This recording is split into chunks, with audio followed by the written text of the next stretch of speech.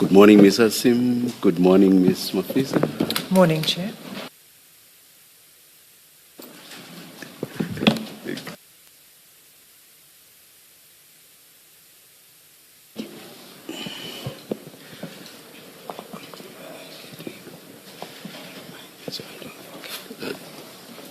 Yes. I whispered with my mic on quite early on. When we started sitting, we were told that people heard us what we were whispering about. I'll be careful. I didn't hear anything, Chair. Chair, yesterday there was a provisional ruling made by the Commission in relation to the disclosure of names in the Annexure S4 to the witness's statement, the WhatsApp. I'd like to make further submissions on that to the court, to the Commission, and perhaps if the Commission could indicate whether they will be making a final ruling or not regarding the disclosure of the names, and whether myself or Ms. Mafisa will be heard on that. I think it's only one name now because Yes. in respect of the other name, it was mentioned, so that horse has bolted. Yes. Yeah, Yes. thank you. Yes.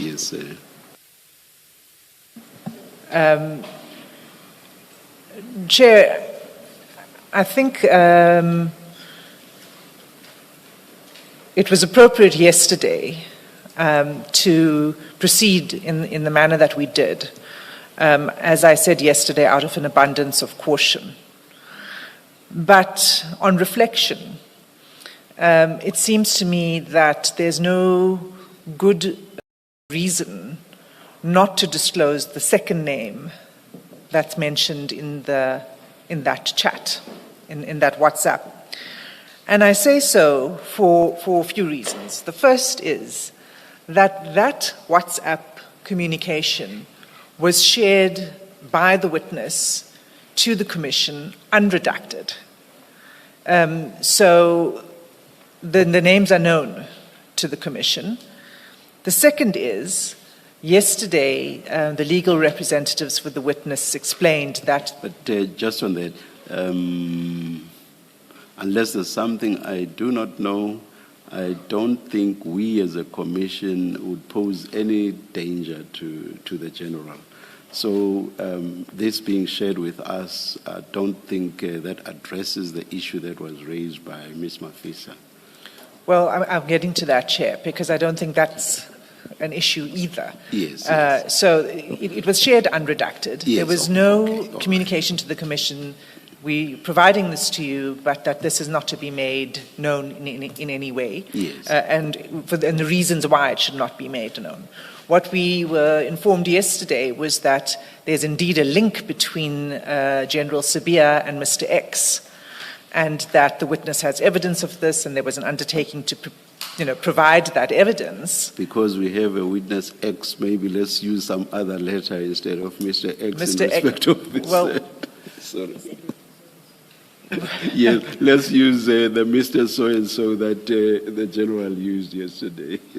Mr. such and somebody, Mr. so-and-so, Mr. S, whatever we call him, that was put on record yesterday, right, that there's a link between General Sabia and Mr. so-and-so, and that evidence would be made available to the Commission. And that's important because that fact goes to the core of what this Commission is here to investigate. So it's critical to the purpose of this Commission that we not only have that information, but that where we engage with it openly unless there's good reason not to engage with it openly.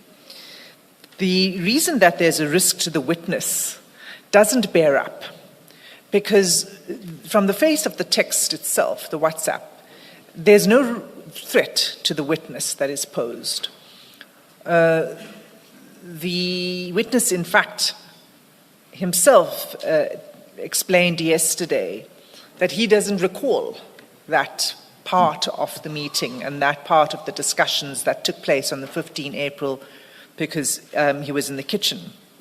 So the risk, in fact, and you can see that also from the test. So it's basically not the witness's information. It's not the witness's disclosure or informing on anyone. It's a text by someone else mentioning these names, so it doesn't come from the general. Does not come from the witness. The risk, if there is any risk, I say if there is, because we don't really know the details. We've not been provided with the nature of the risk. The risk, if there is any, is to Mr. Madlanga, not to the witness. So the final thing then I'd say is that Lieutenant General Mkhwanazi will be requested to return to the Commission and to address the contents of this WhatsApp. And when he does so, he will disclose the name. So in any event, it will become known who Mr. So-and-so is. So my submissions to you, Chair, are that there is nothing on the face of this chat that indicates a risk to the witness, and there's no good reason not to disclose it, and that so far what information we have been provided about that there is a link between Mr. General Sibiya and this Mr. So-and-so is actually quite important, and we need to hear more fully and openly about it as undertaken by the legal representatives yesterday. So I would urge the commissioners to rule the final ruling to be to disclose the name of Mr. So-and-so. Thank you. Thank you, Ms. Hassim. Yes, Ms. Mafisa?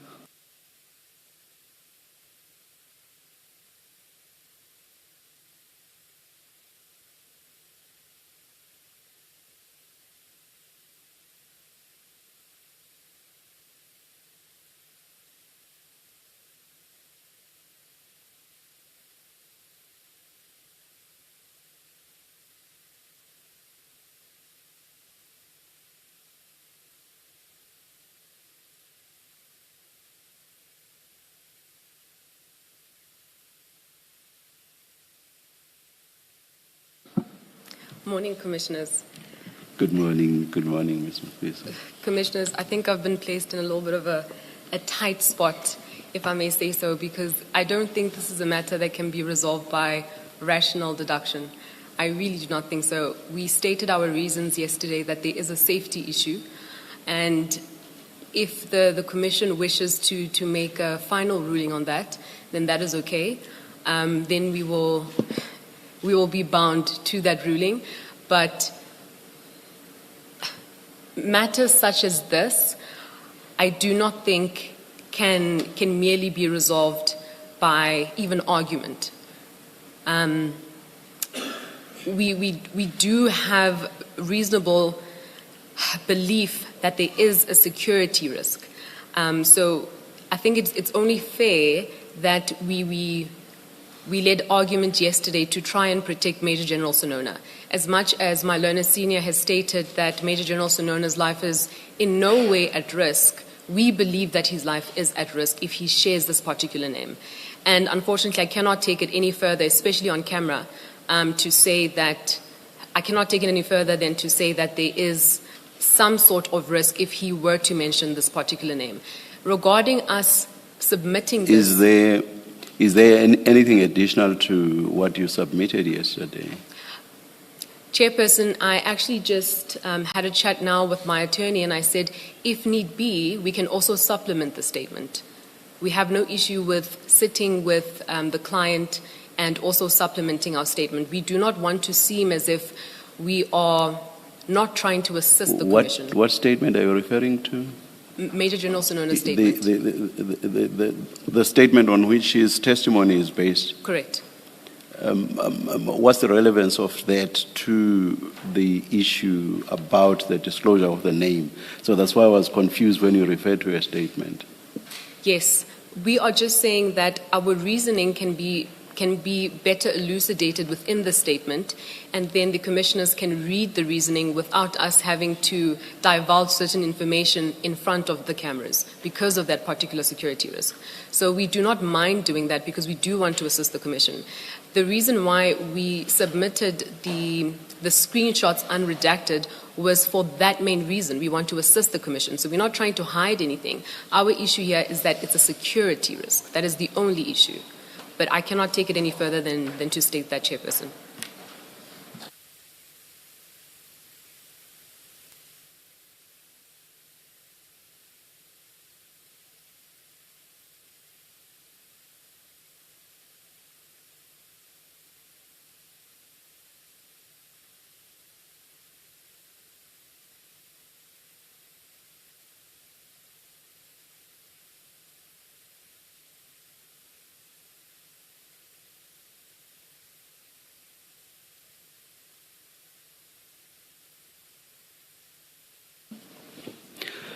We have heard submissions from both sides, and this is a matter of serious concern because issues are being raised around the safety or security concerns with regard to General Sinona. That's not a matter we can ever take lightly.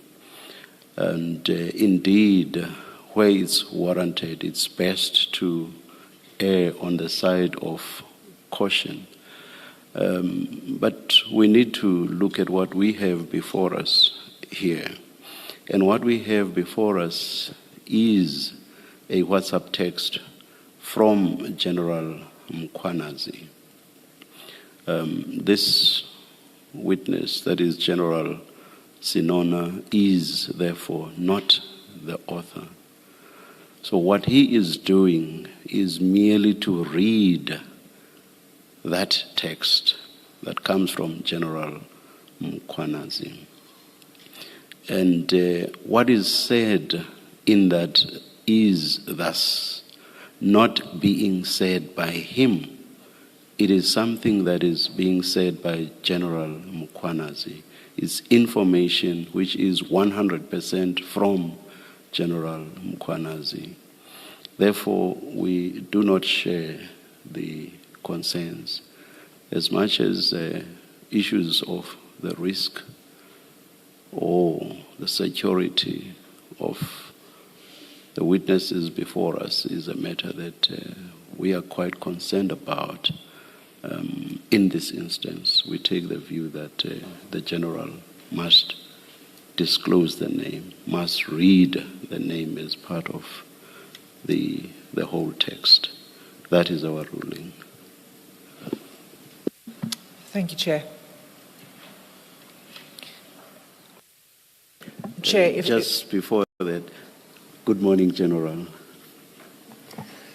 Good morning, Commissioner. Thank you. Chair, if the witness is to do that now, I think he needs access to the device from his legal representative. Mr. Baloyi, if you could assist again, please.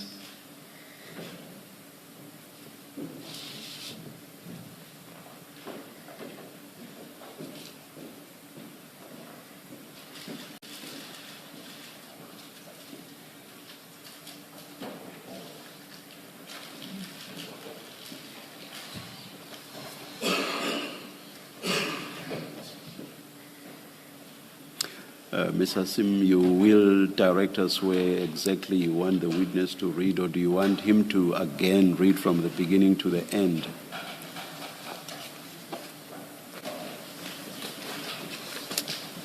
I do realize that if the witness starts somewhere in the middle, perhaps what he reads may be out of context. Maybe out of context. It's also difficult to from our records to see exactly where, and it probably makes sense to just read it once more into the record from start to finish, and then we'll have one proper record with the entire That's in unredacted order. text. That's in order. Thank you. General, good morning. Good morning, Advocate. Could you read the WhatsApp exchange that was sent to you, the message? And can you read it from the beginning to the end? Thank you, Commissioners. Good morning once more. Hi, General, I trust you are well. You made arrangements that I meet this guy because he is your friend and brother, and he needed my help to speak to Lieutenant General Kua to place orders on his contract.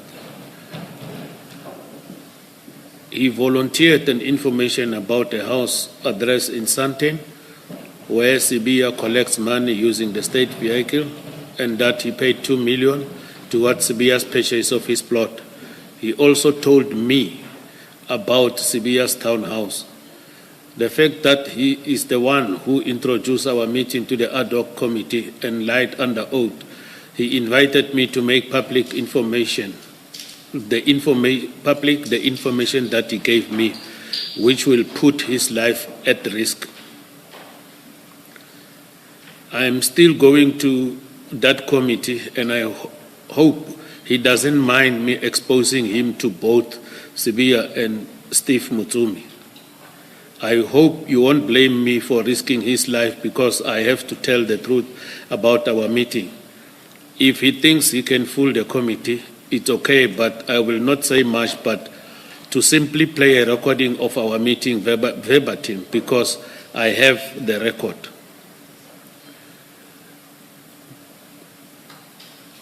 What is worse is that after you told me about the discussion between you and him regarding Nengi, I asked you about your relationship with him. I still don't know how the two of you met to discuss about Nangi care. Besides the voice recording, cellular phone triangulation and my vehicle tracker, including access footage, will confirm the date and time of our meeting. And for his own sake, I hope that those timelines are in line with what he said before the committee in relation to his arrest. This is the man who says he met you 7 years ago, which is contradicting what you told me, that you grew up together.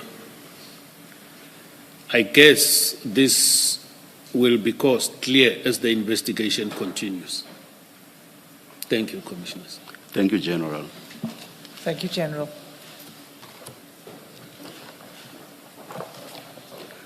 Yesterday we were at a point where the video clip was being discussed, or there were engagements around it.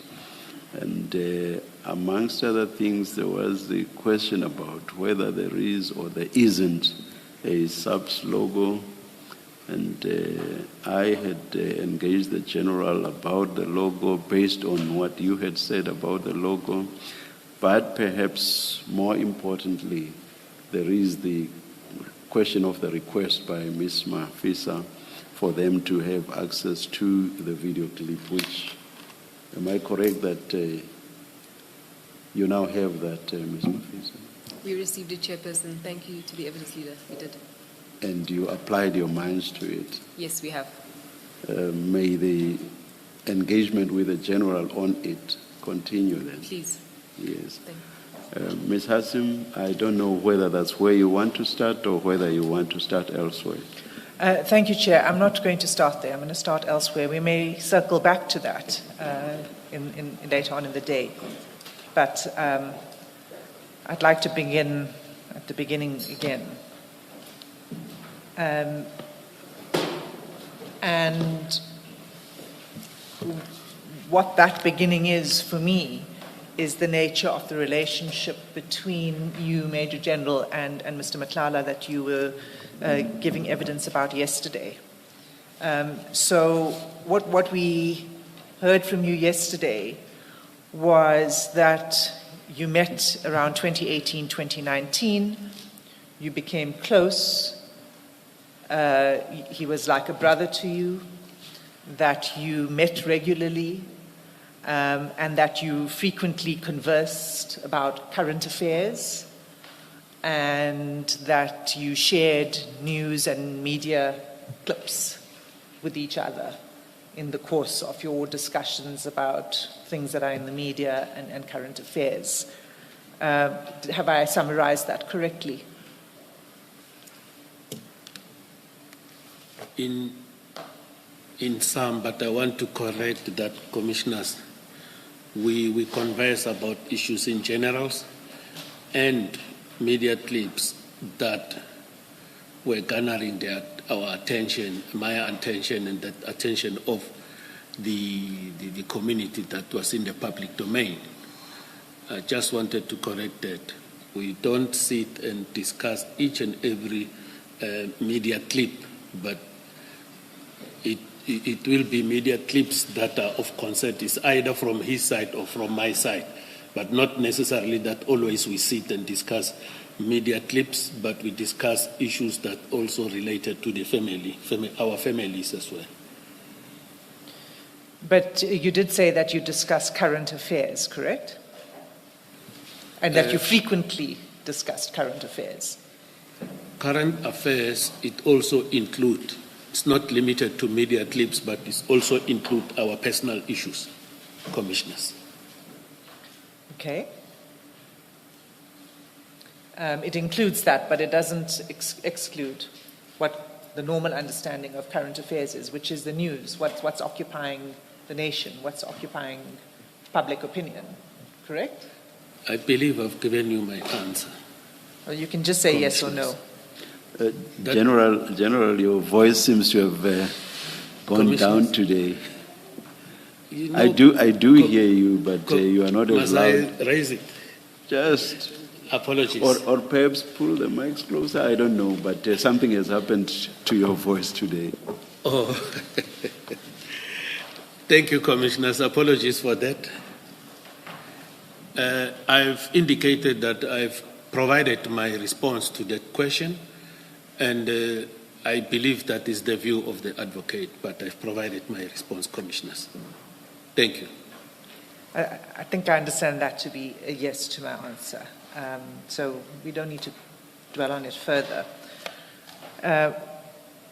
You also said yesterday that you had no knowledge that Mr. Madlanga is a criminal and of his alleged criminal activities. That's correct, Commissioners. Okay. So I'd like to take you to some of what was occupying the nation for some time. And for this purpose, could you please turn to the file with the media clips? And I'm not sure how it's marked on your file. And if you need assistance, we can assist.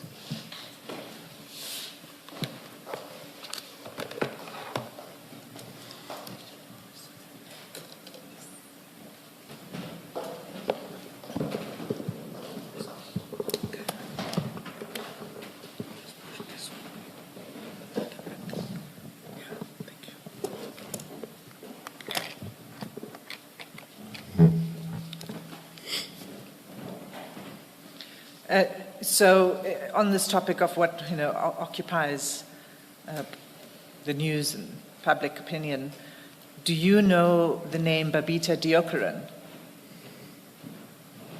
Yes, I know the name Babita Deokaran. And so you would be aware then of her assassination for exposing links between criminal syndicates and government officials related to particularly the corrupt contract with Tembisa Hospital. I can recall that. Commissioners. You recall that? I can recall that. And you would have read about this in the media? Not necessarily read, but I can recall that, Commissioners. Okay. But you say you did not know that Mr. Madlanga was implicated in this scandal. Which scandal, Commissioners? The scandal that I just referred to. The one that many investigative journalists were reporting on. There is a number of 1, 2, up to 12 of newspaper clips, commissioners. I'm talking about the Babita Deokaran exposure of the criminal syndicates. In this bundle, where is it referenced so that I can respond properly? No, we'll go to the bundle. I'm asking you a question about whether you were aware that Mr. Matlala was implicated in the Tembisa hospital scandal. I was not aware, commissioners. So let's then go to the media clips. And so the first, you'll see there are a number of articles that are included in this bundle. They're just a selection of what is available if you were to Google. But the first article, if you could please turn to that, it's page 1. And it's dated 13 Feb 2023. Do you see that? I see that, commissioners. And it's a long article, but the first bold paragraph reads as follows. A central figure in the Tembisa hospital procurement scandal, security boss Vusimusi Matlala is now under investigation for the illegal use of blue lights and sirens. This was reported in February 2023. Did you not have any knowledge of this at the time? At the time, I've just got knowledge of this when you gave me this file yesterday. You were not aware of any of the allegations against Mr. Matlala that were being reported on in the media since at least 2023? As I've testified yesterday, commissioners, I was not aware of. You weren't aware of this? Okay. So Sorry, Ms. Hassan. Yes. We've just been alerted by the Commission spokesperson that there is indeed an issue with the sound, and that some journalists have indicated so. General, I don't know. So is it with my sound or? Mine. Maybe closer to the mic, General. Yeah, please, yeah. This one as well, yeah.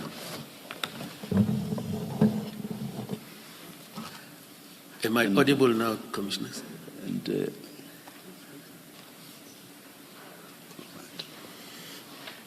General, maybe the other issue is when you are responding, it seems like you are responding to Advocate Hasim, who's close to you, and you're only focusing on her. So pretend that you are responding to the Commission and try to raise your voice. If we can hear you, then you must assume that even the audio-visual equipment is capturing you correctly. Noted, so don't just have a conversation with Advocate Hasim, but have a conversation with the rest of us. That way, it is captured correctly, and for transcription purposes, we won't have issues in the future. I've noted that, Commissioner. Thank you so just much. That when I look at her, I just want to capture properly what is the advocate telling me. But if I look the other side, I might miss some things, but I'll try to comply with your directive, Commissioners. Thank you. when listening, there's no issue at all. But I guess when you are speaking, once you do that, then you are no longer aligned with the microphones. I think that's the issue. I will comply, Commissioners. Thank you, thank you. Thank you, Chair. General, so just to return to the article implicates Mr. Matlala in the use of blue lights, as I've just read out. The article also reads, Tembisa Hospital tender tycoon Vusimusi Matlala, whose companies scored nearly 5 million rand in contracts, red flagged by Babita Deokaran, is now under investigation for his illegal blue light cavalcade used for airport trips and school runs. The article continues to say that Mr. Matlala has close ties to a Mr. Maumela. It also says that Mr. Maumela is tied to Matlala through his once shared interest in the private security outfit called CAT VIP Protection. those are the sort of headlines of the article. I'm not going to go through the rest of it. But as you can see, it's quite a detailed report. Do you see that? I see that, Commissioners. So the next article is dated 19 October 2023. And this one is an article in the Sowetan. And if you look at page 9 of the bundle, again, this media outlet refers to page 9, the last paragraph.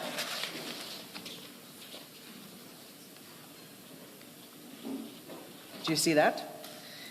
It discusses social media posts by a person alleged to be a partner to Vusimusi Madlanga, and it reads that this person would inadvertently expose a questionable relationship between Madlanga, a businessman implicated in the Tembisa Hospital corruption scandal, and it goes on, it's cut off. But it basically is saying that Mr. Madlanga is implicated in that Tembisa Hospital corruption scandal. You weren't aware of this reporting at the time? Correct, Commissioners. So the third media article is dated 20 December 2024.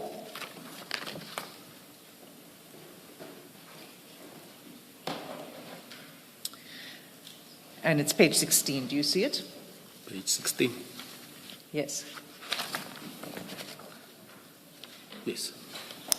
And again, this is an in-depth piece of investigative journalism, so I'm just going to read the summary that's included in the news report, and that's on page 16. And it says, security boss and Tembisa Hospital tenderpreneur Vusimusi Madlanga had his home and office raided by police this week. Madlanga and his companies were red flagged by Babito Deokaran before her murder, and the investigation she started has now morphed into a special investigating unit probe and a Hawks investigation. While Madlanga is in the crosshairs on one front, another of his companies landed a 360 million rand health services tender from the police. Do you see that? Yes, Commissioners. You were not aware of this at the time? I never read this article. You were not aware of any of these kind of allegations? Were you aware of the raid on Mr. Madlanga's home and office? The office raid, I was aware, as I've testified yesterday, that he told me the police came to his place to do the firearm inspection compliance, and then they were looking at his firearms, and then I said, that is the normal duties of the DFO. If they do that, there's nothing wrong. I don't see anything wrong in that, even the police said. That one, he told me, I was aware of that one, but I never saw the newspaper clip. He didn't share any of this, these news pieces with you at the time? The news of? These news articles that were circulating, he didn't share it with you? As commissioners, as it was, his phone was obtained by the police and downloaded, and with these softwares and so forth. If he shared these newspaper articles with me, it would have been also displayed in the bundle that the Commission has given us. And then also, if I have shared with him, I came across any of these articles, it would have been found there that there is this communication between Mr. Madlanga and General Senona in relation to these newspaper articles. It must be noted, Commissioners, that amongst other things that I do as a police officer, I do not patrol media space to look for things. Whatever happened to meet, I will read and deal with it. I normally don't patrol media things and look for things.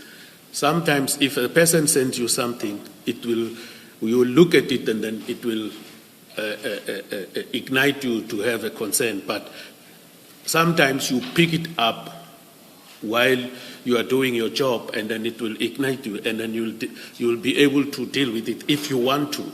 It's not always a question of that. But these articles, commissioners, I read them. They gave me the file yesterday after we have adjourned. I went to them. I checked my WhatsApp that was given to me. I've never come across this, or no, Mr. Madlanga has sent it to me, or any other person. And then I'm saying, should it have happened that I come across this type of messages, I think I would have employed what I did with the newspaper article of the 5th of March. To start to call him and question him about these things. And that would have increased my worry into the suspicions of his criminal activities, commissioners. I think that is my response that I can give before the commission. Other than that, I've no other better explanation to provide before the commission. You see, General, that doesn't answer the question, because what you're saying is you didn't know because he didn't send you the articles, because, and in fact you don't even say that. You say if you look at the phone, it's not there. There are many ways in which he communicated with you. And my question was whether he shared this with you in any form. You didn't answer that question. You say, well, look at what we have. And if it's not in what we have, then he didn't do it. That's evading the question. Now, there's a second part to this, which is that even if Mr. Madlanga did not share it with you, as you said, you discussed current affairs, this was an issue that was gripping the country. It was a shocking scandal, and Mr. Madlanga was notorious at this time. He was being reported on repeatedly in the media. So you didn't need Mr. Madlanga to share this with you if you were just watching average news, don't you think? Commissioners, I believe I've responded to this question. It's coming again in a different way. I never came across these newspaper articles, and I've indicated if these newspaper articles came across me, I would have dealt with it as I dealt with that one of the 5th of March. That is Besides, my response. And besides, yeah. okay. Oh, I was saying, I think the question goes beyond just newspapers. I heard Advocate Hassim to refer to even ordinary news, not necessarily newspapers, or not newspapers only. So is your answer that you never got to know about this from any news source whatsoever? I'm saying yes, commissioners, because the only thing that it happened to catch me, it was that name of the late Mrs. Babita. But deeper to that, as when the advocate started with this newspaper clips, when she asked me. But ordinarily, if I would have came across this and then I read these names, definitely I would have dealt with it the way I dealt with the other one. And then that is my submission to you, commissioners. So you never got to hear about alleged culprits in respect of the contracts that were being discussed in this context? The conference. Culprits. Alleged culprits. Commissioners, all I know that the murder of Ms. Babita Deokran was investigated by the Johannesburg Serious Organized Crime. I saw the arrest because I know some of the investigators, but the in-depth of this thing, I never happened to make any follow-up or look into this type of things. As I indicated, I'm not patrolling. Normally, you won't find me patrolling too much on the media space looking for newspaper articles. But if it came to my attention, commissioners, I can definitely say I would have dealt with it in terms of what I did with the newspaper clip of the 5th of March, and it would have increased my wary suspicions with regard to our relationship. General, when you say the name of Babita Deokaran caught your attention, what exactly about it caught your attention? Is that she was killed for exposing corruption. Is the matter that a whistleblower was killed and then they put the name Babita Deokaran. And where did you get that information? I can't recollect 100% because this is something that came here now, but I don't want to give an opinion that I can't substantiate, but that one I did know. You know, I think if I'm right, it might be on radio, on my way to work or what, but I don't want to assume, commissioners. I don't have a good recollection.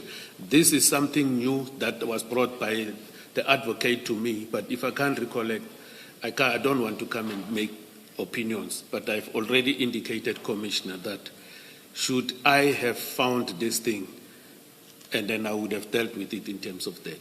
All right. Forget for now, for purposes of my discussion with you or my engagement with you, forget that you got the file this morning because I'm not speaking to this. I don't monitor the media, but I know that I had this in the news, like every South African watching TV. It was national news. I think that we can take as a common fact that it was in the news. It made national news, and that's the only way I became aware of this story. You became aware of this story, you say you think on radio. Now, my question really is, what about it on radio did you hear? You didn't just hear the name she was killed, because it was a big story. There was a fuller story to it, and I would like to understand what it is you say you had, whether on radio, whether on TV, but when you heard about this name and that she's been killed, what else about it did you hear? A whistleblower, Commissioner, has been killed for exposing corruption. And that story would have said what corruption and where, right? I do not have a recollection of that, Commissioner. You must, General. I'm going to press you on this. You must. I think you're being selective in what you want to say you remember, which is it was just that she was killed. There was always a complete story about this, explaining what it's alleged she had done, blew the whistle on, and who was implicated in that. And it's difficult to accept that you heard about this killing, but you didn't hear what it is that she's supposed to have blown the whistle on, and who are the people that are implicated. It's difficult to accept that you didn't hear that information. Commissioners, I say a whistleblower has been murdered for exposing corruption in Tembisa Hospital. Yes. So you knew it was corruption, it related to corruption at Tembisa Hospital? Yes, Commissioners. And you say what you did not hear is that corruption implicated, or the allegations implicated Mr. Madlanga's company. That's a part that you say you didn't hear. No, when you read today, Commissioners, this was read, when I read it, it is not Madlanga alone that was implicated here. When I read these articles today. Yes. Yeah, so I realize Madlanga is part of this. There's other people and companies that are mentioned, but prior, I was not privy to know that which companies, but what was said on the radio, as if I remember very well, traveling to work, was a whistleblower who was murdered for exposing corruption at Tembisa Hospital. And then in the radio, I think they were talking about a lot of topics and other things, but this one came out because, Commissioners, if I was to be selective, I don't have to be selective because admit to things that I heard about, but allow me not to admit to things that I didn't hear. Okay. And then allow me to give you the best recollection of my events as they were unfolding. But I want to plead that I must not be pressurized to give an answer that I don't know about. If I don't know, commissioners, I really don't know. It is my humble submission that please I do not want to be pressurized to say things that tomorrow might come and say, but at the commission, this is what you said. Yes. So, General, the intention is not to pressurize you. I asked you simply this. This is all I asked you. I said, you heard on radio, on what you've just said, you heard on radio that Ms. Diokaran, a whistleblower, has been killed. That you say, I heard that on radio. 1. 2, you heard on radio, you say that she was killed for blowing the whistle on corruption at Tembisa Hospital. You say that's what you heard on radio. What I was testing with you, or what I was asking you, was you did not hear in those radio reports, you did not hear that Mr. Matlala's company is one, or the company that is implicated in the corruption at Tembisa Hospital. I was checking that part you say you did not hear. And Correct. the answer is yes, no. You correct. either heard it or you didn't. I didn't hear that, Commissioner, Thank if you you. allow me to answer, but you said I will pressurize you to respond. That is why I said what I said, Commissioners. Because I wanted a That's clear what- answer. I wanted a Yeah. clear answer to make sure that I do understand your answer, that you heard Ms. Diokaran has been killed. She was a whistleblower on corruption at Tembisa Hospital. You heard that part. I wanted to be clear about that. And then finally, to be clear that your evidence is that you did not hear that Mr. Matlala's company was implicated by the whistleblower. That's all. It's that simple. I just wanted an Correct, answer to that. Yes. Thank you. Thank you, Ms. Hassan. Thank you, Commissioner Baloy. General, I'm not going to move off these media clips because I hear what you're saying, but it doesn't make sense because, as I said, thanks to good journalism in this country, you couldn't avoid hearing about the developments in the investigation of this particular scandal. You couldn't avoid it.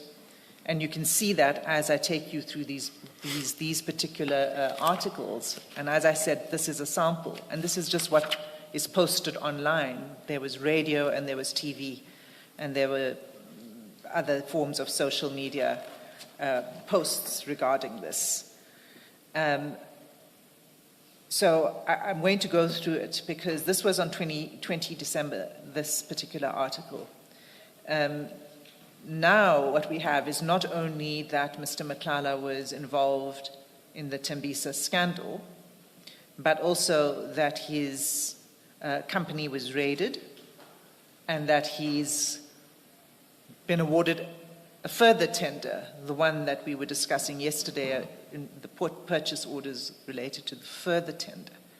So there are more information is emerging.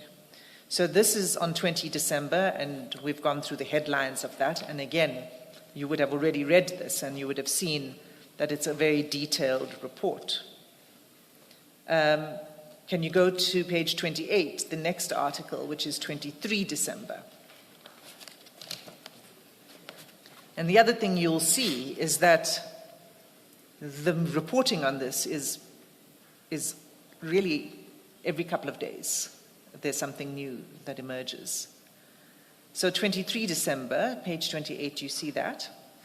I see that, Commissioners.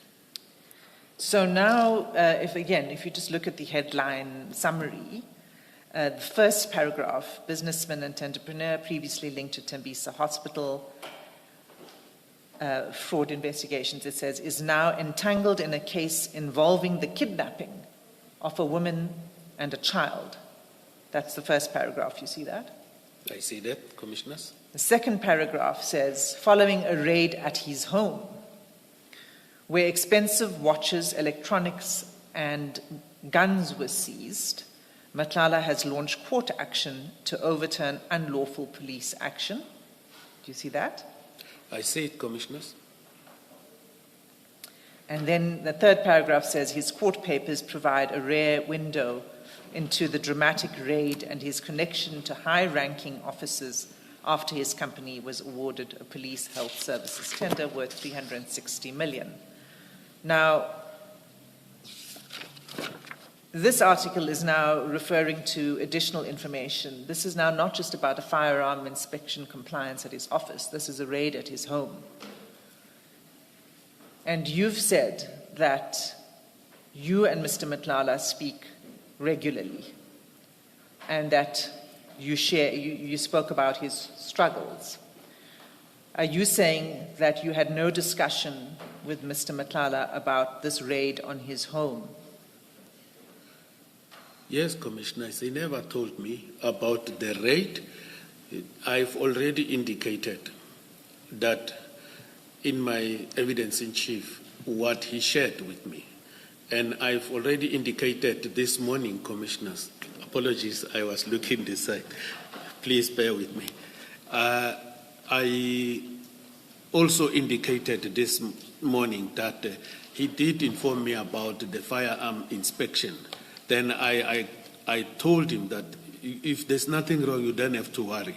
So, Commissioners, I must indicate that even though the advocate is saying it doesn't make sense to her, but my job is to deal with investigations. I must focus at my province, KwaZulu-Natal. And I must tell you that even if my performance can be flagged here, over and above what I had highlighted here, in the country, the Republic of South Africa, for the past 3 financial years, excluding this one, the current one because it has not yet ended, the performance of my province, because I focus on my work, it was the one was 98% and the other two was 100% when we look into the serious commercial crime investigations. And I was carrying the country in order to achieve its objectives. You see, hence I said I don't patrol the media. And then if I came across these newspaper articles, I'm repeating again, I would have dealt with it, Commissioners, in line with what I did with the article of the 5th of March. And I would have sent it to him and ask him questions about it. So since this never came to my attention and the issue of that his company was linked to this exposure by a whistleblower that was murdered, may her soul rest in peace, I would have dealt with it in line with this, and it would have an impact in my relationship with him, Commissioners. Can I just ask a slightly different question? Assuming you are correct that you did not look at the newspaper articles from December to February 2022, are you aware that Mr. Madlanga had a criminal record prior to you starting a friendship with him?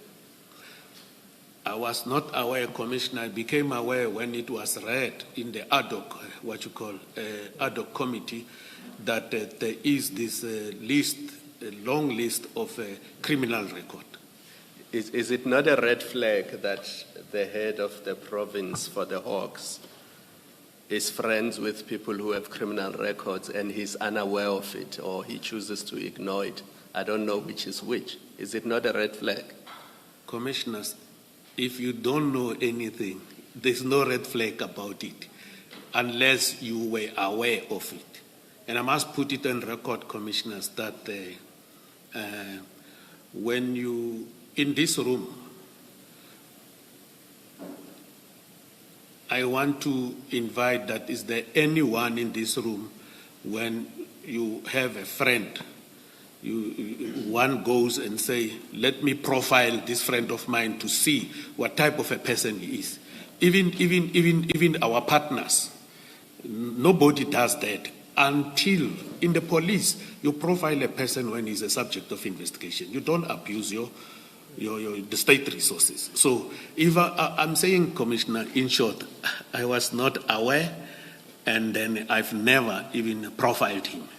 So it doesn't bother you who you associate with. You say, if they don't tell me, they could be serial killers for all I care. I will be their friends until they tell me that they are serial killers. Is that your attitude? You know, Commissioner, a serial killer, you might find we have inside here, I got training to that. A serial killer is a different type of a person who is a normal person within the societies and everything. And once he starts, that thing ignites. And then what will happen? He will go and kill. And then from there he comes back after a certain period of time, it comes up again. And then that is a serial killer. But General, I don't want you to avoid my question by trying to explain to me what a serial killer is. I was simply making an example that as head of province for the Hawks, do you not check the type of people you befriend or you associate with? I do not profile them until if I know if there is anything sinister, then I'll start to ask questions. I'll start to engage the very same person that I'm I've befriended. And that what about these things, as I've done with this article of the 5th of March, commissioners. You know, when a relationship is starting and it's moving, until such time you find things that are sinister, then that is when you start to do those type of things. But before that, I didn't. And my responsibilities here was to deal with crime in KwaZulu-Natal. But this is now 6-7 years later. It's not at the beginning of the friendship. Correct, commissioners. I didn't profile him or search for who is he, what has he done wrong with the law. So it did not bother you that here is a person who's going into business with my son. I want to protect my son. Let me check him out to see if he has a criminal record, if my son is not entering into a business relationship with somebody who has a criminal record. All those things did not bother you. Commissioners, I cannot go and profile a person if he does business with my son. There's a lot of other people that were doing business with my son. I didn't profile them. I became very worried once that thing was displayed at the ad hoc committee. So, on a serious note, commissioners, I think I've responded to that. I don't do that. General, I think two questions for me from this. You say you got concerned when things came up at the ad hoc committee. Are you saying to us that before the ad hoc committee process, you never became aware from media reports that Mr. Madlanga is implicated in serious criminal conduct? For example, there's the alleged attempted murder of his former partner, for which ultimately I think he gets arrested. And there are other things that have been reported. Are you saying to us, until the ad hoc committee, you never became aware of those kind of serious allegations against him? Commissioner, I was responding to the criminal records of Mr. Madlanga. But to come direct to your question, remember I testified yesterday about what General Mkwanazi talked about, this thing of attempted murder on the girlfriend. I became aware there, and then over and above that, he was eventually arrested. And then I said I completely cut ties with him. And another thing is the issue of, he says the police visited him to do the firearm inspections at his offices. So normally, under normal circumstances, we do not, as police, profile people that are not the subject of investigation. If a person is being profiled, You take his ID, you take his fingerprints to check who he is and so forth. That person must be a subject of investigation. Other than that, with me, I won't do it because it is not correct. Okay. He's your friend. You refer to him as my brother. So he's not just any person. He's not me in your life, right? He's someone close to you. You become aware in the media or in whatever form, but you concede that you became aware, at least as far as I understand you, that there were allegations about his possible involvement in the attempted murder of his ex-partner. This is before he is arrested. You become aware of that. Is your evidence that even with that allegation that's in the public domain, you still do not check on your friend and brother to see what is it about him? What is his story? You still don't check. You're happy to ignore it and then carry on with your life until he is arrested. Commissioner, check in the sense of? To do a profile of him at that point, to go and look at his record. Why are these things being said about him? Are you saying, and please keep in mind that the questions are asked of you because you are head of the Hawks. You may be in KZN, but you are head of an important institution that deals with serious crimes. So the question is asked of you in that way. You're not an ordinary citizen. You're not a junior police officer. You have a friend/brother. Allegations are made about him in the public domain that he may be involved in an attempted murder. But there's more to it, but I'm happy to discuss it on the basis of just this one allegation.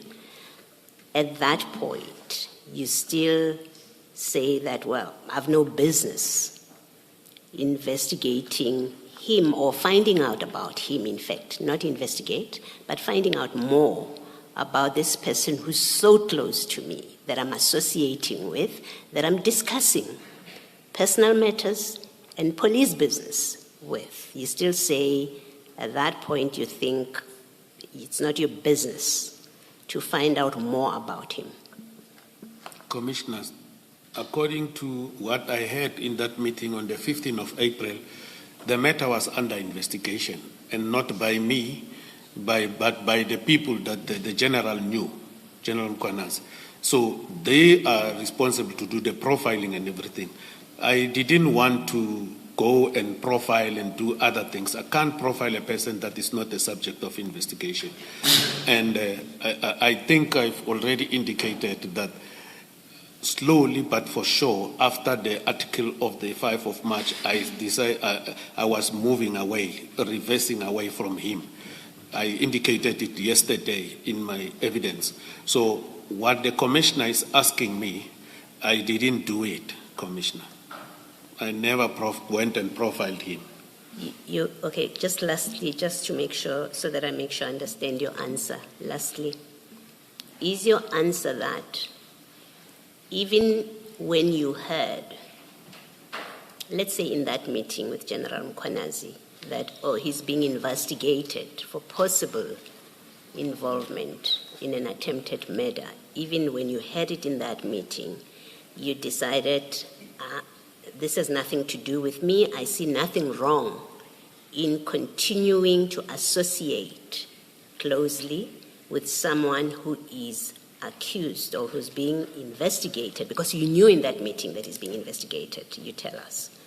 You're saying to us that you decided after that I don't care, it's fine.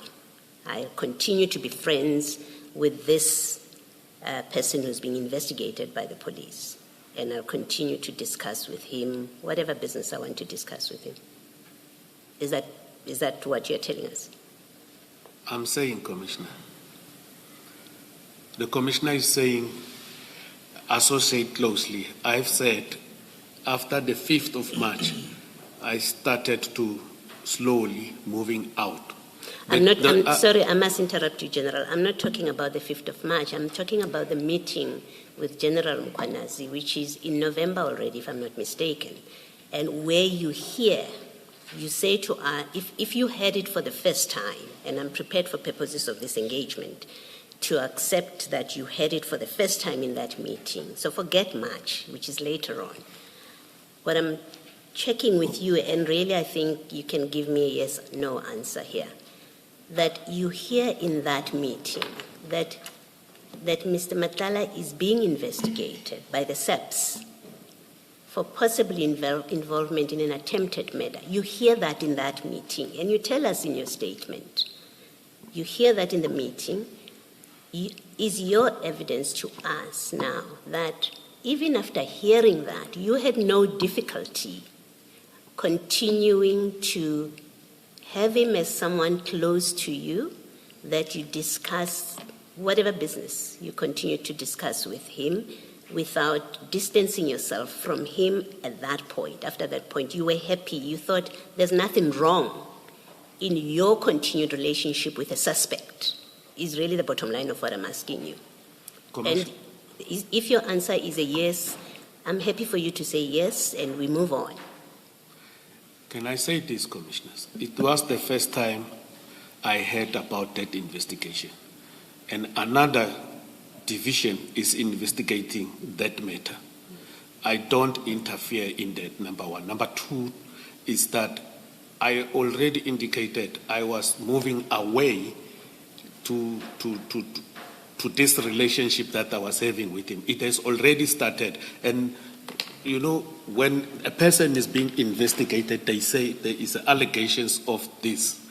I didn't have more facts until he was arrested. So the commissioner wants to know is it still okay to continue friendship with that person.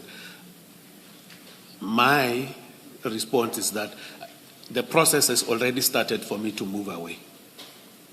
Okay, General, I'm going to accept to take your answer to my question as being, you did not see anything wrong. After you found out in that meeting with General Mkwanazi, if that was the first time you found out, after you found out there that he's being investigated by the SAPS for attempted murder, you saw nothing wrong. You didn't have a problem with a continuing relationship with him immediately after that meeting.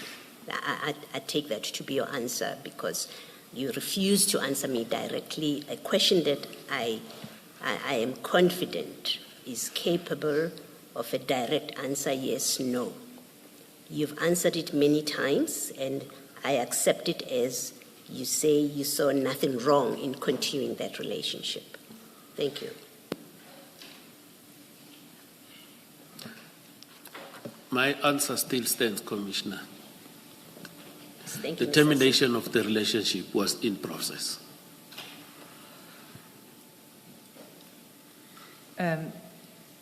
General, take you back again to these news reports. We were looking at an article on the 23rd of December 2024 in which very serious allegations are made about your friend. And if you look at the next article, page 33, also 23 December 2024, similar allegations repeated in a different newspaper. Did you understand? I just want to make sure you understood my point earlier about the kind of coverage that this issue was receiving, and that because of that, one didn't need to patrol the media in order to become informed of this. Did you understand that point that I was making? I do not have that. Because you keep saying you didn't patrol the media, so I think that you maybe didn't understand me. Thank you, Commissioners. I don't have to understand something that I didn't see. I don't think it is a fair question. I can't understand something that I didn't see. You'll make a finding about something that we have seen and read. But if you didn't see anything and read it, you can't make a finding or an opinion. Thank you, Commissioners. You didn't understand what I was saying. But it's fine. Let's move on. My point remains that one did not have to patrol the media in order to become informed of all of these things that I'm putting to you. Do you understand that?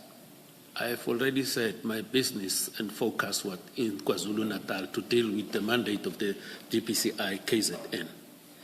Yes, except that all of these media reports concern your friend, number one, and number two, concern matters that are very much related to your job.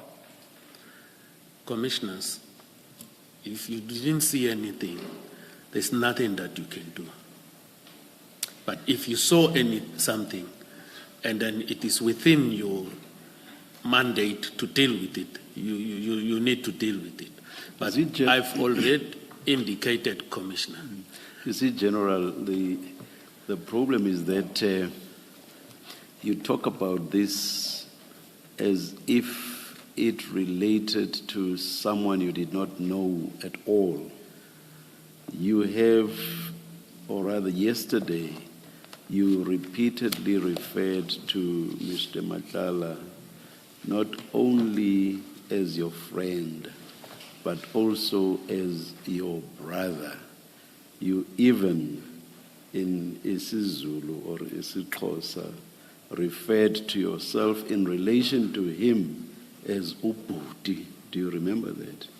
Correct, Commissioner.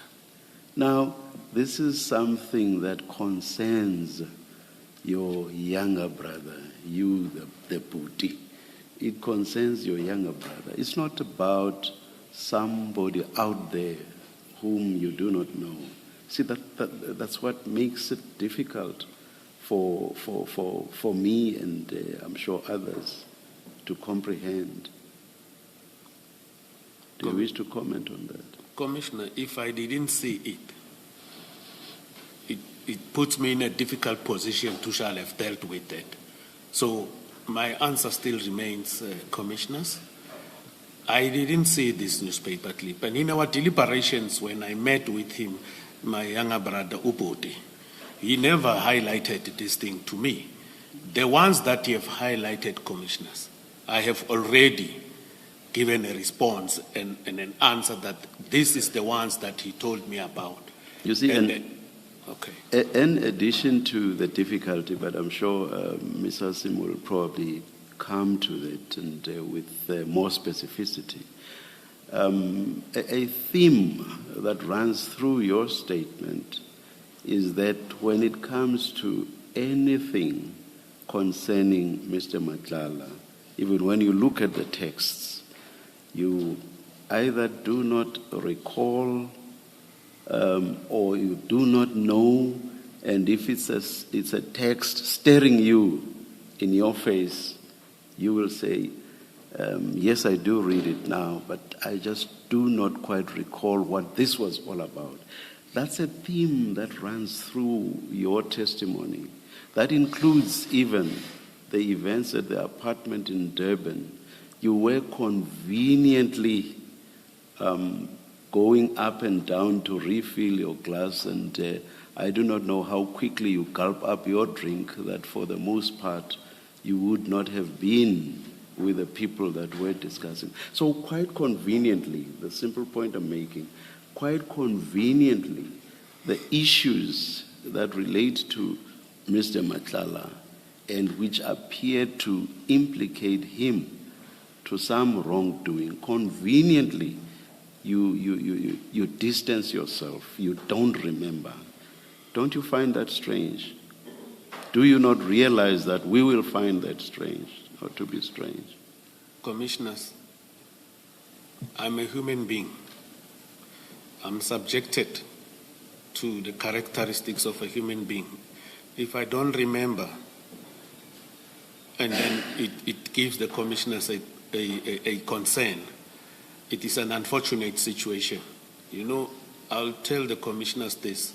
When I was talking about the theft of trucks in Port Shepstone, because one was making notes, doing everything, and then collecting statements and everything, I read, because I was requested to come and talk about it. Then those things reminded me But in relation to what Even, we are talking about here, even these, you were requested to come and talk about them. yeah, yes, Commissioner. In the same way you were requested to come and talk about the theft of the drugs. I went. But with regard to these, you don't remember. So far as they relate to Mr. Madlanga and possible complicity or alleged complicity, you don't remember. Commissioners, what I was having in my possession is the documents that was sent to me as per Rule 3 from the Commission. And we came here, requested additional information that was provided for us. Whatever was provided to us, and then I looked into this. My phone, I indicated yesterday, we went into the outloud and everything. I couldn't get that. Only thing that I'm relying on is what the Commission has given me, because I didn't know one day me communicating or talking with Mr. Madlanga, one will end up here. But whatever I recall, I will gladly give the Commission. But whatever I can't recall, there's nothing that I can formulate and say this is what it is. Thank you, Commissioners. Thank you, General. Yes, Ms. Hassan. Thank you, Chair. So, staying in December 2024, you say nothing comes to your attention from the media in any form that implicates your friend. Don't close your bundle on the media because we're not done with it. But can you open, in addition, the exhibit file, 1 of 3,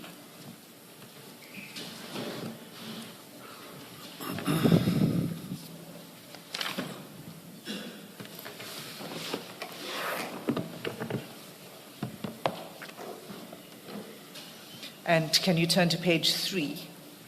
3.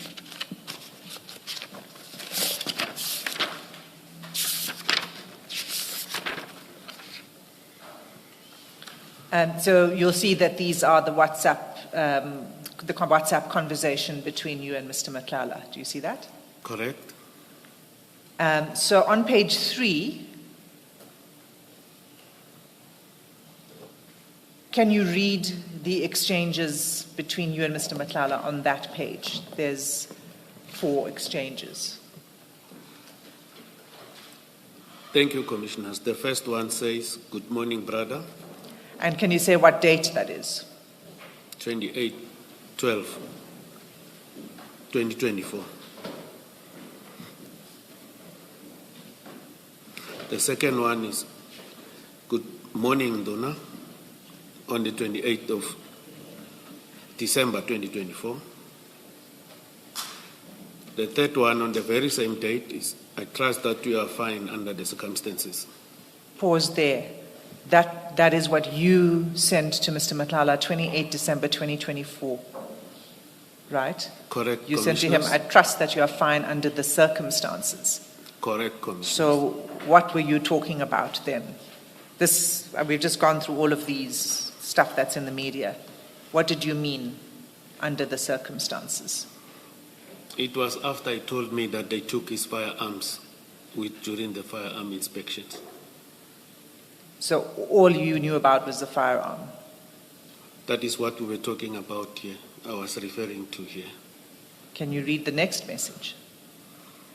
The guy I went to see really helped.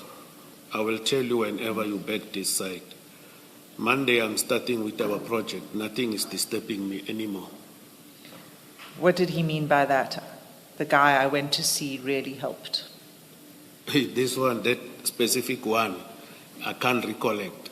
But the next one, I realized that it was a third party that I referred to him to do the risk assessment on CAT VIP security while we were engaging on when we met. Okay, I don't know the guy that he went to see. The guy I went to see really helped. You don't know, Yeah, don't remember.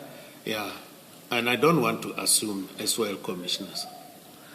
And when he says, I'm starting with our project, he refers to our project. Is this a project between you and him, or that includes you and him? Our project is the one that I proposed to him through a third person that needed to assist him. That's the project. Yeah. So you were involved in a project with Mr. Madlanga, but the nature of it was simply to give him a contact number. It is not that I was involved in a project with him. I referred him to a third party to assist him with this project. With which project? The risk assessment. You know, when we talk our language, when we talk outside here, you need to try and do a proper English so that everyone. When you talk, sometimes the use of the words, they have different meanings. Even if it is work, somebody might say project. So here, it was the third party that I've referred to him in order to assist him with the risk assessment. And when he says nothing is disturbing me anymore, what did you understand that to mean?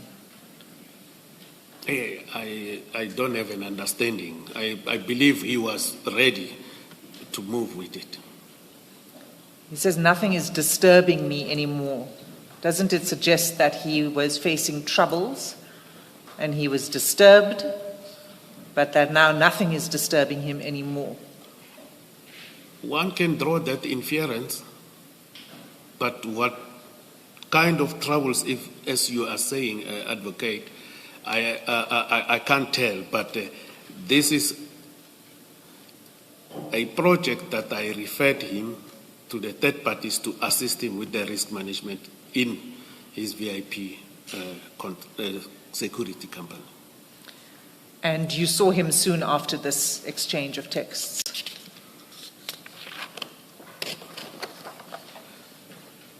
Soon meaning? Within a few days of this.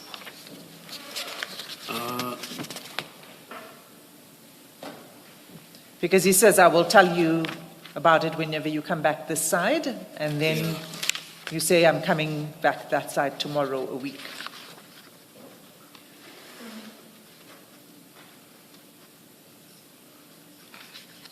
Yeah, we never met when I came to Pretoria.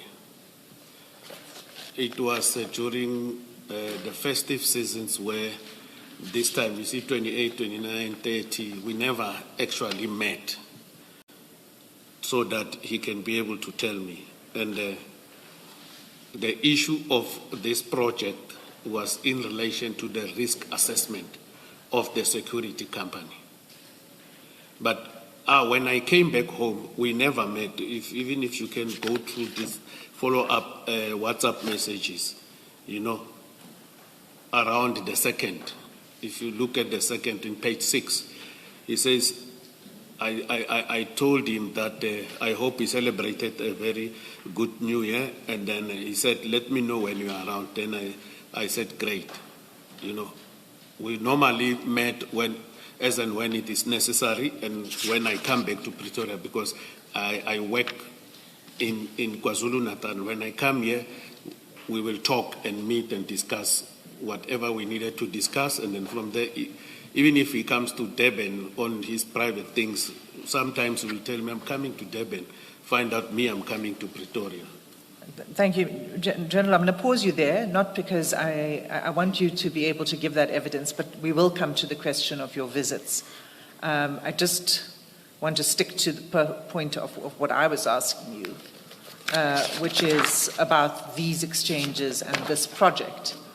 So, and him saying nothing is disturbing me anymore, you saying this related to the risk assessment of his company, and that company was CAT VIP Protection. Yeah. And you had discussions with him regarding risk assessment of that company. I'm saying I have referred him to a third party. I heard that. Are you saying you referred him to a third party without any discussion with him? Can you allow me to finish responding to your question? Otherwise, it's going to be a problem. I won't be able to make it what exactly is the question. So I'm saying this is the message he sent me. As far as I can recollect, is that the project that is referred here is the issue of the risk assessment commissioners of his security company.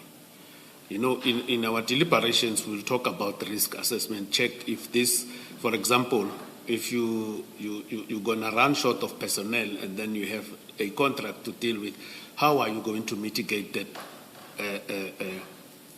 risk or red flag?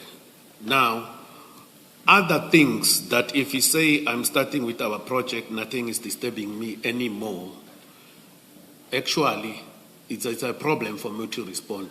Maybe he must explain it, but for me, I'm drawing an inference for the benefit of the Commission. But he will have to tell all those his challenges that are no more disturbing him.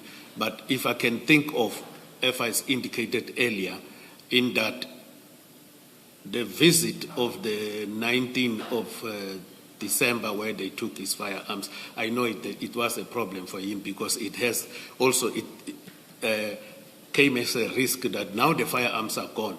How, if you get a client, what is it that you will do?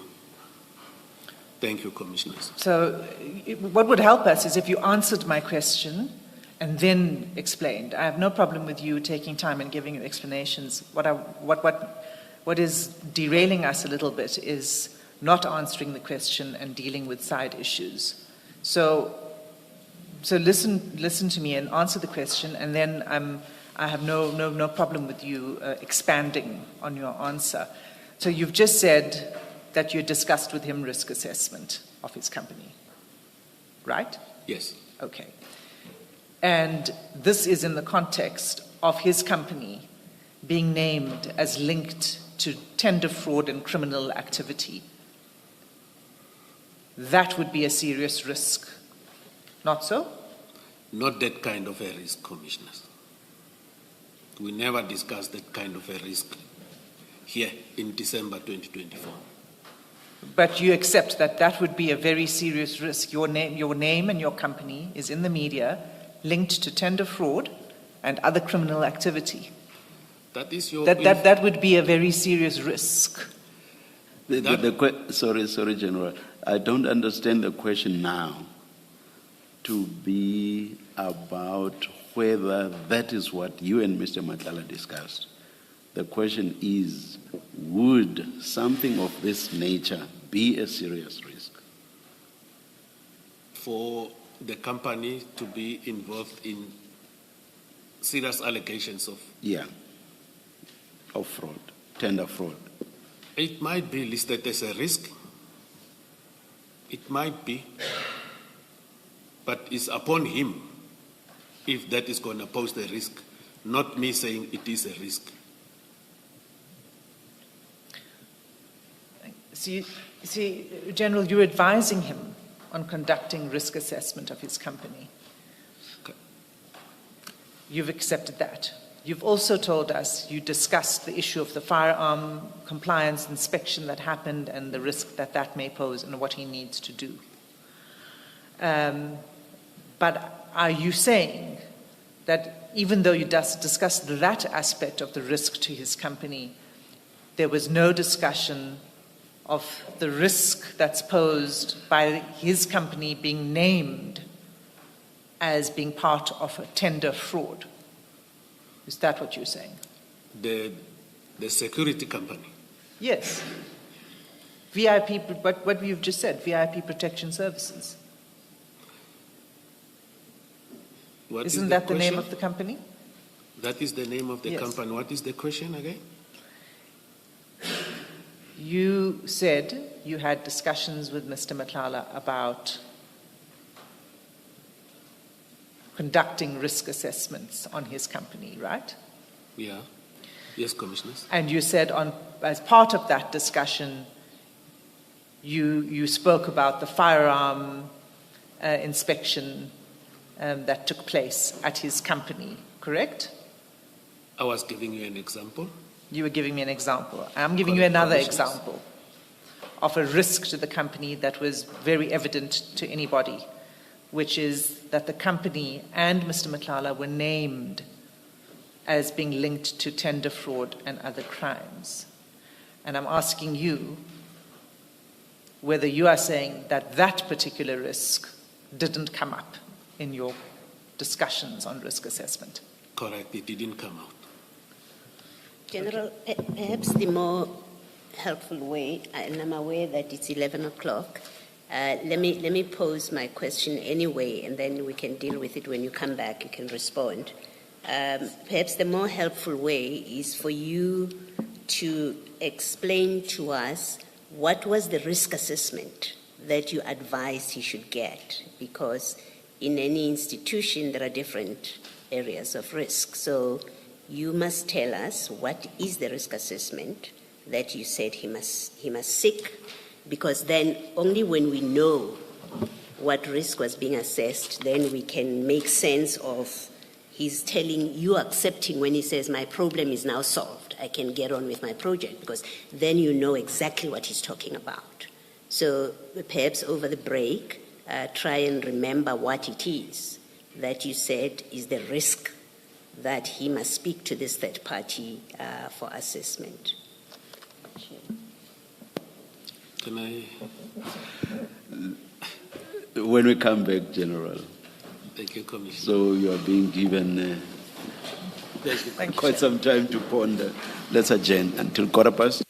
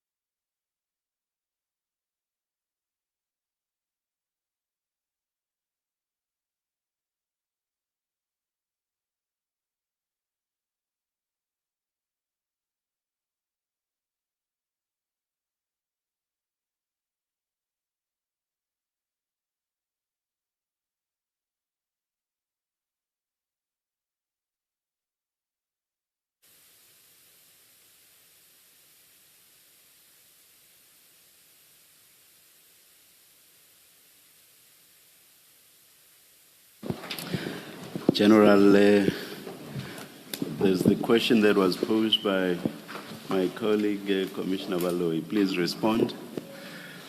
Thank you, Commissioner. The risks that I have advised Mr. Madlanga about is in relation to management of absenteeism. I was just applying my knowledge from my own experience where I come from.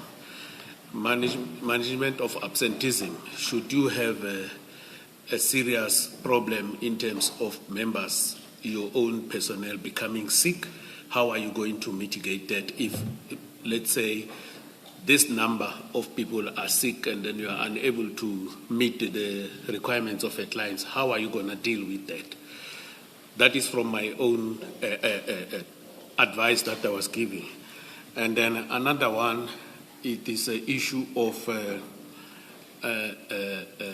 shortages in terms of resources in relation to if you get work and then you find out you get another work here and another work here at the same time because you are doing protection. How are you going to get additional resources and distribute them? So that you must be able to meet the requirement of the clients. But there are people who are specializing in other things. With us, we also have a number of risks and so forth. But these are things that you need to look at. And so I introduced him to a third party who has knowledge on also the actual security work, because me, I only knows mostly police work, but security, I'm not very much clued or highly clued up about the operations, because there's protection, like the bodyguards moving away with you. There are people who goes and guard buildings and everything. And then I was just talking about in general about that and say, you know, when you do run a business, even us at the department, we do have risks. But you must be able to look into this kind of risks, because the issue of management of absenteeism, the issue of dealing with shortages of resources, in the sense of manpower and vehicles, and then when people are off sick and so forth, you get more work, how to deal with it. Is that what I sometimes deal with it where I work? That is the things that I was telling him about. But more so, there are people who can assist you to enlighten you about other risks. Then I link him to a person who has a security, I think not has a security, who knows these things of risks in Yes. terms of my knowledge. Those are very specific risks or topics that you advised him to get assistance on. What did you know about his business at this point as relates to those two issues? That you deemed it necessary for him and his business to be advised or to get this risk assessment. What did you know? There was nothing that was actually a risk by then. The only thing that I knew, it is when his firearm were seized. But when we were talking about this, it was a general talk that I have suggested to him, but in actual fact, in terms of these two topics, there was nothing that prompted that we have to do this. It was an issue of me discussing and saying, these are some of the issues when you're running a business. From my perspective, I'm not a business person, I'm a police officer, but these are the things that you may look at. And then he was comfortable and happy and said, thank you. So those are some of the issues that we were discussing, commissioners. So if you look at the same bundle that you've been discussing with Ms. Hassan and you go to page 2 of it. Which bundle, Commissioner? The one of 3.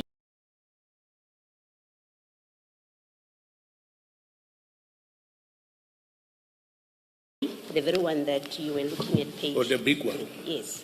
Thank you, Commissioner. At page 2, you were discussing page 3 with Ms. Hassan.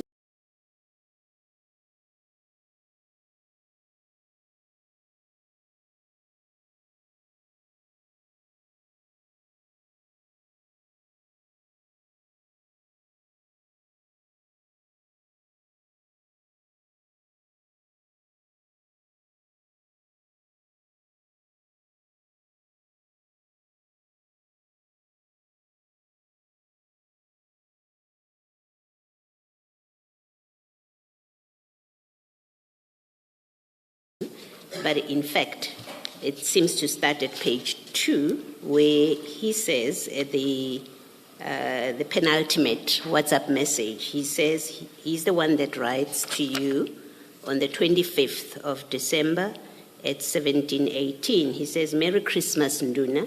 Sorry that night I met that guy very late, could not even notify you. I'm coming back again tomorrow, though he needs to give me feedback." Does that message have anything to do with the messages on the 28th? No, I don't think so, Commissioner. Okay, this is a different guy. I can't even say which guy is this one. Okay. But It's a different person. Yes, Commissioner. Okay, you don't need to say any more about it. Ms. Hassan will deal with it. Let's then go to that page 3 that you were looking at.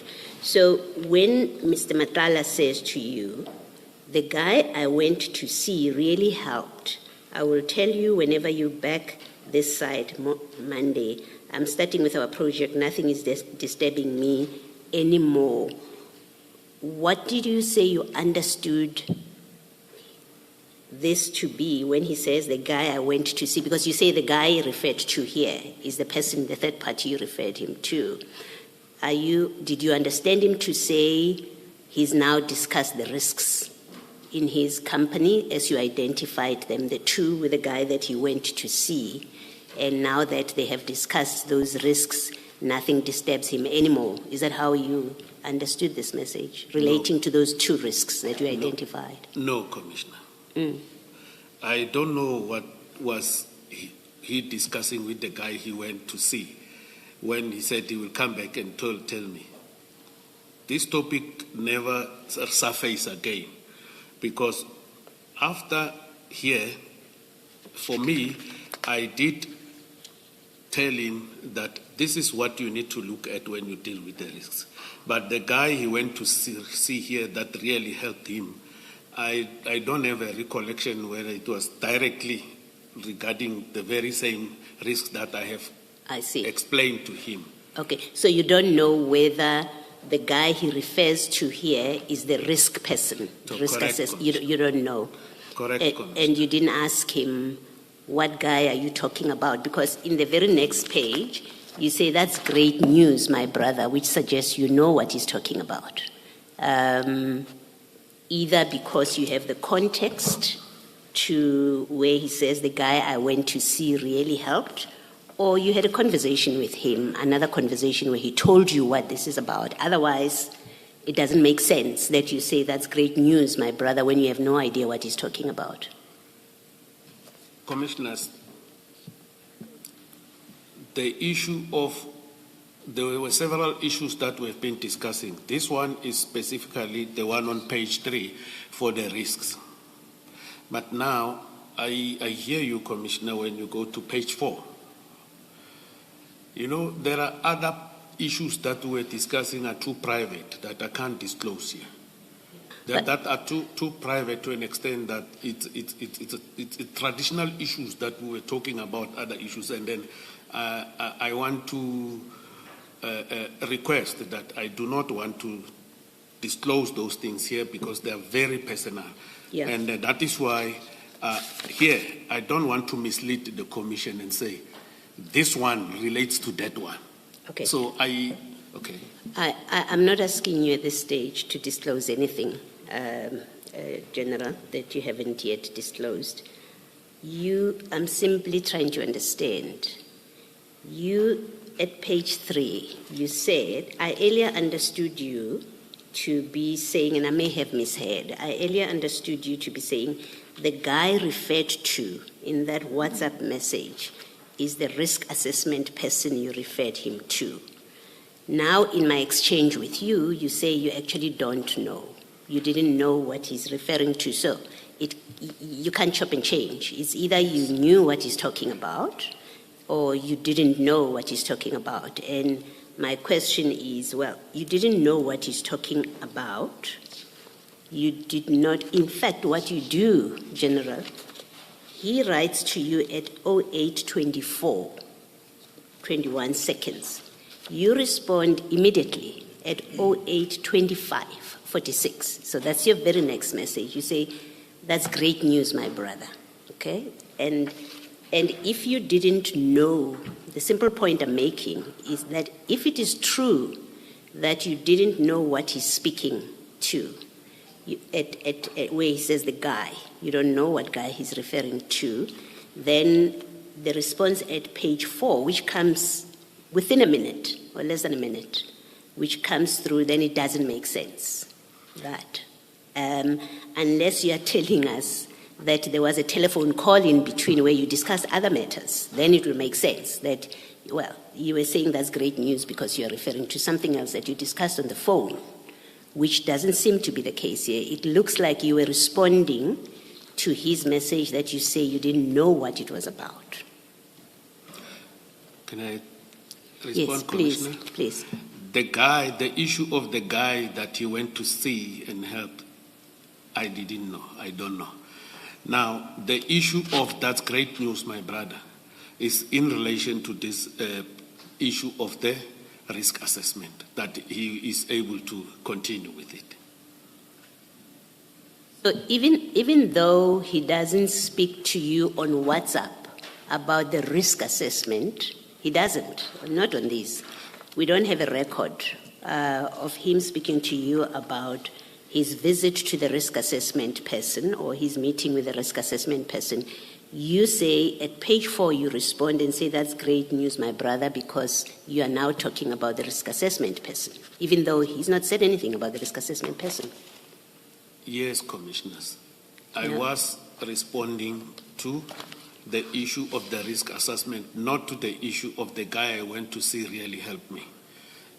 You know, when we talk, Commissioner. No, before you tell us when you talk, General, let's stick to this. I was. No, we need to sorry. understand the sequence of your communication with Mr. Matala. We have a WhatsApp message. You are not denying it. You say, I did receive it. You say, I received where he says, the guy I went to see really helped. You tell us you don't know what he's talking about.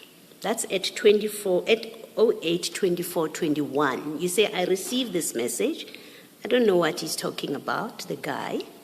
I don't call him to find out what are you talking about. I don't WhatsApp him to find out what are you talking about. But you respond within less than a minute, because the one is at 08:24, the guy, where he tells you about the guy. You respond at 08:25:46. It's less than a minute. You say, that's great news, my brother. I'm coming back that side tomorrow, a week. You say that. Now, it doesn't make sense, General, with respect, for you to say, I was responding to him about the risk assessment guy when there's no mention of a risk assessment guy anywhere here. It doesn't make sense at all. And it doesn't make sense because it's not true what you're saying. You know what that guy was. That's why you respond, and I put that to you. You knew and understood what the reference to the guy I went to see helped. You understood exactly what that message was about. I deny that. And then you in context say, that's great news. And an attempt to say to us, you were responding to an invisible message about a risk assessment guy when you say that's great news is simply untrue, General. You're being untruthful with us. I deny that I'm untruthful to the Commission. And That is the interpretation of the commissioner. But I'm saying I was responding to the issue that we've been talking about earlier, me and him, regarding the risk assessment. Now, the issue of the guy, when you look at it, according to me, is two things that he was referring to here. Is the guy, is the issue of the project.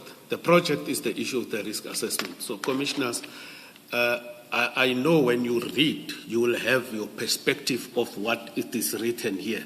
But with me, I'm telling you what exactly it is that we're talking about, even though you don't see that there is a topic or heading that will say risk assessment or whatever. You'll see as we proceed with the messages. There will be those messages that are not very much clear. But if I recollect, I will assist the Commission. If I don't recollect, I don't recollect. But that is what it is, Commissioners. Thank you, Ms. Thank you, General. Thank you, Ms. Thanks, Commissioner. General, you said that as part of the risk assessment, you've given us some other topics of risk assessment you discussed, but also you said part of it was the seizure of the firearms, right? Right? I'm just confirming that because you said that not long ago. I said that was one of the problems he was having. Yes, I'm just confirming that. Yes. But that you can't mitigate that risk. Because if the police have taken them, there is nothing that one can do. Right.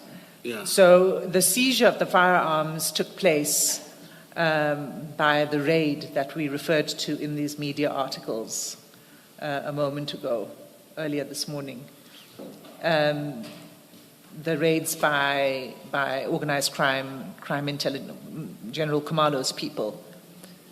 So you knew about the seizure of the firearms, but you say you didn't know how they were and where they were seized and by whom.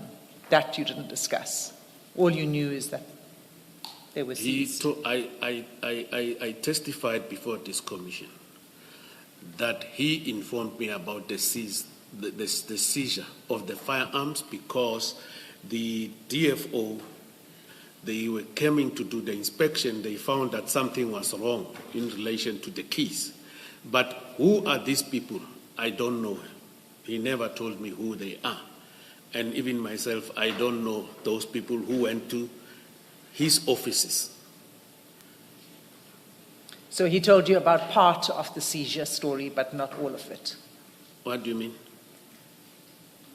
You're saying all you know about the seizure of the firearms is what you've told us.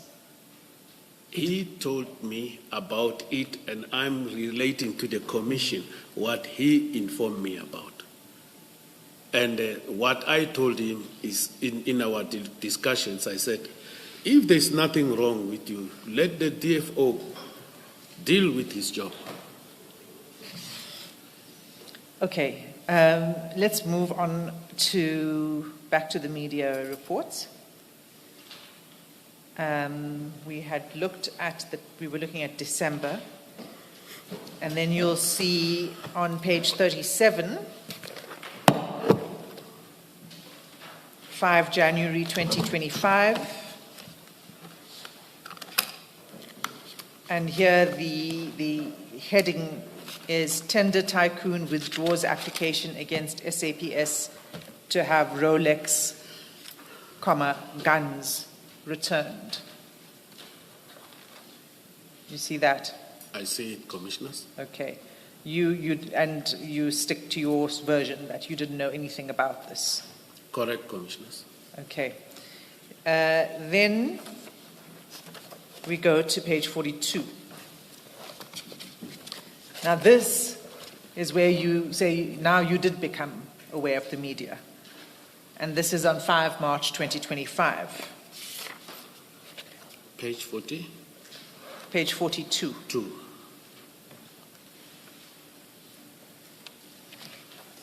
I'm there.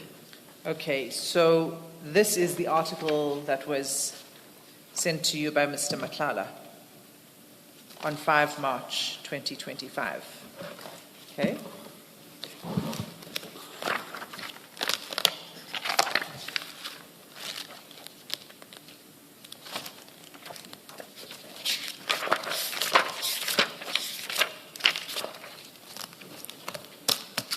What is the question, Advocate? I just want to make sure you're there. Are you at page Yes. 42? Yes, I am at page 42. Okay, all right.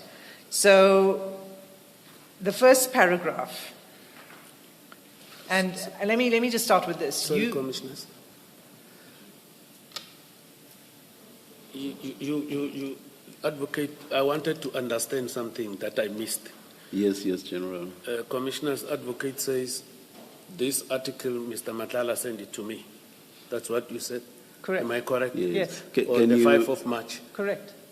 Advocate Hassim, can you please do the necessary cross-referencing? I also had similar questions in my mind. That is, refer us to where Mr. Madlanga is sending this. Oh, okay. That's fine, no problem. Yes.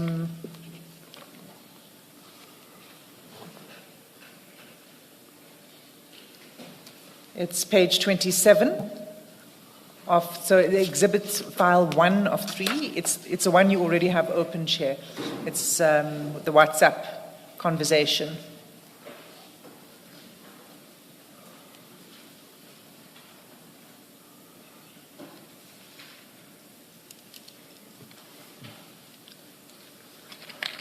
Advocate Hassim, the issue I think seems to be that General Senona says he's the one who sent it, not the other way around. So maybe if you can just clarify I see. that. I I think understand. that's the... Sorry, no, I mean But- that you sent to Mr. Madlanga. Commissioners, I wanted to Yes. indicate that that is not correct. This is the article I have sent to That you- to oh, Mr. Yes. Madlanga. So you sent, okay. I see that, Commissioner, what is happening, but thank you very much for clarification. Oh, thank you.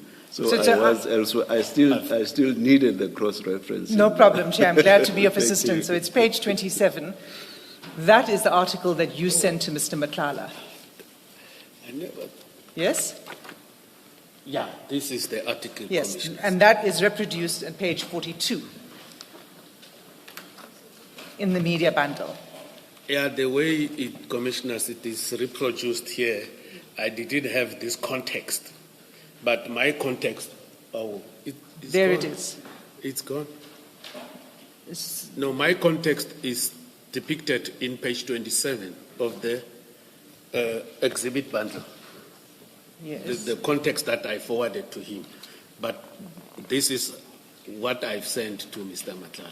But this one that is depicted here on page 42 of media clips, I didn't see this, but it seems maybe they went further to check other things and found also the photo of No, Mr. I'm sorry, sorry, General Senona. That article is a copy of that. If you click on that link, News 24, that article. Yeah. So we provided you with this.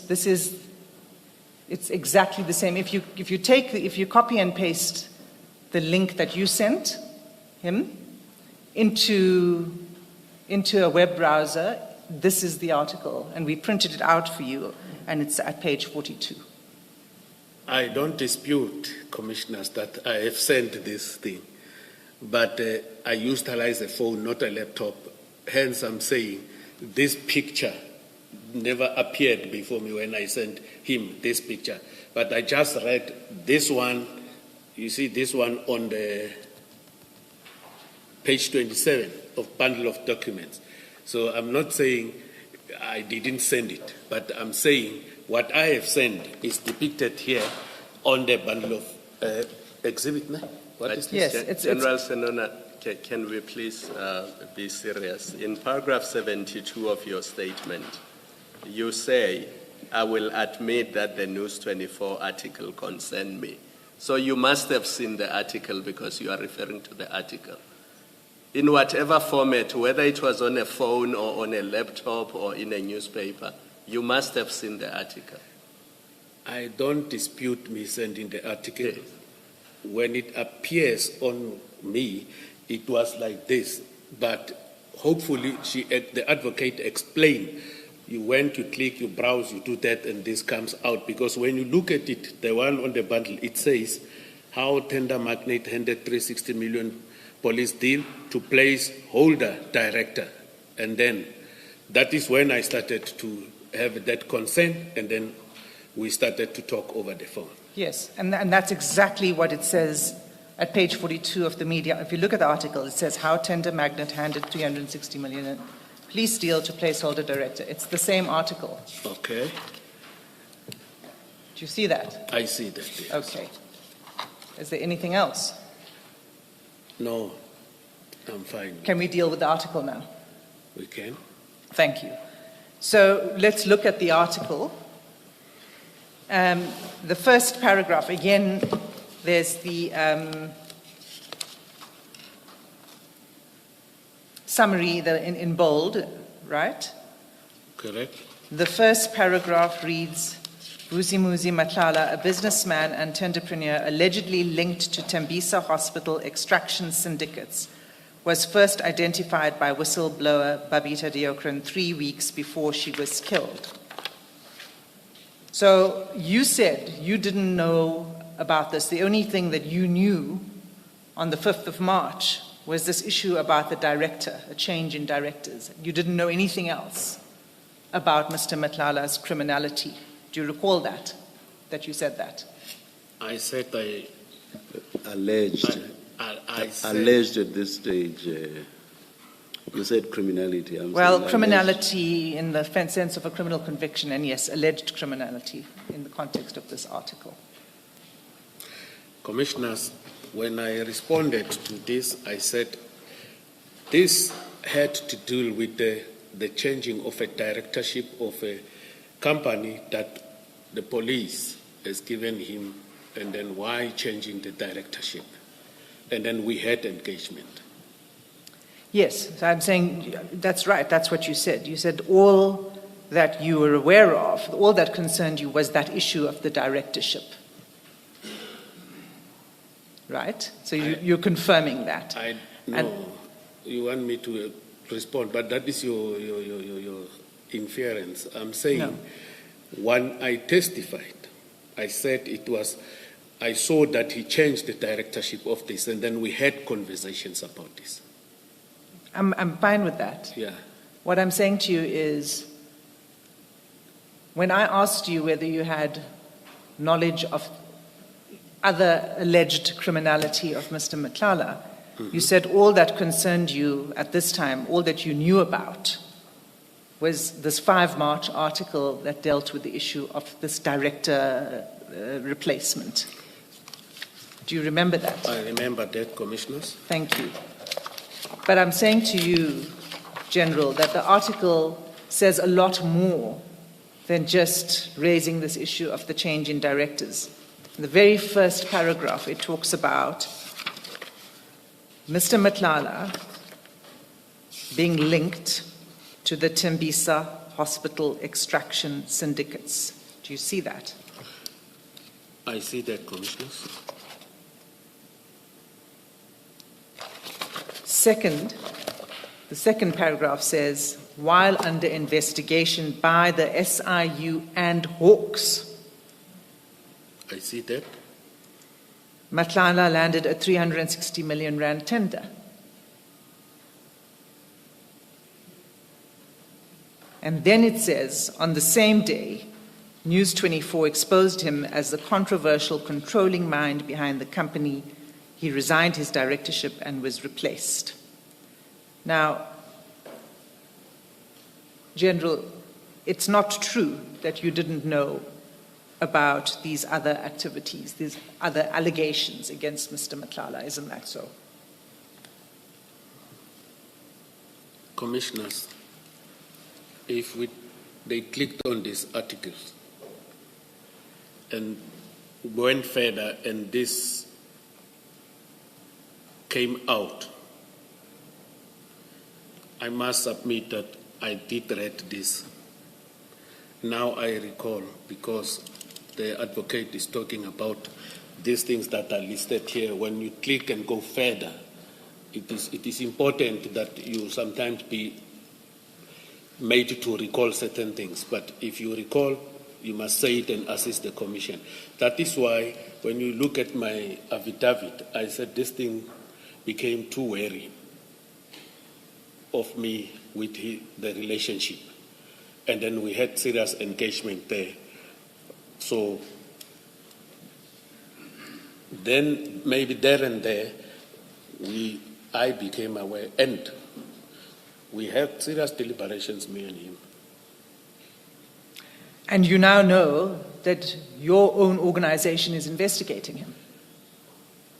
I now know, yes. No, you knew it on the 5th of March. Yes. Because it said so in this article. This is from the news clip, but I was not privy to the content of the investigation. It is this clip, I became aware here, but it is not what you call within my own space, my own organization, yes. I'm sorry, what do you mean it's not within your own space? When you saw this article and you see you are the provincial head of the Hawks in KZN, your friend is being investigated by the Hawks. What did you do about that? Hence, I said I became wary, and then I started to withdraw gradually my relationship with the commissioners. Did you make any further inquiries within the Hawks about these allegations against Mr. Madlanga? I didn't do any further inquiries with that. Why not? It's not a common practice unless you are privy to the investigation, as I indicated earlier, that when we sit in the National Project Committee forum, they discuss certain things, and this specific project was never discussed there. And then normally, even if I have certain things that I'm dealing with, that the investigation is within that province, we don't do that. We allow them to continue with the investigations. Yes, but this concerns Mr. Madlanga, who is a friend of yours. I agree, it concerns him. Right. So do you think it's appropriate as the provincial head of the Hawks to continue your association with Mr. Madlanga in these circumstances that this article exposes? I told the commission already that from there I grew wary. I started to move away gradually. And I must indicate that, you see, what you were saying, what the advocate was saying, commissioners, that why I didn't inquire from the Hawks and everything. If I did that, today it will amount to interference. Because you see a newspaper clip, you phone the Hawks, then what will be your questions about that? It will amount to interference. Sometimes when people are being investigated, let the law take its course. And then without you interfering. Because some of the things that I'm accused of here, commissioners, is just I protected Mr. Madlanga, utilized my office to protect him. If now I'm compelled to say why you didn't do this, I didn't do it because some of the things today, if it happened, it will amount to interference and protection. Commissioners. General Sinona, yes, it's a simple case of saying, what is the investigation about? Because I don't want to be associated with somebody who's involved with serious criminal activity. That's all it is. You're not interfering with the investigation. You're simply distancing yourself from somebody who's being investigated for serious crime. It's as simple as that. Why do you assume that it would have amounted to interference? It is because... Before you answer, can I please just add on to the Commissioner's question? Okay. Because more than that, in your position, you could have provided assistance to the Hawks investigation because of your proximity to Mr. Madlanga. Now you can answer both. Commissioner, that under the context that the Commissioner has explained now, it never crossed my mind.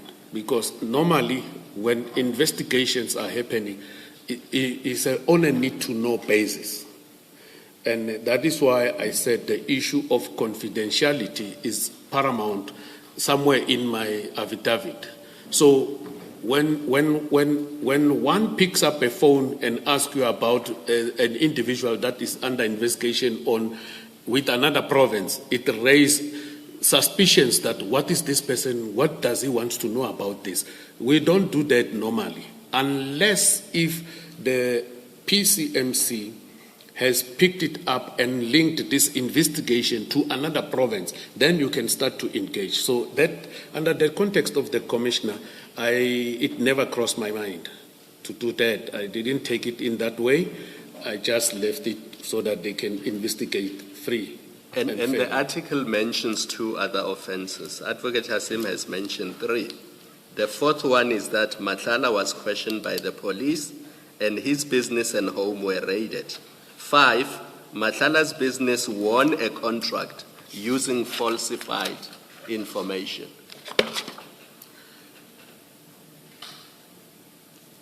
Yes, Commissioner. What is the question, Commissioner?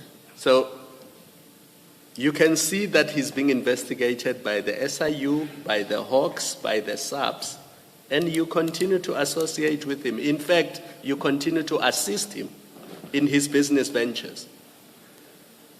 If we look after the 5th of March on the WhatsApp commissioners, I have indicated in my affidavit that I became wary of his conduct, and from that time I started to withdraw. Maybe I don't know how to put it, but after that I started to withdraw slowly to go out of this relationship, commissioners. I think that's not correct. We will go through that, but let me just say, first of all, that is not a candid response, because what we know, and we spent some time on yesterday, is that you were part of a meeting on the 15th of April, well over a month after receiving this article, reading this article. You were in a meeting in which you were trying to assist Mr. Madlanga with his contractual problems. That doesn't indicate somebody who is withdrawing. Wouldn't you agree? Commissioner, I deny that I was assisting him. He asked me to accompany him. And accompanying somebody does not necessarily mean assisting. And there, his issues, he was talking to General Mkhwanazi. And I didn't arrange that meeting. I've testified and stay in my affidavit. I don't think it is fair if I'm told that I was assisting, whereas the man himself said he asked me to accompany him there. My interpretation of accompanying does not go. General, is this not engaging in semantics now? You have said from March you began distancing yourself, and that culminated in you cutting him off, and that's from March. And now you say that him asking you to accompany him is not assistance. Let's say he spoke isintu and said, "Ndicela undikhaphe ke kopa utsamayele nna." I'm going to see. Okay, let's say even the rest, which is in English now, was also in Sesotho or Setswana or Sepedi. I'm going to see, or I'm going to meet General Mkhwanazi. So that's a request. Ndicela undikhaphe ke kopa utsamayele nna. Agreeing to that, that's assistance. It's something that he wants, so that's assistance.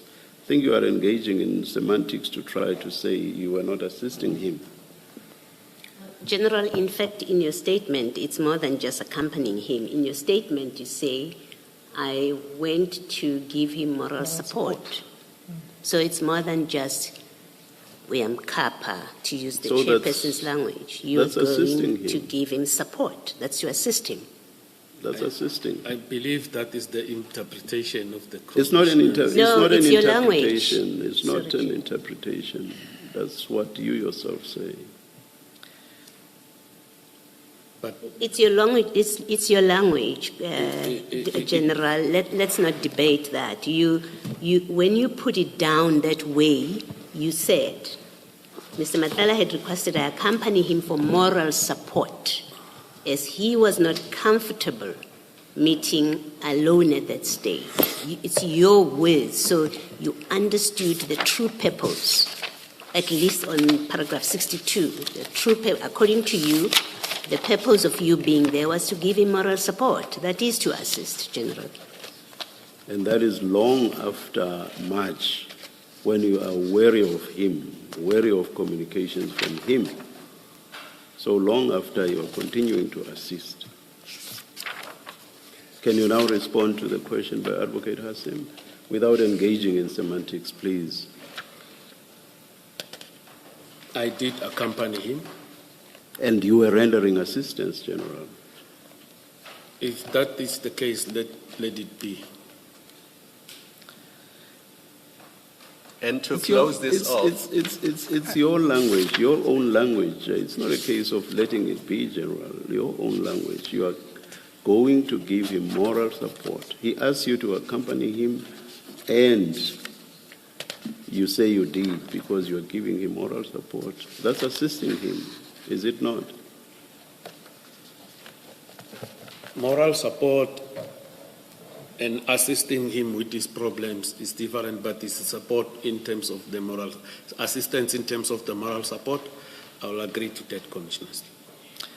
That's fine. Especially because you preface it with assistance with the moral support.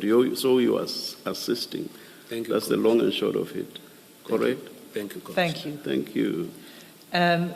and I wanted And to I close just- it off, sorry, Advocate Hassim. You say in your statement that it was in relation to purchase orders. So it was in relation to his business ventures. It was not just a friendship moral support. It related specifically to his business venture, the purchase orders.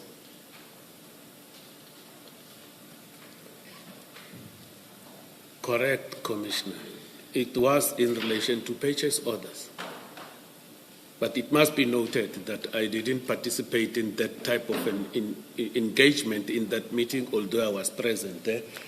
But the meeting was in relation to purchase orders. That is my response there. So we Commissioners. must basically, Sorry. so we must basically take what you say about beginning to distance yourself from March already. We must take that with a pinch of salt, and that's an understatement. Do you agree? It's not an understatement, Commissioner, because we will deal with issues differently as human beings. But me, I was gradually. I have never said I cut, gradually. And when did you eventually cut? If you ever did, when did you eventually cut? I did, Commissioner. When? After, I think just before, it should be, he was arrested sometimes in May, and then you'll see after that meeting with General Mkwanas. Yes, So- Mr. Can I be Sim. protected if I have Yes. to respond? And then, do I have your protection, Oh, Commissioner? sorry, yes, protection Because, from myself. Yes, yeah. General, you are entitled to it. Thank you I very see much. that it seems You are entitled I to it. look like And- an accused and- person, and so I- that's why I'm asking for protection. And I Because I apologize. understand I'm a witness here. And I A apologize. witness, thank you, Commissioner. I A witness can be apologize. chastised, but clarity needs to be given and so I forth. apologize most profusely, most profusely. Siyabonga, Baba. Thank you. Sorry, is there something else? Because I wanted to ask you a question about still about the support.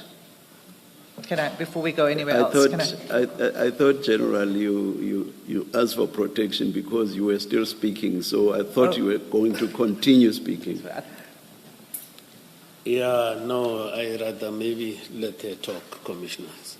No, I'm sorry, I didn't understand the witness to be still speaking. So if you want to say something, please do. No, I'm fine, commissioners. Thank you, General. Yes, Mr. Asim. It might be because I'm looking at you as you asking questions and I didn't see the witness. So you must feel that you've got ample opportunity to provide whatever responses you wish to make, General. I've already said I'm fine, commissioners. Good, thanks. So, sorry, just on this 15th April meeting, it is not just a question of the moral support and being there and the presence. You also assisted Mr. Madlanga in the following sense, that you did not report that meeting to the SAPS. Isn't that so? You said I did not. You did not report the meeting to the SAPS. Yes, you didn't report. The provincial commissioner was present. To who do I report to? Because I must tell him about the meeting. He was there. Mena, it's me who reported this here at the commission. To show that I've got nothing to hide. It's me who brought this thing here at the commission. The general was here, he never brought this here. So I think that needs to be taken seriously into consideration. Thank you, Commissioner. That will be, but you testified yesterday about the independence of the Hawks from the SAPS, correct? Operational independence, commissioners.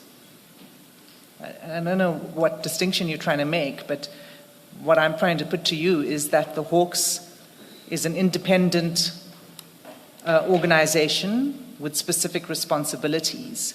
So you bore a responsibility in your position as provincial head of Hawks, quite apart from whatever duties General Mkhonazi bore. Don't you agree? I don't agree with you because I've testified before this commission about what type of independence is the Hawks having. It is supposed to be a totally independent. I even indicated the Glenister case yesterday. So I don't know what is the rationale of your question that I didn't report this to the police. The provincial commissioner was present in that meeting. Yes, but you needed to report the provincial commissioner to his superior. To his superior? Correct. Maybe you should have reported me as well to my superiors. That may be so. I'm not asking about him. He will have his own questions to answer. I'm asking you. I didn't report to him, to his superiors. I reported here at the commission. I waited for my time to come and report it here because whatever was discussed, let me say, the issue of the constitution of this commission is related to certain issues. And then eventually, Mr. Madlanga is also part and parcel of the person who's being accused of wrongdoing or being in contravention with the law. So I chose to come and report it here. But in 15 April 2025, this commission was not in existence. It wasn't even on the horizon. Absolutely true. It was not in. It has not yet been established by then. So no, there was no Madlanga Commission on the 15 April 2025. There was no reason for you to think that there was going to be a commission where you could come and then report.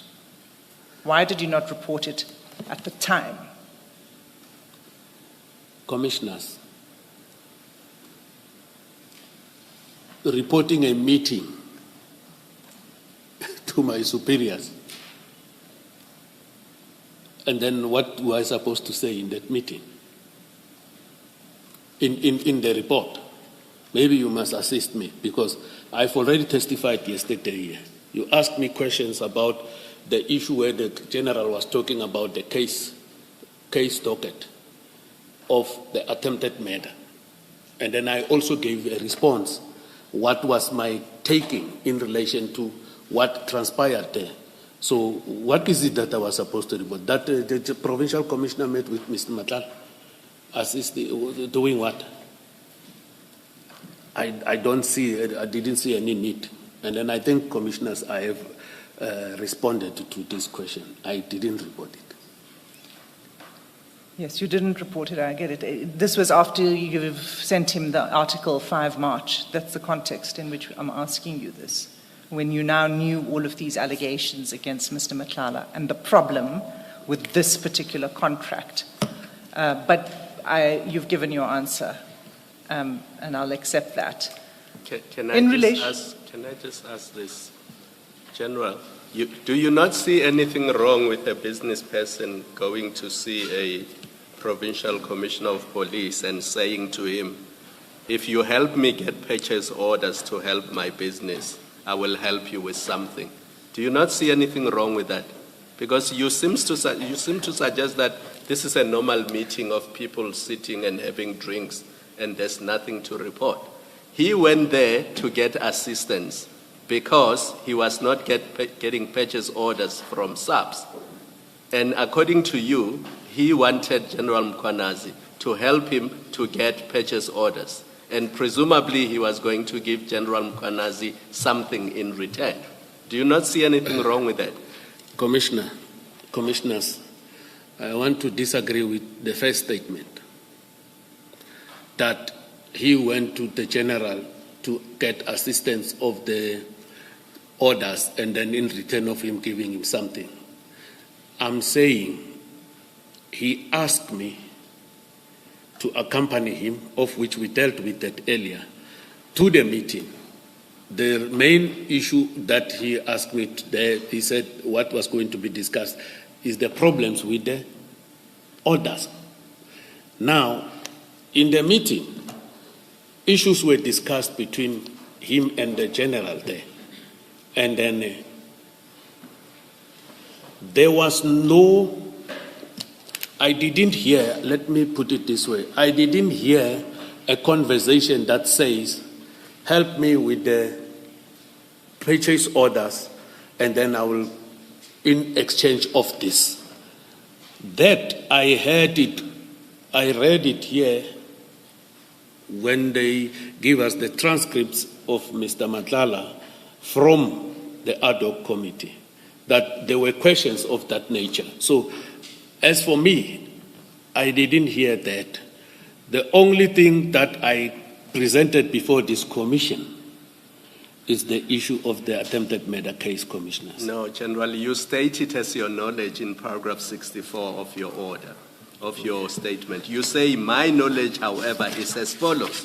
Then you set out the 3 paragraphs. Paragraph 64.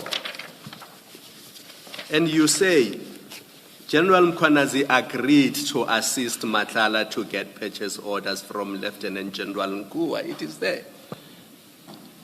I said I disagree with that purchase order in return of something. That is what the commissioner said. And this one here, I do not disagree with it. It is there. I don't disagree with this one. And it must be also remembered that it is not me who arranged this meeting. Maybe Mr. Matlala will come and clarify who arranged the meeting before this commission. Let's leave it there.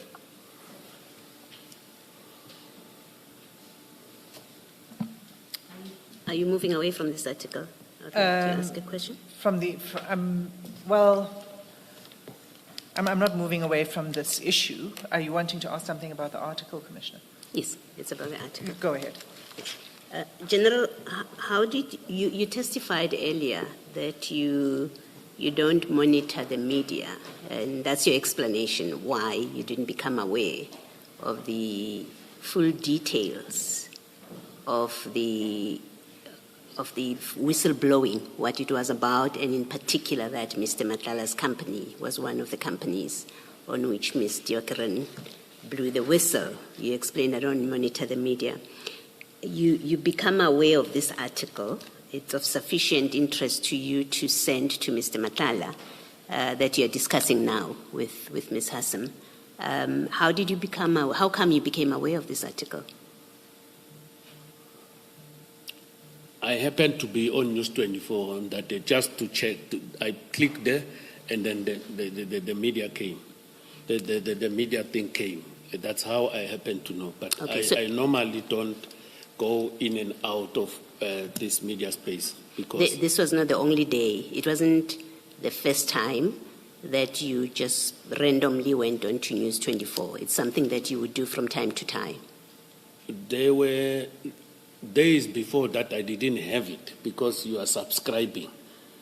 And some of these issues, when you are not subscribing, it will appear, but when you click on it, it doesn't open. So I think in the previous year, I was subscribing, but it will happen that when I see something that of interest, because when you go to your WhatsApp, you deal with it. Sometimes you will go to your what you call News 24 commissioners. Finish. You can finish. So, as a result of that, I happened to find this one. Okay. So in this period, you were subscribing. Correct. There was subscription. Correct, Okay. And in that period, you, from time to time, would check News 24 and if you check others as well. Not necessarily from time to time, but you will find out that when time permits, you will go there. Yes. Yeah. Not always. A day or 2 or 3 might pass for me not looking into that. Yes. All I'm checking with you is this was not the only time when you saw this article. This was not the only time that you happened to check News 24. It was the only time when I saw this newspaper clip. Yes, it was not the only time me checking News 24. All right. No, thank you. That answers my question. What is it about this article when you sent it to Mr. Madlanga? What was the reason about the content of this article that made you send it to Mr. Madlanga? It made me worry. No, I mean the subject. Because as Ms. Hassan has read to you the subject, the lines, at page 42, it raises different issues. What in fact did you have in mind, or did you consider that made it worthy sending to Mr. Madlanga? I was worried about what was in the newspaper clip. Oh, no, sorry, not newspaper, on the News 24. I beg your pardon. Yeah. And that is where I challenged him about the content of that.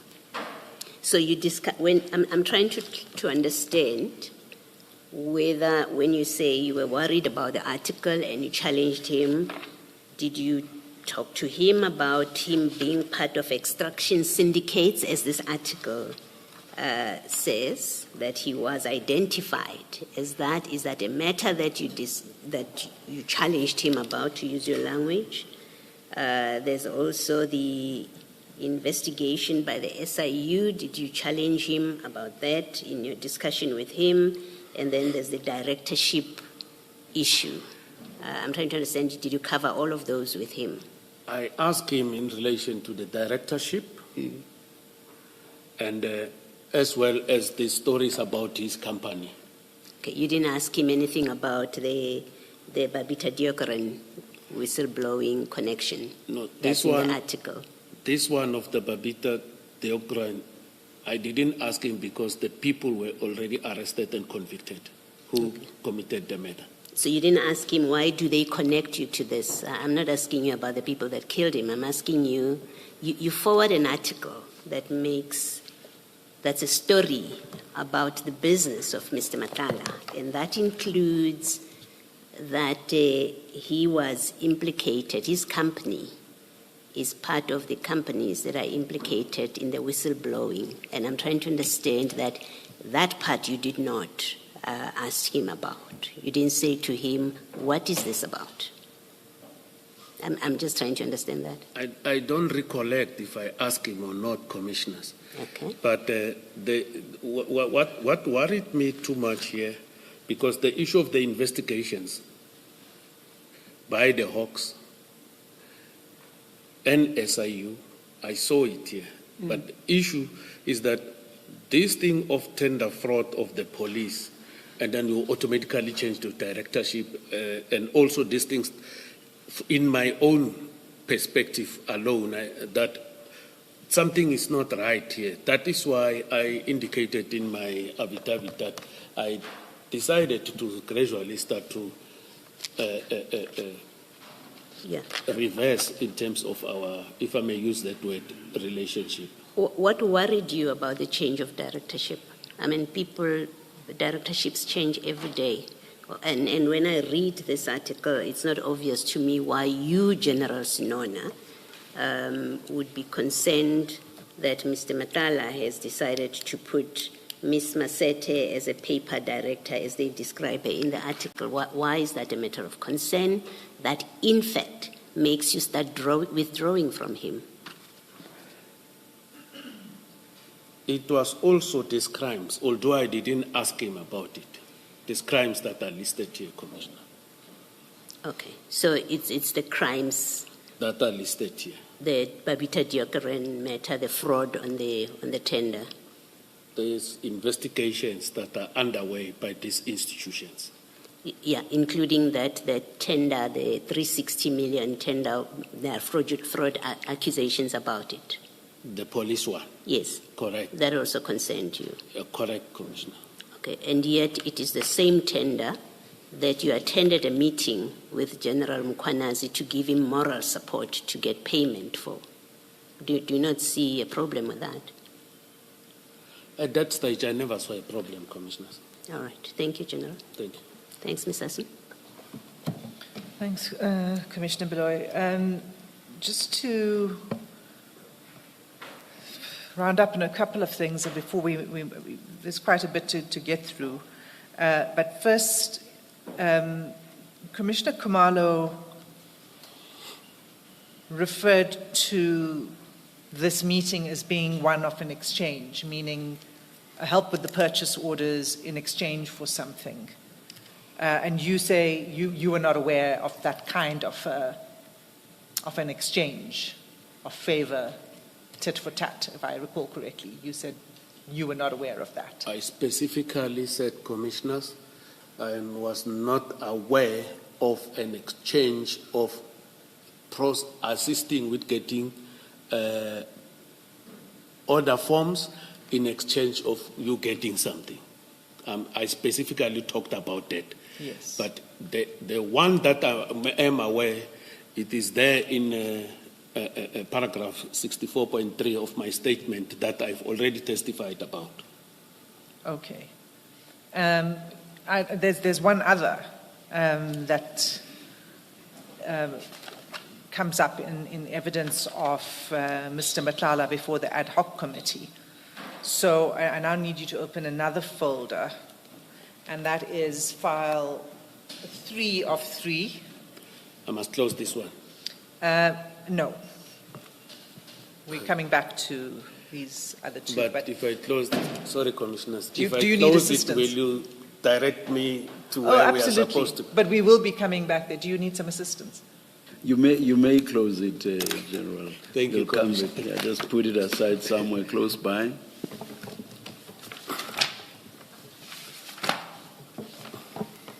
File 3 of 3.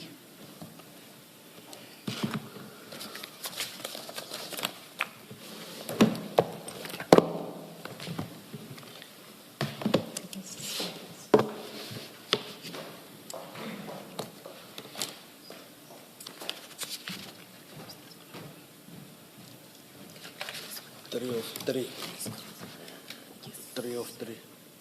Yes. Page 54.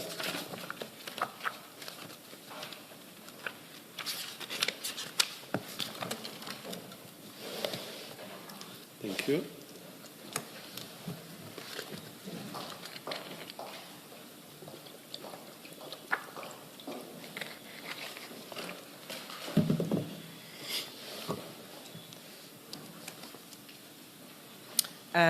Just to begin with, so I can orientate you, General, page 1 of this file shows you that this is the transcript of the evidence of Mr. Madlanga before the ad hoc committee on 26 November 2025.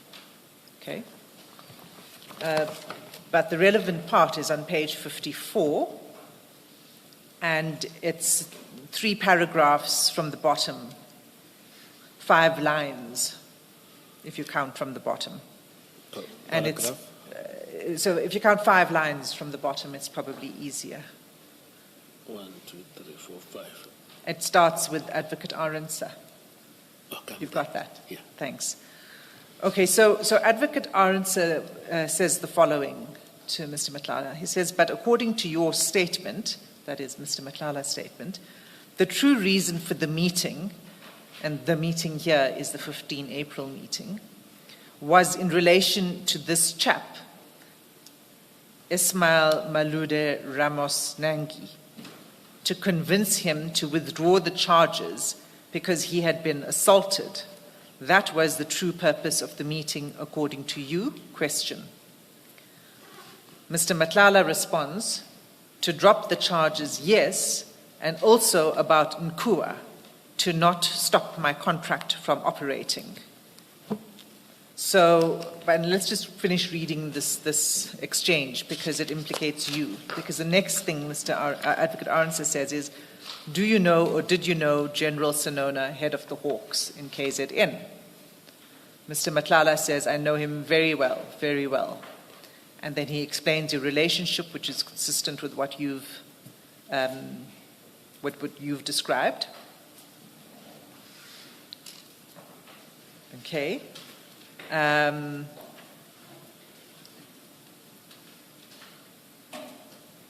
if you go down on page 55,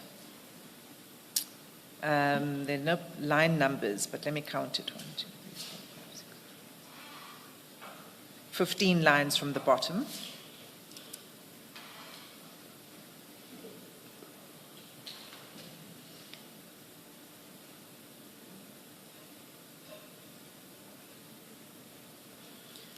It starts with? Advocate Arendse, you mentioned in paragraph that. Okay. You see it. He says, you mentioned that you met with Mr. Nangi as instructed by Lieutenant General Mkunazi and tried to convince him to withdraw the charges. Nangi advised that he was not alone in the matter and that his brother-in-law could not speak due to torture. And then he continues, Mr. Madlanga says, yes, that's true. And then if you go down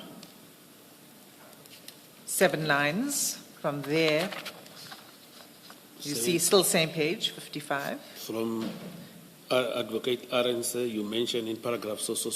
Yes, from there. and yes, that you met with Mr. Nangi. Okay. And then if you go down further 7 lines.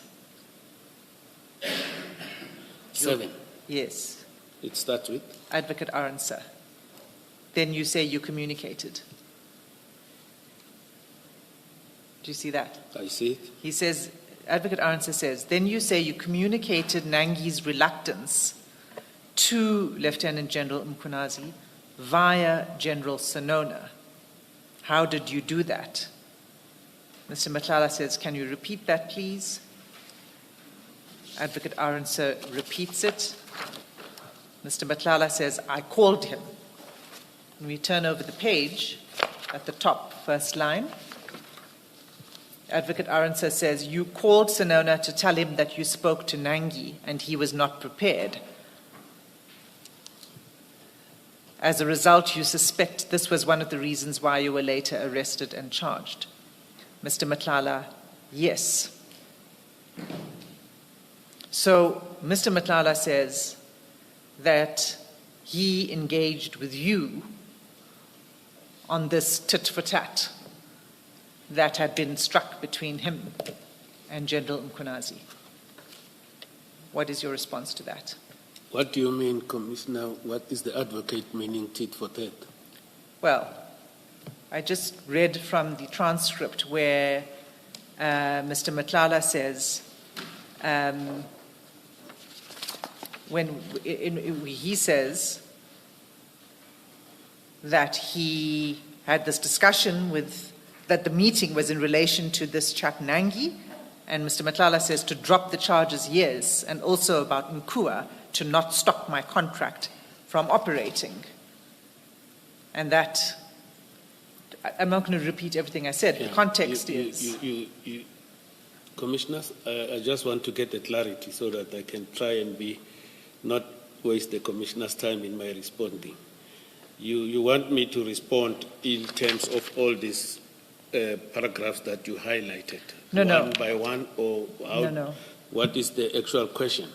My question is, did you meet with Mr. Madlanga to discuss this question, what he's saying to you? He says he met with you to convey to you that the request from General Mkhwanazi that Mr. Nangi drops his complaint is not successful because he does not want to drop it. And he says he called you to convey this to you. So that's what I want you to respond. Met with Mr. Madlanga to discuss the withdrawal of case by Mr. Nangi. And even in the calls, when we were talking about the calls, Mr. Madlanga never informed me about this. So I think he will have to come and explain properly here before this commission. Because if I heard this and it did happen, and then I recollected it after you gave me these things, I would have maybe included it in my statement. So I don't recall it. I don't think it happened. I don't even have a recollection of that, commissioners, that he told me that Mr. Nangi refuses to drop the charges. This thing of dropping the charges, I didn't even hear it during the meeting on the 15th of April. I don't remember hearing this discussion. It might have happened, I don't deny it, and I don't want to say it happened or it didn't, but General Senona didn't hear it. And number two, this call, it never happened with this discussion. Okay. A call with these discussions, it didn't happen. Okay, so you're saying Mr. Madlanga is not being honest here when he says that he called you to discuss this Nangi issue? I'm not saying he's not honest. I'm saying this call and a call in relation to this discussion never happened. But General, I think what Ms. Hassim is trying to do in simple language is your answer is the call never happened. It never happened. So she says to you, so it means that Mr. Madlanga is being untruthful if he says there was a call with you and you sit here before us, you say there was no such call. He's being untruthful. I think it's not controversial, really. You can concede that. You can agree that he's not being truthful. It is not the truth. Okay. It is not true, Thank you. Commissioner. Thank you. Okay, thank you. So then we get back to the media articles and 5 March, and you say that you began to withdraw. But I put to you that's not correct because you had the 15 April meeting and we've had that whole exchange. But it goes further than that, General, because the day before Mr. Madlanga was arrested, you were still engaging with him. And in fact, what you say to him on the 13th of May is take them on, brother, meaning to take on the SAPS. And I'll take you there because you should have a look at it. It's page 60 of the WhatsApp. It's file 1 of 3.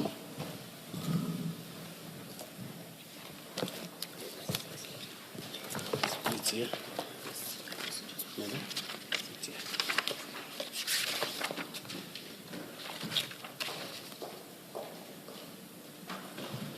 I'm there. So do you see that 13 May 2025? Correct, Commissioners. 8 minutes past 3 in the afternoon. Correct, Commissioners. Take them on, brother. Correct. Okay. And you recall what that was about? Yes. Okay, Sorry, Ms. Hassim, we're looking at the WhatsApp bundle. Yes. You say page? Page 60. 60.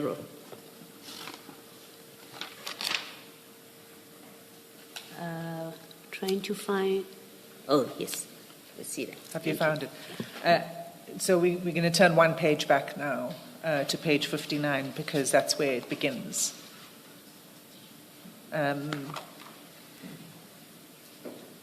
General, on page 59, Mr. Madlanga, on the 13th of May, sends you a document at 1 o'clock. Do you see that? Correct, Commissioners. And that document is Annexure SEN 6, which you will find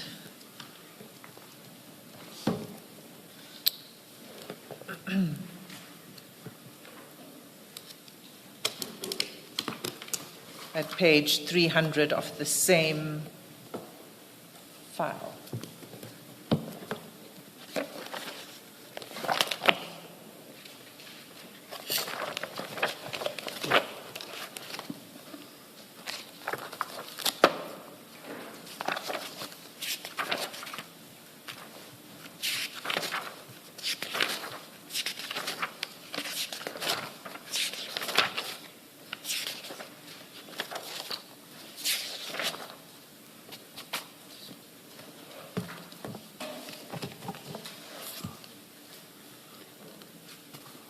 You found it, Commissioners. Page 300. This is a letter from the National Commissioner, General Masemola, correct? Yes, Commissioners, I see that. And it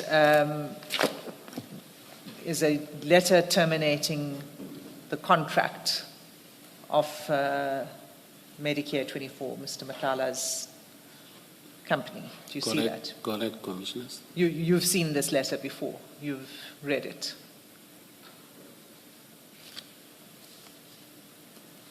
I believe I might have, because it's the one for the termination of his contract. Right. And in that letter on page 300, in the last paragraph, it says, SAPS's judgment is that your company abused the supply chain management system and engaged... Sorry, can I get that paragraph? Oh, sorry, I thought we were on page 300. It's the last paragraph on that page. Okay, yeah. Do you see it? I see it, Commissioners. SAPS's judgment is that your company abused the supply chain management system and engaged in fraudulent and or corrupt practices in competing for this contract based on, inter alia, the following findings of material irregularities. And then each of those irregularities is detailed in the letter for the next couple of pages. I see that. Now, and then it ends, I'm not going to go through all of them. You've seen the letter before, and we can go through it if you wish to. They're very detailed, and it concludes, given the seriousness and cumulative nature of these breaches, SAPS considers the continuation of this contract to be untenable. Contract is hereby terminated with immediate effect. Now, Mr. Madlanga sends this letter to you. What was your response? My response, Commissioners, thank you, Advocate. I want to take the Commissioners at page 60 of bundle 1 of 3. A page after this, SEN 6. You said page? 60, Oh. Commissioner.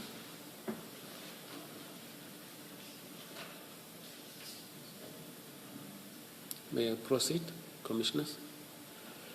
My response is that this is so sad, and it leaves one with maybe there's a missing link there, choice but to seek legal advice on this issue with a view to challenge this decision. Yes. So, in fact, your response starts before that. You send him an image of President Zuma with his head in his hands. Is an emoji. And then you follow it by saying, so it's shaking his head in his hands and he's saying, this is so sad. And you advise him to get legal advice. Yeah, correct. That Yes. is my response to him. And he says he will.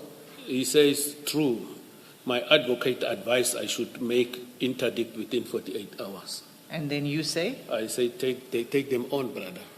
yes. Yeah. Now, do you not think that it's inappropriate for you to be giving him advice after you see this letter from the SAPS raising these serious concerns? It is not inappropriate. It is within his rights because he talks about his advocate here as well. Sorry, what It does he is say? not inappropriate. It's not inappropriate? Yes. So you were already concerned. You said to us you started to withdraw from him. You started to cut off contact Exactly. from him. And instead, your response here is to say, this is terrible news. This makes you sad. This is sad. Not make me sad, Commissioner, that the news is that of a sad in nature. These are sad news, not me being sad. I need to clarify that. Okay. The news are of a sad nature. And then, you see, I'm going to I want to say something under this context, Commissioner. You know, it is clear, Mina, I've never protected this man. If he said, this is the challenge, I said, this is so sad, seek legal advice. And then he also informed me, my advocate said so, I must interdict them. I said, take them on. I read this thing, I saw that he will never win, but let him go and do whatever he wants to do. But when I read this letter, I realized he will never win to restore this contract based on what it is written in the letter. But that is what I've indicated to him. And that's it, Commissioners. I don't understand that response. You already are wary, as you say, of Mr. Madlanga. Now you see the actual culmination of this in the letter. And in your response, instead of distancing yourself from him, you choose to respond. This is, you said that you began to cut ties. This is the day before Mr. Madlanga was arrested, by the way. So in fact, the way you cut ties with him was forced upon you by his arrest, isn't that so? Commissioners, you see when you look at this response, it is a straightforward thing that that closeness is no more there. You know, another person, Commissioners, will do this if he wanted to assist this person and continue with the relationship. Will say, no, don't worry, I'll go meet so and do 1, 2, 3. Another person might do that if one can bring that type of context. But I only said these things, and then from there, I've never talked about this thing of the contract anymore with him. From then, because he was arrested. Correctly. Because he was arrested a few hours later. No, Commissioners, the arrest of Mr. Madlanga took place on the 15th of May. On the 14th of May. If you say 14, you're correcting me, but according to my recollection, it's the 15th of May, 2025. That is my recollection, but I stand to be corrected of the date of arrest. What difference does a day make, General? Whether it's the 14th or the 15th, the point is it was soon thereafter.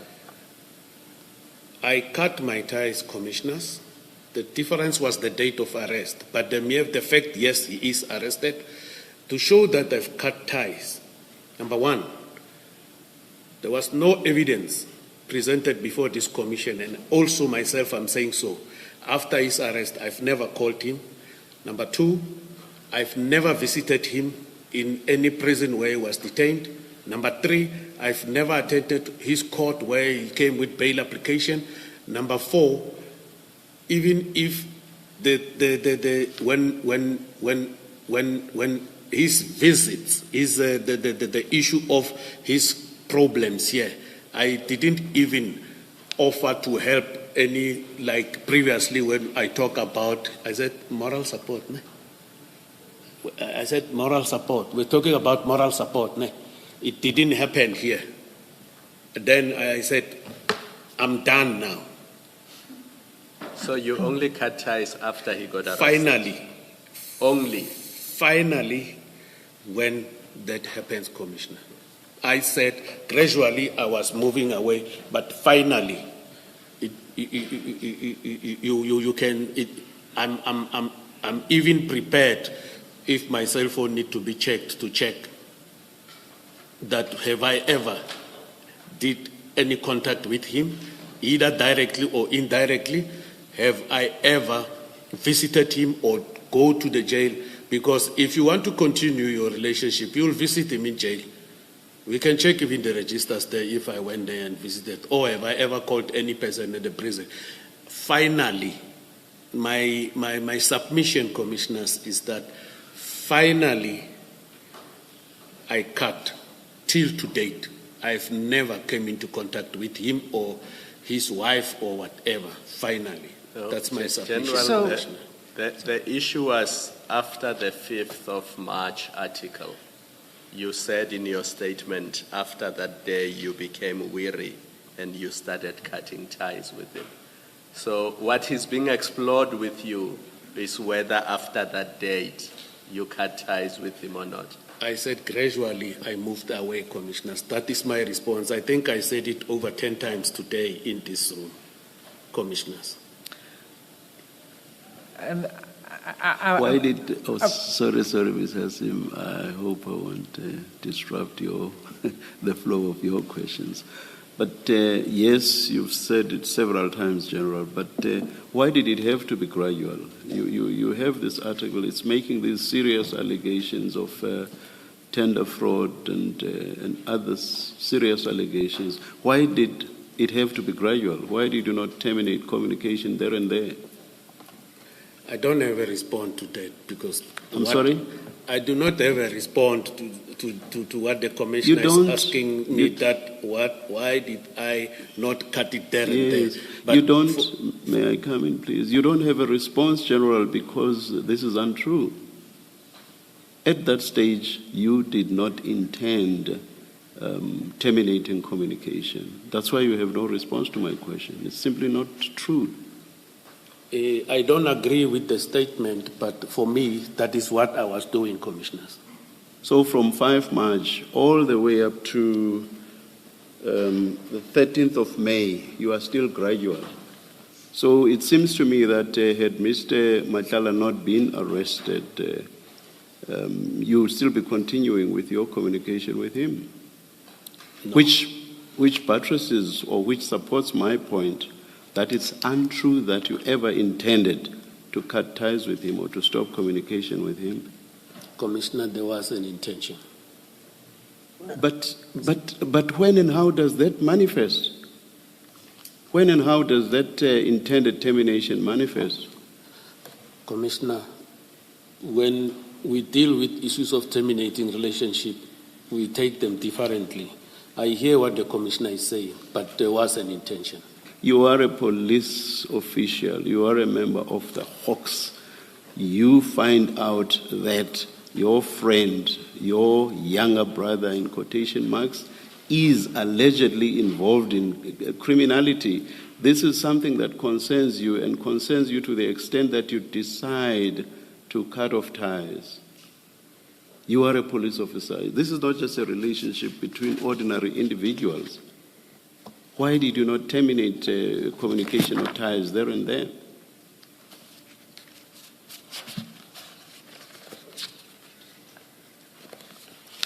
I've already responded to that, commissioners. which is that you cannot respond to my question. I've already responded in that I decided to terminate, to gradually move away from him. No. That's not answering the question, because my question exactly goes to that gradual termination. So I'm saying you're a police officer, because you say people respond differently, and you may terminate communication differently depending on who you are. But my point is, you are a police officer. You head Hawks, which is a specialized unit within the police, and which deals with serious crimes. You become aware that a person that you consider to be your brother, your younger brother, you are Uputi, the bigger brother. So now you become aware that he is involved in criminality. And on the 5th of March, you decide that you want to cut communication with him, but you do this gradually. You are not an ordinary person. You actually had Hawks in KZN.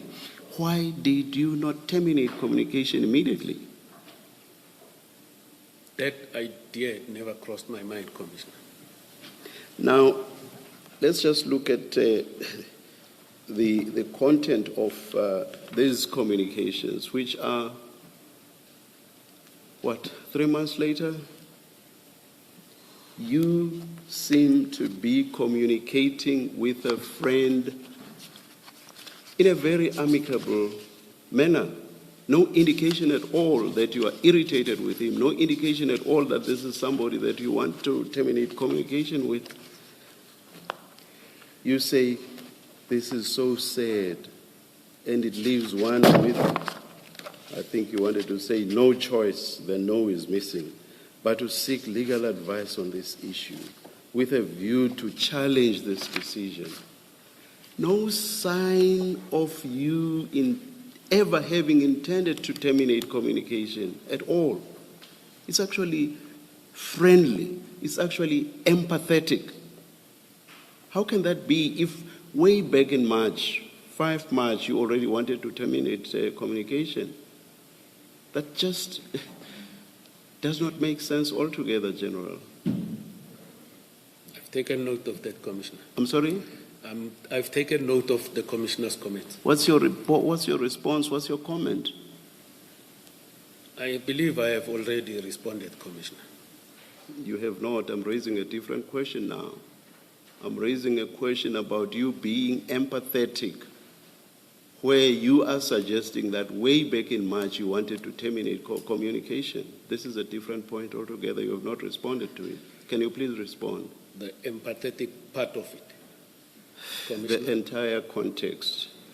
You are talking as if you continue to relate with him in the same manner you have told us you related with him. Since the marriage, your marriage, in 2018-2019, having taken a liking to him, your words, you then communicated regularly as friends, and going to the extent of saying you basically considered each other to be brothers. Now you decide to terminate communication in March. What I'm saying is, but look, in May, you are communicating with him in a manner that shows that you are quite empathetic to the difficulties he finds himself in. And I say, to say that way back in March you had intended to terminate communication simply does not make sense. That's a different question to the earlier one, which was, why did you not terminate communication immediately? That's a different question, General. Please respond. Maybe before you respond, General, let me just add something else to the chairperson's question that you should take into account.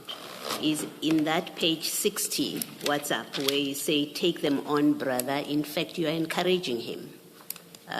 Contrary to what you're saying to us. In fact, a day or two before he's arrested, you said you encourage him to take your employer on regarding the termination of the contract, which as the chair says, doesn't seem to suggest to present someone who has no interest anymore in Mr. Madlanga's affairs and business.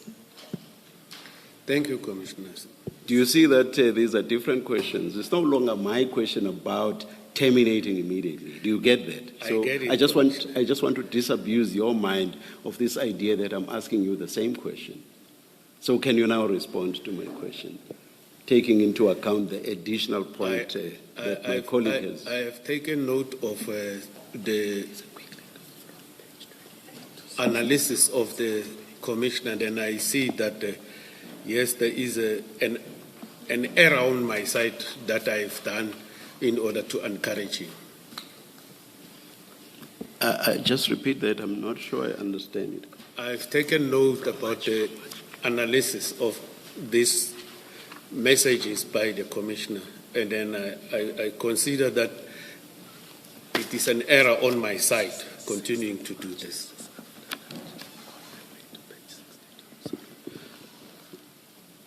I want to suggest to you, General, that you are not able to respond to both these questions because what you are telling us is untrue. That is the real reason. Commissioners, I believe I said I want to come and tell the truth, nothing else the truth. But that is the response I'm giving, Commissioners, in terms of the truth of my recollection. I've already said it might be an error of my side continuing to send him this type of messages. I think that is where I will stand with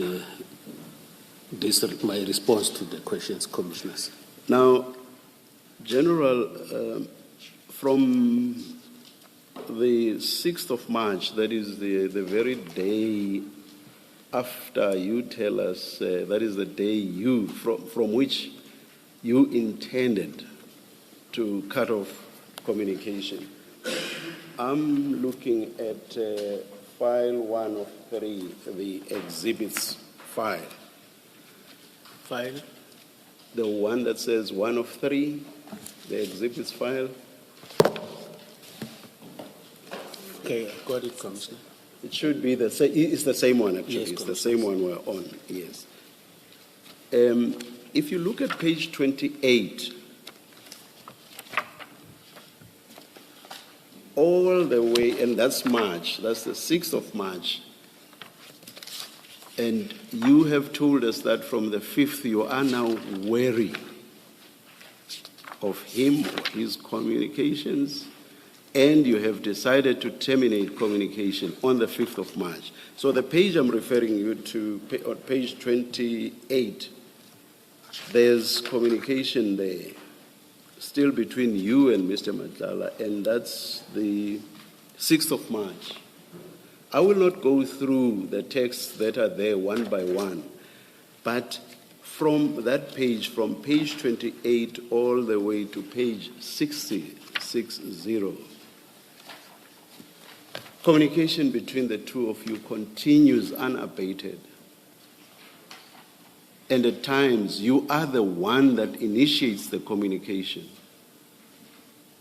And this, in circumstances where you say that on the 5th of March, you had decided to terminate communication. So all the way up to page 60, and page 60 being in May, from 5 March, in May, over many pages, 28 to 60, at times you being the initiator of the communications. Do you seriously want us to believe you that you ever wanted to terminate communication with Mr. Madlanga? The relationship, Commissioners, and what is happening, the way I took it, I understood what the Commissioners said about my position and where am I working, but it is the relationship, not necessarily the communication per se. Hence, I'm saying I was trying to move away from him in order to terminate the relationship. But I see that it took me... So let me understand this. I'm sorry, I know you asked for protection earlier, but I just want to understand this. So you want to terminate their relationship. But having terminated the relationship, you want to continue communicating with him. So, communication without a relationship. In the context of people who have otherwise been having a relationship of brother and brother. Does that make sense? Not really that, commissioners. Maybe it took me too long to cut it off, but gradually, in my mind, in my soul, I wanted to, but I took it gradually. So I see that the period, it is indeed a point of concern. And then I do understand what the commissioner is saying. So, and I see, hence I'm saying it took me too long.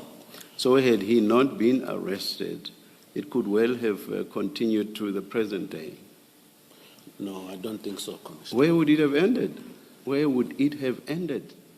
The page 28 to 60 that I'm referring you to is continuing unabated, and yet in March already you say you are wary of him and you want to terminate whatever it is you wanted to terminate. When would it have ended had he not been arrested at the point at which he was? It was going to be ended, Commissioner. When? It's a pity. The question is when, General, when?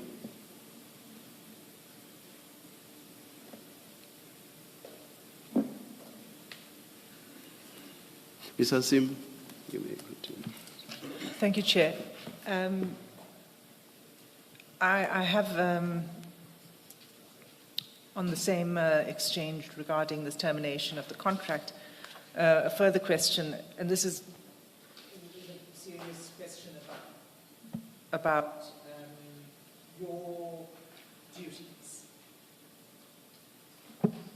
Can I ask, maybe before you ask that question, you are going to be dealing with these WhatsApp messages from page 28 to 60 at some point? Absolutely. Okay.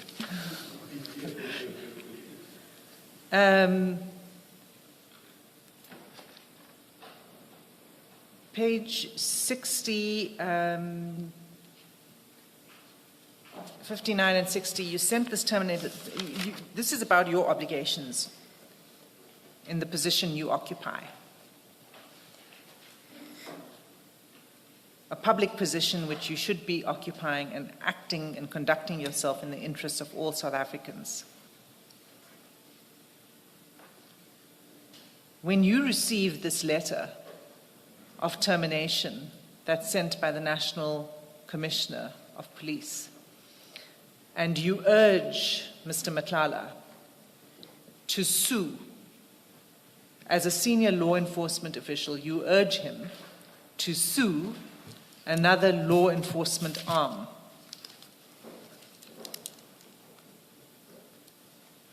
Do you not think that that is improper conduct for someone in your position?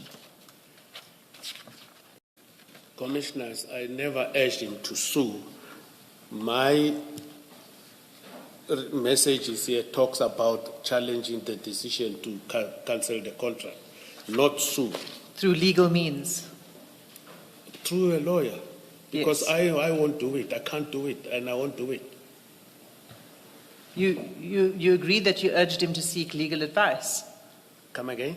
Do you agree that you urged him to seek legal advice? I agree. Yes. I told him to do that. And then you agree that you went further and you used much stronger language and said, take them on, brother. You agree with that? It's not a stronger language, but I said, take them on, brother. For me, it's not a strong language. And then he says, I'm on it. And you respond, thank you. Yes. Yes. And then he shares with you his lawyer's letter that either he intends sending it or it has been sent to the SAPS. Is that conduct becoming of a senior law enforcement official?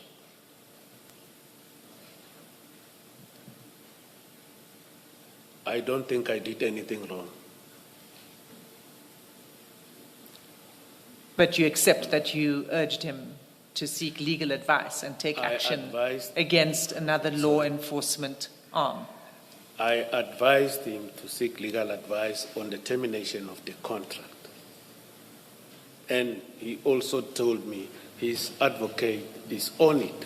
Already he was having that, but my words already, when you look at the response here, he says, true, my advocate advised I should. So already he got that. And also for me, I said, you must seek legal advice. Already he had that, he did that on himself. Yeah. But you were not aware of that.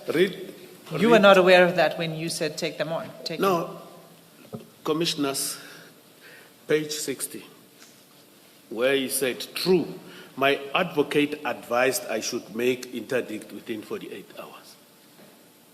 Already, my understanding of this, already he had seek legal advice that I said seek legal advice.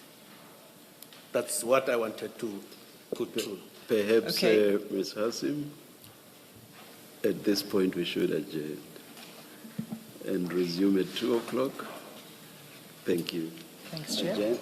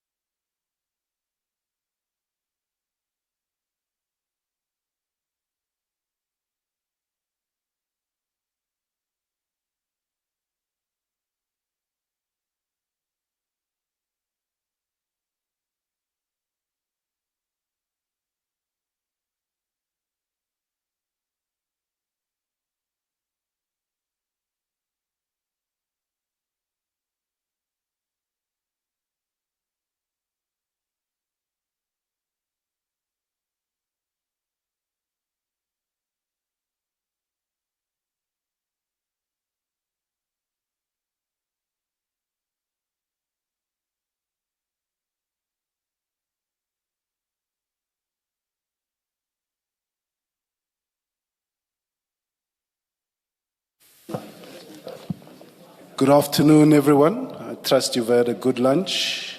We're ready to start. Cell phones off, please.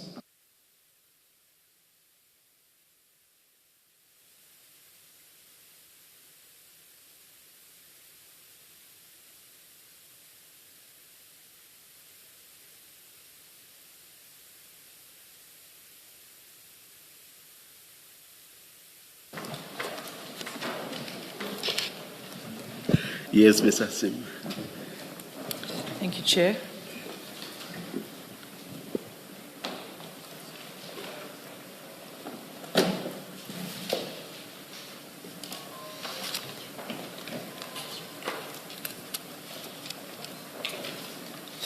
General, we were on page 60 of the WhatsApp chats.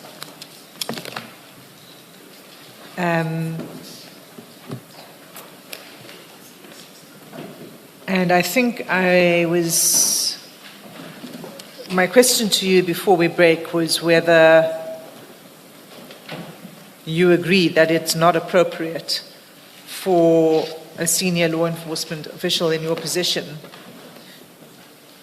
to be interacting with an alleged criminal, which by now you knew, in the way you were interacting on the 13th of May when you were advising him to sue another arm of law enforcement. That was my question to you. According to me, it is not inappropriate. You know, commissioners, the communication on this page, I know we did deliberated on it earlier. Commissioners, when you have a serious sympathy with a person who has lost this huge tender of 360 million, I believe that in the case of a reasonable person, to show that this person has got interest with inappropriate actions, or one would say in response when you get this type of a message. Although I said this is so sad, it leaves one with no choice but to seek legal advice, one will also say, how are you feeling? How are you feeling? Where are you? I will come and get you. Please don't do anything. I will come and assist you. I know so and so and so, but I am coming. If you are home on this day, I'm coming so that we can deal with these things. So you will see those type of issues, and that it will result in someone. It will be a clear indication of someone who knows that he is benefiting here. So to show that I don't have even a beneficial relationship with Mr. Madlanga, this tender is a huge amount of money. It didn't bother me to say, let me put my work or my life on the line here, but only to say it's normal and it's a common cause that seek legal advice, take them on. It was done out of context of that brotherly advice and say, this is what the process you must follow. But if it was a person who had serious interest as well as beneficiary in order to protect this gentleman, one would have acted otherwise than what I have done. So this, for me, it was not inappropriate, commissioners. Thank you.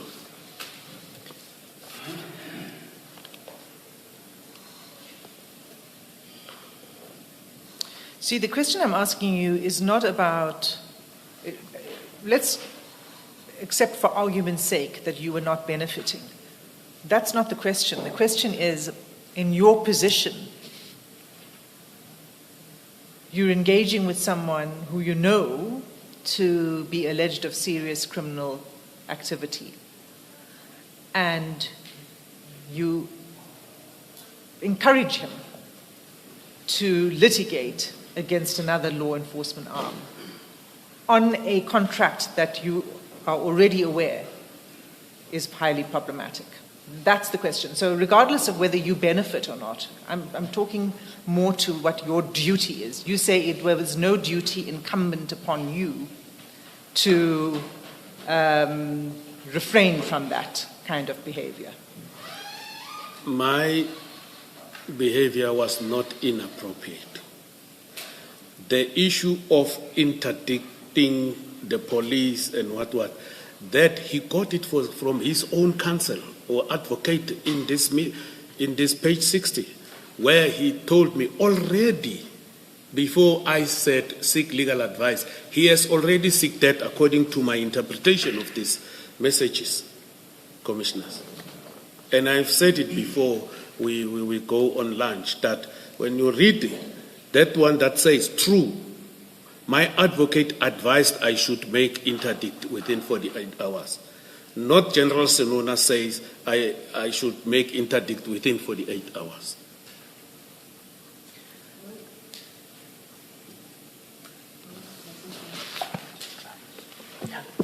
Now my mic works. Can I just ask my question? General, if you had said to him, this is so sad and it leaves one with a choice, but no choice but to seek legal advice. If you had stopped there, I would likely not have had any difficulty with that, because on the face of it, you are not advocating for any position. He's got a termination letter, and all you would be saying to him would have been, go and speak to your lawyer, right? I would probably not have a difficulty with it. The difficulty arises when you say, with a view to challenge the decision. So you're edging him in a particular direction. You've seen the letter, you've seen the grounds for cancellation. You say, take advice with a view to challenge. So you're suggesting to him a positive course of action with a view to challenge. That's the one difficulty I have with it. The second is when he says, I've been to a lawyer and they are doing an interdict, preparing an interdict application. You then say, take them on, brother. And I think you fairly, in our earlier discussion, accepted that is to encourage him in the course that he has chosen to follow, to go to court, and now you're encouraging him. My difficulty with it is that you don't want to concede, and if you haven't been asked that way, I'm going to put it to you, that you don't seem to appreciate that there's a conflict of interest that this communication presents, because this is your employer, and you're telling a service provider to go to court and fight your employer. That, to me, seems to be a conflict of interest that should have been obvious to you. And if at that time it wasn't obvious to you, I would be disappointed that today you don't see the conflict of interest. Now that it is being discussed with you and being formulated this way, if you say, no, there's no conflict of interest in my encouraging a service provider to sue my employer, then I get concerned that you don't seem to appreciate what conflict of interest means in this kind of situation.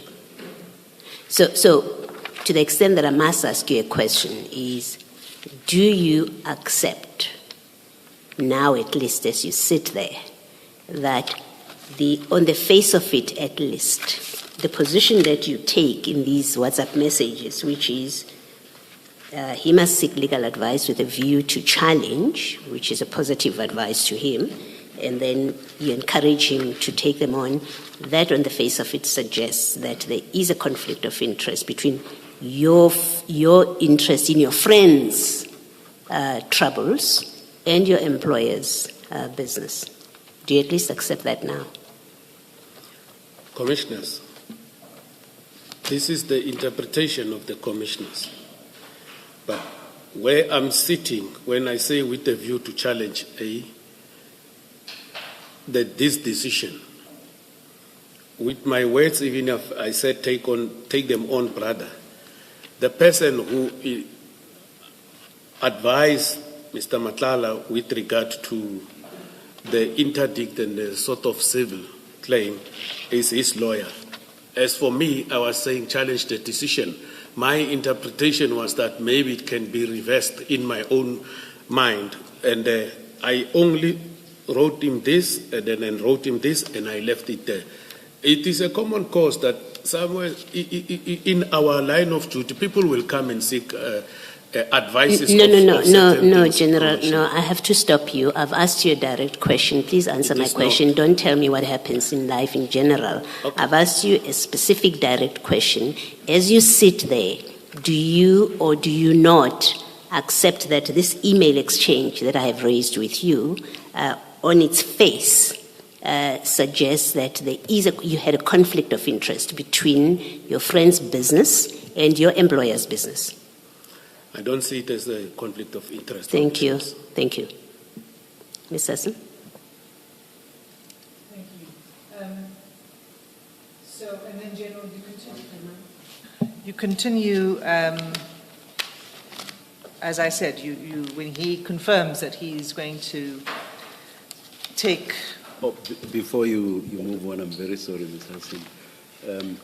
General, before lunch, and even now, I think just before Commissioner Baloyi asked you a question,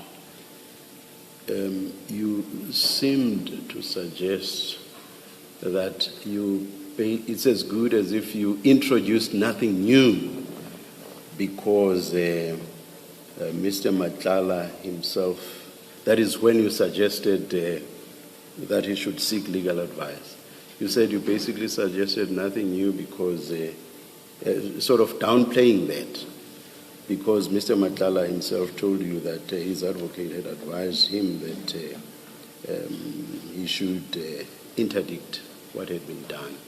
I think you are inverting what actually happened, because when you said what you said to him, that is, he must seek legal advice on the issue with a view to challenging the decision, you did not know how he was going to respond.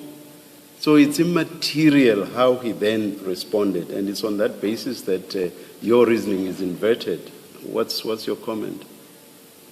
It doesn't make sense, basically. Commissioners, I did write this and follow thereafter. It is within 1 minute. He told me through my advocate advised I should make interdict. But you did not know what his response was going to be. You did not know that he had already sought legal advice. You did not know what his lawyers were going to advise him. So from where you were standing or sitting, when you said what you said, what subsequently transpired was immaterial. I just gave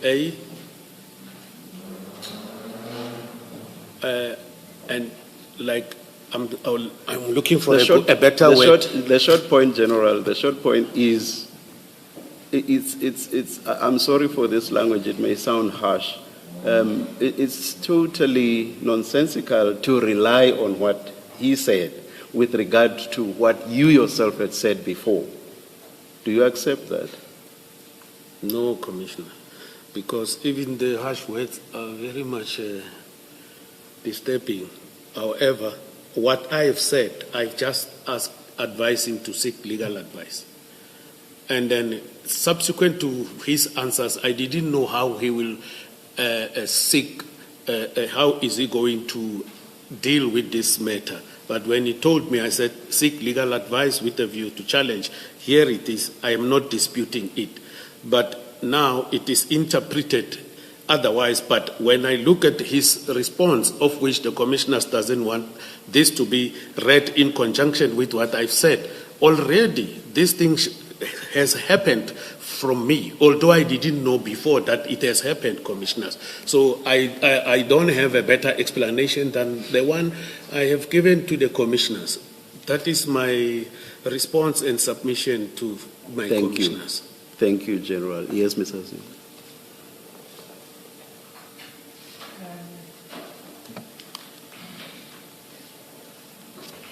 Okay, so you thank him after he confirms that's what he's doing. And then, if you turn to page 62,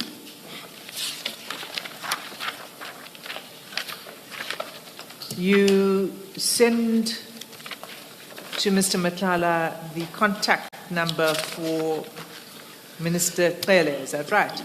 Correct, commissioners. And why do you do that? It is because he requested the contact details of the minister. When did he request that? I believe it should be on the 14th. I believe it should be on the 14th because he asked for them. When he called me, he asked for it, and then I just forwarded the number of the minister. Did you speak about anything else in that phone call other than...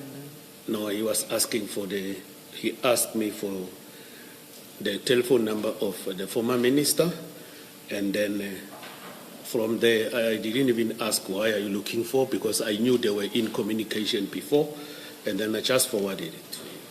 So you assisted him by giving him the contact detail for Minister Cele? He asked for it, I gave it. You gave it to him? Yes. So, I mean, I think this, again, it goes to the point that the chair was asking, which is that right up until the last communication you could have before he was arrested, you were providing assistance to Mr. Matlala. Why were you taking his calls, for example, if you were cutting ties with him? I've already given my response to that. But taking calls is not in my culture to just drop other people's calls. But I've already given my response that gradually I was doing that. The commissioners have asked me, they were very robust with me before we go on lunch. I gave my response. They gave I want to say their opinion or the way they are taking it, and then it was closed.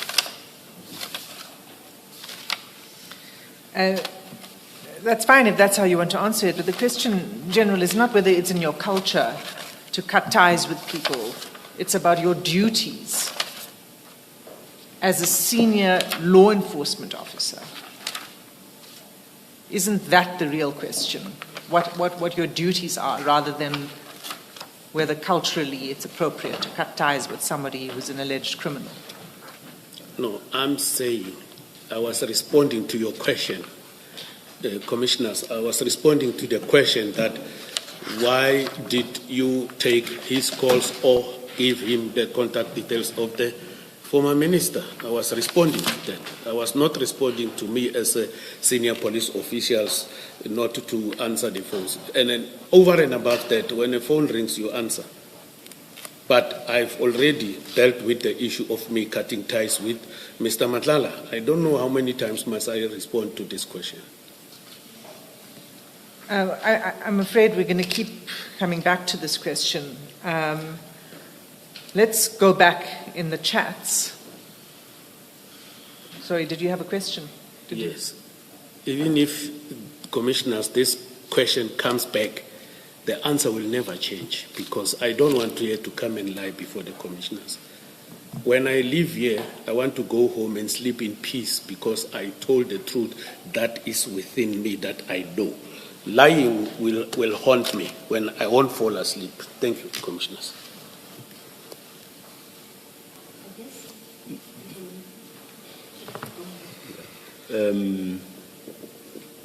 General, you see, there are different contexts, and those different contexts may lead to the same issue. For example, questions were asked around the 5th of March, and questions were asked around the texts that have just been dealt with now, around page 60 to page 62. Questions were asked about the texts from page 28 to 60. But there it was just a reference to that collection of texts without dealing with the individual texts. So there may be, I do not know, there may be a whole lot of other questions within that broader context that keep taking us back to this question. How, in the face of all this, can you be saying that is giving the answer that you are giving?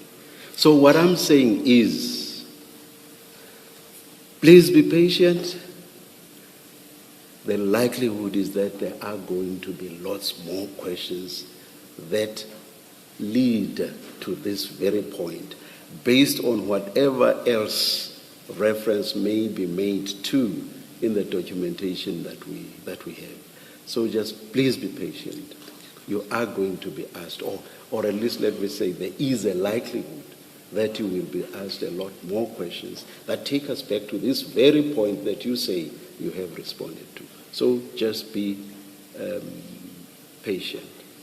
My kids would say, please chill. Thank you, Commissioner. Advice taken. Thank you. Thank you. Thanks, Chair. So we're going to go back now to earlier in the chats. And it's clear that you meet with Mr. Madlanga quite regularly. Isn't that so? We met when we agreed that we're going to meet, yes. And that was regularly? It wasn't once or twice, it was quite a number of times. Correct. Correct. And I'm not going to go to those that took place before 5 March because, well, let's take it on your version, that it was only on 5 March, that you had serious concerns. So I'm going to take it just from 5 March. Before I go to the meetings, on page 28 of the WhatsApp conversation, again, that's file 1 of 3.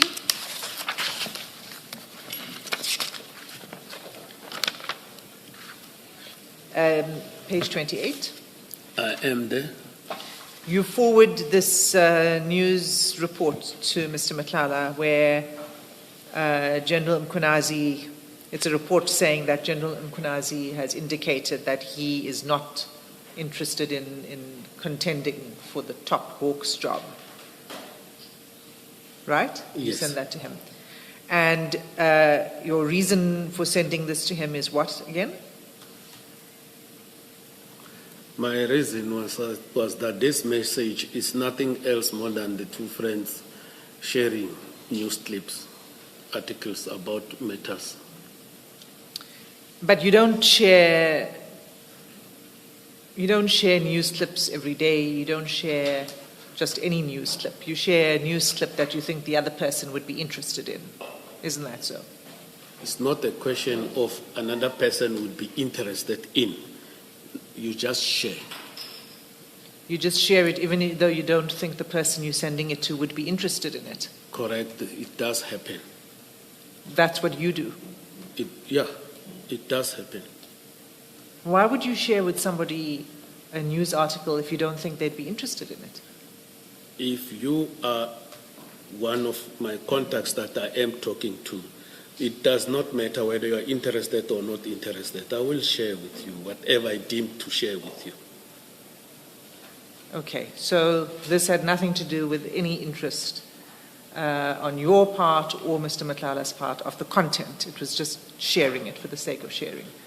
The interest in which sense? Can I get clarity? Interest in the content of the media article.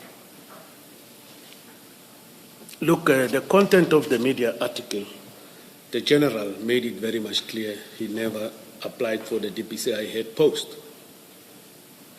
And over and above that, He even indicated when I read here that it will never make any difference. He is going to work with his contract, and he got a year before it ends. So I was just sharing with him. Remember, I indicated yesterday that a lot of the people that I know in Pretoria, maybe I must say I was born in Pretoria, Commissioners. I grew up in Pretoria. I went to KZN 5 years ago, and a couple of months. Now, when I come to Pretoria, and not even Mr. Madlanga, other people in the communities, my schoolmates and everything, I said they were applauding the working relationship of myself and General Mkhwanazi. And I was also comfortable to work with General Mkhwanazi. I was never comfortable. And we achieved. I contributed, and General Mkhwanazi is a general that always, when he wants something, he will tell you straight when we deal with operations and so forth. And he's very much fond of operations. So it is not a question of you send it because the other person has got interest in whatever message or you are sending to them, like this newspaper clip.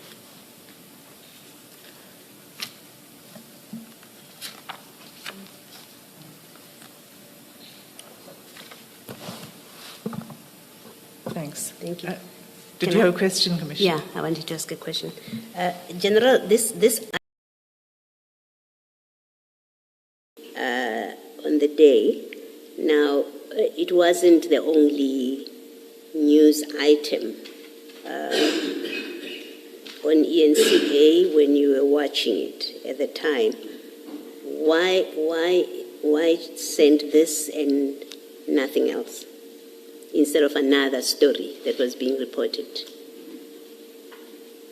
Why do you choose? How do you choose this? Because you share articles with your friends in social context. Why pick this one to Mr. Madlanga? It just happened, Commissioners. We were just sharing. Remember, Madlanga was also one of the people who admired our coordination and successes that were achieved in KwaZulu-Natal. I just shared it. So you share, I think let's be clear about why you shared it. You shared it because Madlanga admired what you do with General Mkhwanazi, or you just shared randomly when you had no reason to believe he will be interested in this story? It is randomly sharing. And then over and above, I was just saying he was part of the people who was also admiring the good work that was done in KwaZulu-Natal. But this was a random one, Commissioner. So it appears on a public platform, Yes. which Mr. Madlanga would have had access to because he was not arrested at this date, so he would have had access to it in the same way, unless you have reason to believe at that day that he may not have had access to it. There has to be a special reason why you pick this article, which is widely available to every South African who has a TV on ENCA, why you choose to send it to Mr. Madlanga. It cannot be that it's a random send. Can be. Can be. I hear you, Commissioner, but that is it is. That it is. That is what it is. I think I have indicated is one of those randomly sent, and then it's not always that an individual will be privy or will be able to see certain things. Even if these things are on TV, even sometimes things are on the social media platforms. It's not always that. Yeah, but you had no reason to think Mr. Madlanga would not have seen this on ENCA. I don't know. You just wanted to make sure he sees it. That's why you sent it. No, not in that context, Commissioner. So what do you mean when you say it's not every day that people will be privy to everything? You were covering a situation where, on your version where he may not have seen it because it's not, they don't see everything every day. Commissioner, it's your good self who was saying what was the reasons for me sending this to Mr. Madlanga. Yes. I'm saying it's a randomly sending, and the commissioner said Madlanga should have seen this on TV because it was in a public TV. Based on that, I'm responding that I don't think it's everybody who's watching TV. I don't know whether you watch TV or what. I just send it randomly, Commissioner. Okay. I want to suggest to you that you sent it because you knew it would be of particular interest to him to know that General Mkhwanazi is not going to be the National Commissioner because he's not going to apply. You knew he had that kind of interest in the topic. That's why you sent it, and that's the only reasonable explanation for why you would send this article to him. For him to be National Commissioner? Not National Commissioner, Head of Hawks. Head of DPCI, I do apologize. You knew that, that's what I'm putting to you, proposing to you. You knew that Mr. Madlanga has an interest in who's going to be the next DPCI head. You knew that he had an interest in knowing that General Mkhwanazi will not be that person because he's not applying. You needed to tell him that this man is not going to be the DPCI because you knew he was interested in that topic. Anything else that you tell us that it was a random send, it's not true. It's improbable. It's not true. It doesn't make sense that you would send randomly so specific an article. Commissioners, we never discussed the issue of appointments in the police, me and Mr. Madlanga. Right. Never. And the issue of that, I knew that Mr. Madlanga was interested in who's going to be head of the DPCI. I didn't know. Okay. I didn't know. Because that was a post that was advertised externally. Yes. For any person who meets the requirement of the post. Yes. You apply if you are interested. No, we're not talking about the application. Interrupt you because I'm trying to get us to use the time effectively. Okay. We're not talking about general applications. We're talking about, I've proposed to you why I say I think you sent this to him. It's because you knew. That's all I'll say. Thank you, Commissioner. Thank you, Commissioner. Thank you. General, the simple point is this. The day before, you became aware that the Hawks were investigating Mr. Madlanga.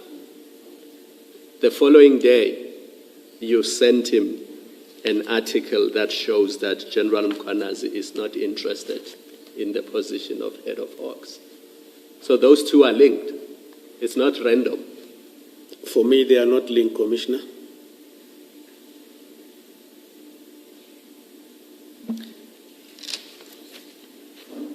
General, could you turn to the next page, please? So, as I said, we'll go through your meetings post 5 March. So this is the first arrangement to meet. And this is on the 10th of March.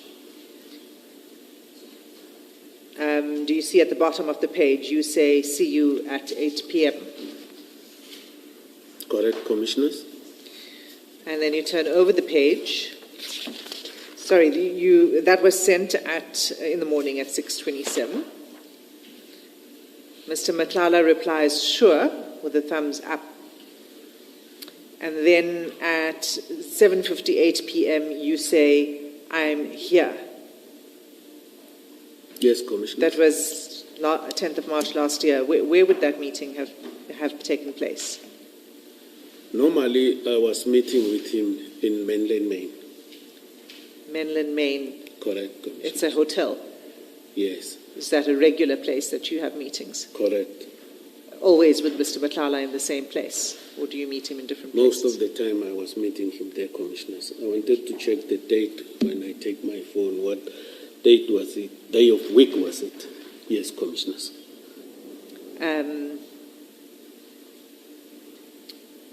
You mean you would have included it in your diary, your meeting? You said you were checking the date. Is that you're checking your diary? No, I'm checking the calendar on the phone, Commissioner. I've never documented any meetings or dealings with Mr. Madlanga. If I did that, it was going to be easy for me to respond to the Commission. Okay. No, I didn't. I was checking this date of that I said I'm here, the 10th.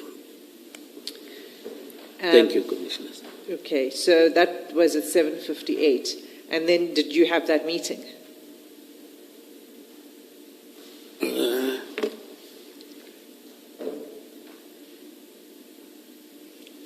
I believe so. Normally, when I arrived, so let me leave the issue of normally. I believe the meeting might have taken place.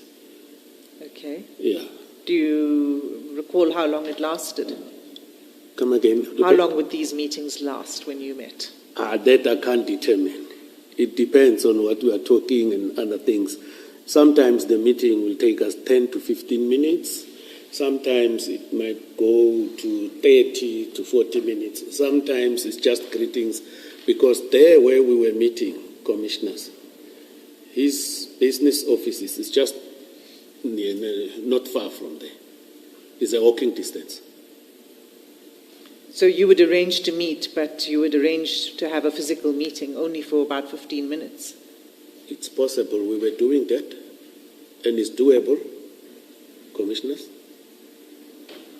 It's just not very common to arrange to have a physical meeting for somebody just for 15 minutes. That's just, you can comment if you don't. That's Commissioners, if it is not possible for the advocate, but for some of us it's possible. That same evening, so an hour at 9:03, an hour after you were due to meet, you send him a document. Did you see that? I can see that, Commissioners. Okay, so when you sent him this, were you still in the meeting, or was it just after the meeting?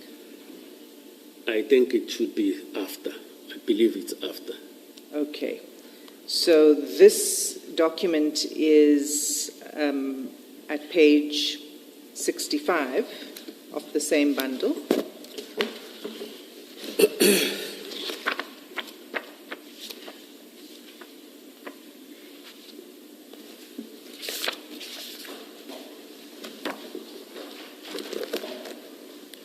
And it goes on to page 285.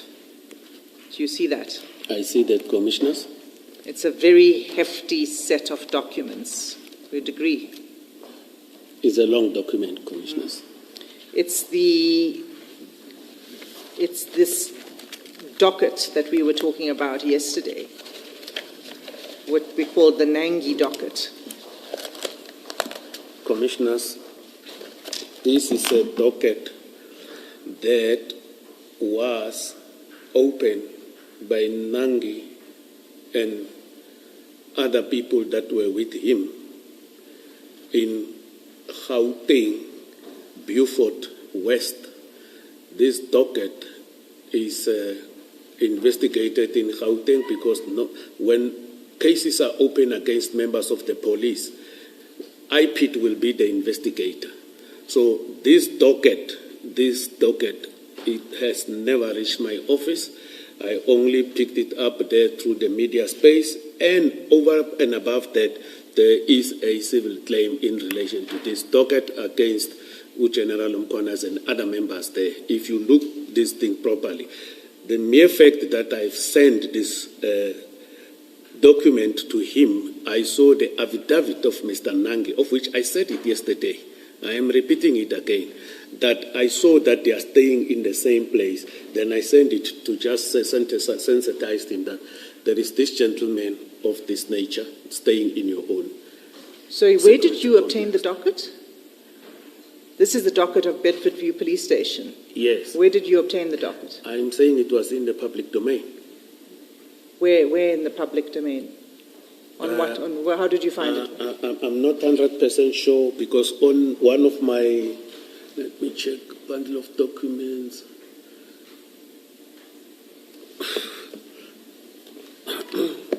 Because the very same owners of these documents and everything, you'll see that all these documents, it was an application before the High Court by Mr. Nangi and his associate. Yes. Yeah, so But this is the contents of a police docket that is under investigation. content of a police docket under investigation in the public domain. Where in the public domain did you find it? I'm saying, if I'm looking at my file, I'll tell you now, because it was already on that very same day in the public domain.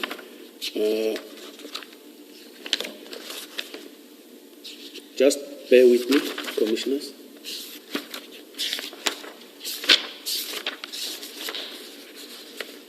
I think it is S6. I think it's S6. The file is file 1, Annex Charge Witness Bundle. I think so. I just want to be 100%.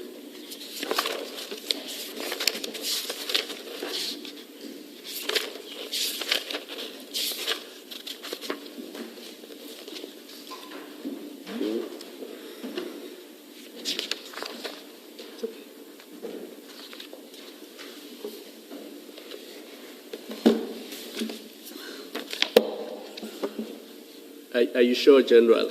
I'm looking at it. I said I think. I'm still Are you looking checking. at S6? I'm just waiting for you. I'm before still I- checking, Commissioner. Just bear with me. Yes, that's fine. I'll give you time.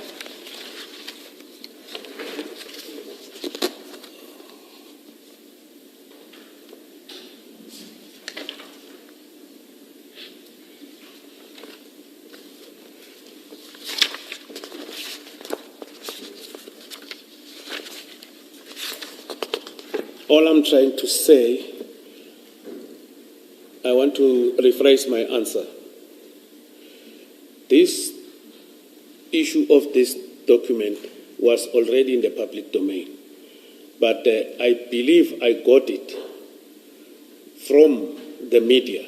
But I wanted to showcase that, but it seems my S5, it shows that this thing was already in the public domain, but this document is not actually a case docket, but they depicted a case number of Bedford View, but these are High Court documents. It's documents that were served in the High Court in relation to a civil claim.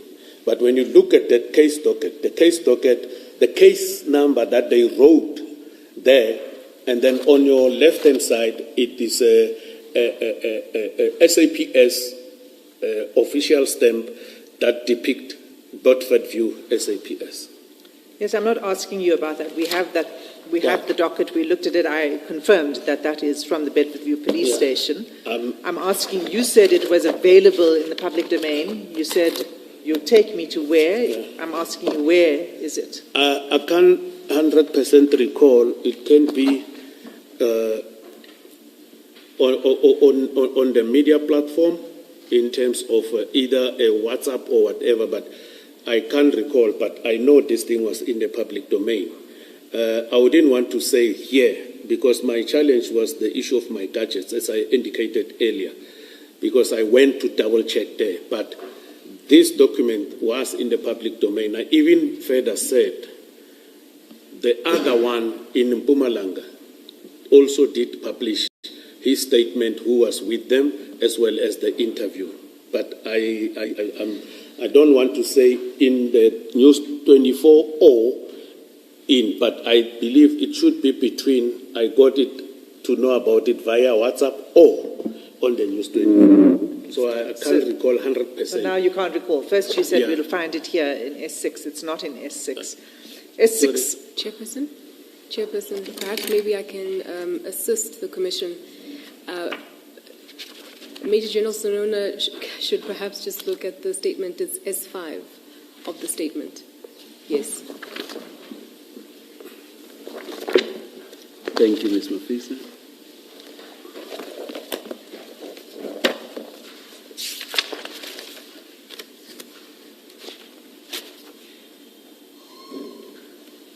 Okay, can you show me in S5 where it is, please?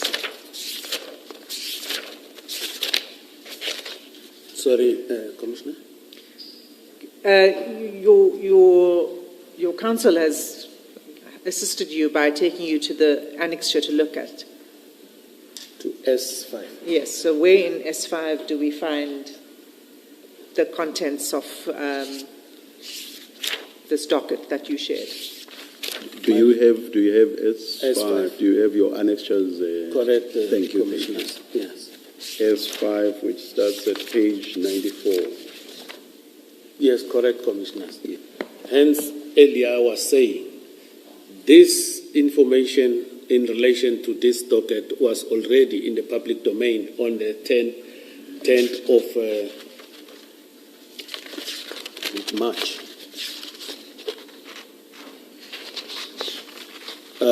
Can you show me where in S5 the dockets are? Can we go to page 97? 97, yes? Paragraph from the bottom, 1, 2, 3, 4, 5, 6. Yes? Can I read it? Yes? News 24 has seen signed affidavits by Ning and Bryce that were due to be submitted in court in support of their bail applications. That is now, it reminded me that I think it was there when I sent it. Because these people, they just posted these things there. I did send it. It is not actually a police docket. It is affidavits with attachments that they were going to submit in the High Court. Thank you, Commissioners.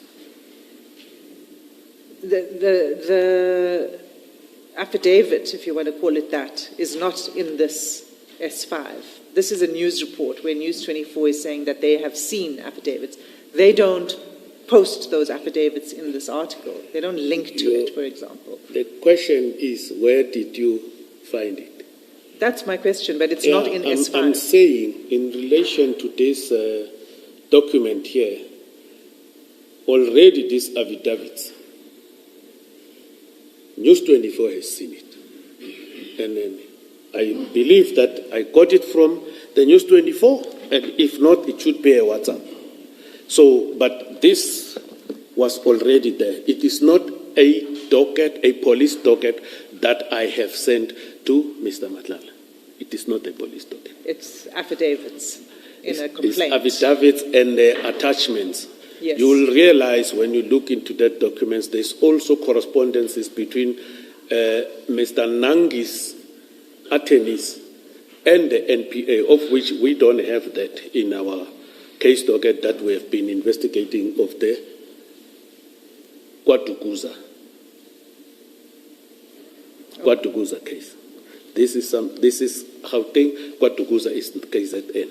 Okay, I'm not sure what question you're answering. I'm saying to you, where did you get the affidavit that you shared? You said you got it at S5. S5 is a report from News 24 where they say they've seen affidavits and they are reporting on the contents, but they don't make those affidavits available. So you couldn't have got it from here. So my question is, where did you get it? I said either here or over WhatsApp from somebody. Then I also said my problem is with my gadgets, because I don't want to make something that I cannot substantiate. But what I want to say, this is my response, Commissioners. And your purpose for sharing it with Mr. Madlanga, I hear you say that,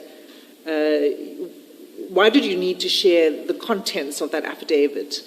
Because the article itself provides the information you wanted to convey to him. Isn't that so? I shared with him, and I indicated yesterday to sensitize him that there is this person in his area where he's staying that was arrested for kidnapping, extortion, and then he was released. He must just be careful, him and the wife and the children. He must just be careful and take more precaution on that. That is the reason why I sent it to him. That's why you say, if you say, why have you sent it? I've already indicated this yesterday. Yes, you could have sent him the media report, but you didn't send him that. You sent him the affidavits. Why didn't you send him the media report? I don't know. I don't have an answer why I never sent him the media reports. But these documents are documents that they utilize to file in the Department of Justice and Constitutional Development to institute civil claims against the police. Okay. So it comes back again to this question of your role and your possession, sharing these kind of documents with members of the public. Even if it were, and we don't know that it was, as you say, circulating in the public domain, because you have not been able to show us that, why do you become part of the circulation and distribution process?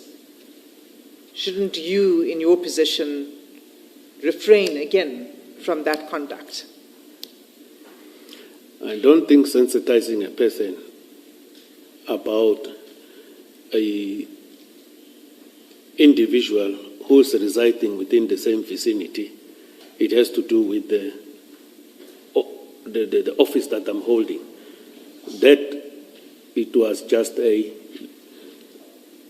fair sensitization of Mr. Madlanga in relation to that individual and the things that this person was arrested for. Yeah, I hear what you're saying, but I'm saying you could have done that by sending him the media report and not sharing the affidavits with all of those annexures, some of which are very sensitive. That's the distinction I'm making. Do you understand? Do you understand the distinction? I hear what you are saying. You say, why I never sent them only the newspaper clip. Yes, because the newspaper clip would have served the function of sensitizing him. I believe by then the decision that I've taken is to send him whatever I was having. Right. Not necessarily to distinguish that I must send this or this. I sent him whatever I was having. General, sorry, just look at page 65 again. I'm looking at it, Commissioner. Do you see that it's a police document and it has a sub-stamp on it?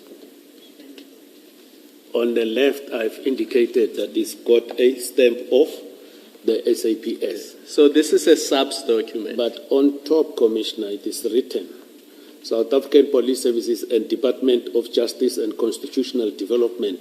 Then underneath, there is this date stamp of the police, affidavit, RIF, criminal charges, kidnapping, extortion, theft, assault, intention to do grievous bodily harm, all those things. And then it says, in the matter between, there's complainants, 2 of them, and then there's a list of people that are listed there.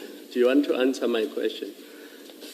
But bear in mind that I can read, so you don't have to read for me. I'm saying, do you accept that this is a subs document? For me, it is not, although it has this stamp. These are documents that were utilized for civil claim. So you're saying this is not a subs document?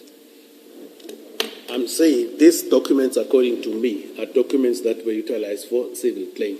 No, I'm not asking you where they were used. I'm saying this is a subs document bearing a subs stamp. That's the reason why it would have that stamp, because it's a subs document. If it is a subs document, Commissioner, we index such subs documents differently than what is happening here. So you're saying this is not a subs document? I do not know, because as I'm trying to explain, the Commissioner says you can't say this. The Commissioner wants me to say it's a subs document. A statement of a police document differs from this one. They differ. They're not having this a preamble and the way this one is being crafted.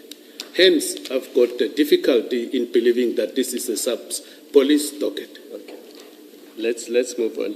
Did you consider it appropriate to share with a private citizen such as Mr. Madlanga a document that shows that Mr. Nangi and Mr. Brights have lodged complaints against members of the SAPS? I won't mention their names, but you see them on page 66. 1, 2, 3, 4, 5, 6 of them. Do you When I- consider it appropriate to share with Mr. Madlanga a document that shows that Nangi and Brides have lodged complaints against members of the SAPS? What does that have to do with Mr. Madlanga? I said, when I read the statement of Mr. Nangi, I saw that he is residing in midstream, Centurion. That area, that midstream security complex, Mr. Madlanga is also residing there. I sent it based on the statement that this gentleman is staying there and he has committed kidnapping where they have demanded a ransom of 35 million. And then the case was withdrawn. I didn't even say the case was withdrawn against them or what. But the purpose of me sending this, because of this affidavit, was to sensitize him to be careful of this gentleman. But you are sending him details of the SAPS members with their ID numbers and telephone numbers. That's what appears on page 66. Do you see that there are ID numbers of people there with their cellular phone numbers, with the stations where they are based? I see only What one. interest does Mr. Madlanga have in this? Commissioner, I see only one ID number. Do you not see the 7521 ID number? Why do you say you only see one? Can I be assisted? Where is the another one? Do you see the top one is 8304 on page 66?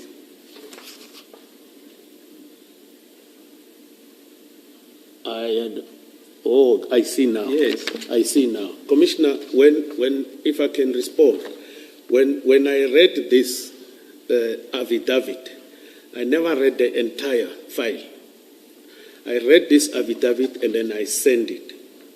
I'm going to try to save time. The point is simply this.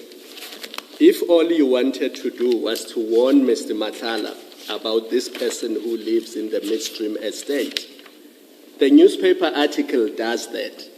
There was no need for you to send SAPS documents that has details of SAPS officers to Mr. Madlanga, because that has got nothing to do with Mr. Madlanga. I hear you, Commissioner. So it was wrong to do that. Maybe it's a fault that I've done. I didn't read the entire thing to see what exactly is inside, so that maybe I must be selective to say, let me send only this one.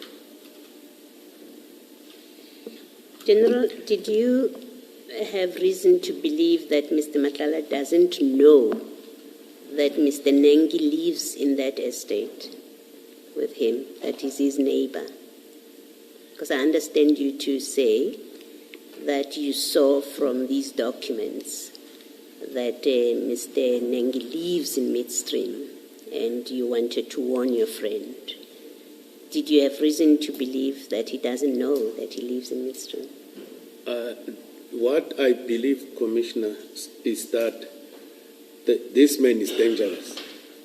The issue of me believing that he didn't know or knew, no, it never pitched up. What pitched up in my mind was the mere fact of the crimes that this man was picked up for, arrested for. So you just wanted to warn him what? What were you warning him of? There is this guy who's committing kidnapping for a ransom, residing in that security complex. Yeah, exactly my question. You say you wanted to warn him that this person who has now had charges relating to kidnapping withdrawn against him, you wanted to tell him that he lives in that complex. And that's exactly my question. Why did you think Mr. Madlanga doesn't know that? That this man lives in that complex? It is because we never talked about this person before this date, before that. And then, Mina, I only sent him this thing to say there is this person. He might have known, but he might have not told me. But the purpose of me informing him was to sensitize him to be careful. Because you have talked about Mr. Nangi, because in the meeting with General Mkhwanazi already, Mr. Nangi's name, according to your statement, did come up. My statement, Commissioner, assist me with the paragraph? Where you tell us what happened in the apartment, you tell us that General Mkwanazi said, Mr. Madlanga does say that his child and Mr. Nangi's child go to the same school, they live in the same complex, which suggests that Mr. Madlanga knew that Mr. Nangi lives in the same complex. That's why I asked the question, why did you have reason to think he doesn't know that Mr. Nangi lives in that complex with him? Thanks, Commissioner. I said he might have known him, or he might not have known him. However, I sent this to sensitize him about this person who did this type of a crime, Commissioner. Okay. And I think yesterday you said part of your job as a police is also to prevent crime or something. That's part of your justification why you did this. Did you warn anyone else about Mr. Nangi's release as a police officer? Or you preferred your friend over everyone else and didn't bother to tell the residents of Midstream that there is this man in your midst? Be careful. After his release, we informed the what is this team? There is a team that is a national team that is dealing with the kidnappings, where you have crime intelligence and some other police officials, even some of the hawks. So we informed crime intelligence because they were part and parcel of who assisted us when we arrested this Mr. Nangi. So your answer is you did not inform anyone else of the residents of Midstream. You informed only Mr. Madlanga in Midstream. Because I know him staying there. So your answer, the other people I don't know. Your answer is only Mr. Madlanga got the benefit from you of being warned about Mr. Nangi. No one else in that estate got the same benefit. Commissioner, I only know Mr. Madlanga. Yes. No. Your answer is yes or no, General. Not a question of a benefit. I inform him because I know he's staying there and I only know him. Yes, so you informed only Mr. Madlanga. Can you give me a yes or no answer, in please? That complex, yes, because I know only him. Thank you. Thanks. And just to be clear, you sent it to him to warn him because these individuals were released. Is that why you wanted to warn him that they were released, or that Mr. Nangi was released? I didn't say that, Commissioner. I warned him that there is this gentleman who's staying in your complex who was arrested for this type of crimes, kidnapping, extortion. So you warned him that there was this gentleman who was arrested for these type of crimes, but the arrest took place the year before. Yes. So you didn't warn him then? No. No. But you saw fit to warn him when they were released. So why didn't you warn him? If that's your concern, why didn't you warn him at the time that that he was arrested? I'm saying after I've seen this affidavit I've read, I realized then that he's staying in the same complex. Before, I didn't know where this man is staying. That is why I warned him, Commissioners. That's what I've said. You didn't know where Mr. Nangi lived before then? Correct. But this arrest and this case, this is the Kwadukuza case. Is this the same case? Kwadukuza. This was under your command, wasn't it? It is under my command, but this is how it works there. General Senona doesn't read dockets. He is at a strategic position. And when suspects are arrested, General Senona doesn't demand their address and particulars. They will only say, report, suspect Mr. So-and-so has been arrested, Kwatuguza case so will be appearing in court on this day. They don't put addresses of suspects and everything. Then the investigation continues. NPA will come on board and assist in terms of external stakeholder. Addresses where the suspects are residing they don't tell General Senona. The investigators there at the ground level, they deal with this type of issues. So I happened to pick it up when I read this affidavit that was there on the public domain. I see midstream Centurion. That is where it clicked, and that is why I did what I did, Commissioners. So you had no knowledge of this, any of the details of this arrest, where he was arrested, and none of that. You knew none of that until this media report. They were arrested somewhere in Joburg. It's just that I don't have my stuff with me. I think you gave me something that my people were giving me. Let me have a look here, Commissioners. I think there is this document. It's called EXH that you gave us yesterday morning. This one. I wrote this information note depicting all the things that have been done by the team up until the arrest and the attendance before court. So eventually, I don't think in this report there was any address of any of the arrested suspects. So I didn't know where the suspect was residing. And normally, when suspects are arrested, we are not provided with their addresses and so forth. Thank you, Commissioners. We'll come back to that exhibit. You still haven't explained why it is, if you wanted to inform Mr. Matlala of this, why the newspaper article was not sufficient. I think I've already given an answer, Commissioners. I don't think you have. I did. You can replay the recording. Well, can you repeat it? Why was the newspaper article not sufficient? Why did you need to send all of these? I said at that point. Police docket. Oh, sorry. Apologies. You can answer now. I said at that point, after when I read this, I just sent it to Mr. Matlala after I've seen this. I think also the Commissioner Kumalo asked me the same question earlier.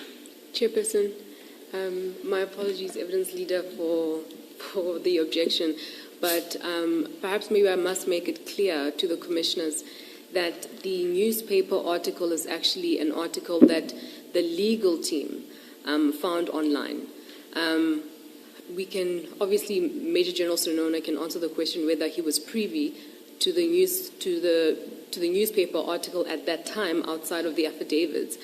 However, I must make it clear to the Commissioners that the newspaper article that has been attached as S5 is something that the legal team found online. So, well, that makes it a bit worse, because then the explanation that you've given was that it was already in the public domain, and that was S5, and there it is, and that's how you circulated it. But that's not the case, because it's your legal team that found the news article and provided it to you to include in your statement. Sorry, Chairperson, I would just like to respond to that. So now I'm perhaps trying to see how constrained I am, just to explain to the Commissioners. Yeah, the problem is that the objection also gave evidential material to the witness. I cannot suggest how perhaps you could have or should have raised the objection, but now the witness already knows what you say about that document, and he may now respond in accordance with what you say on something evidential, if you see what I mean. But as I say, I'm not sure how you should have phrased your objection. Yes. Perhaps it's something that could have been left for re-examination. I don't know. But now, it potentially now, it affects how the witness may respond. But you wanted to respond to Mrs. Yes, perhaps maybe I must explain. The question that was initially asked by the evidence leader was the proof of the leak of these affidavits. And so when Major General Sonona went to S5 and read that particular sentence, in the News 24 article it had stated that the affidavits, News 24 had gained sight of the affidavits. So the statement itself was aligning itself to the News 24 article was aligning itself to what has been said in the statement. And I was merely just directing Major General Sonona as to the proof in relation to that particular statement, which can be found in S5. Regarding, I think, the issue now, which is it's providing some sort of an evidential response which might be against Major General Sonona. My statement was purely just that, to say that S5 is evidence of what he has already stated in his statement. It was purely that. At this stage, I'm by no means suggesting that what you've said may be against the general. I was just making an observation at this stage. Yeah.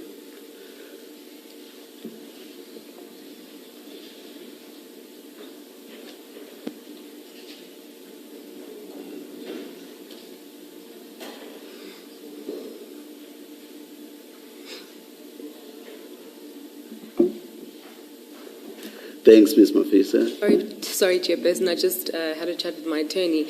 And I think the question that was posed, it made it seem as if Major General Sonona had possession of that particular article at that particular time.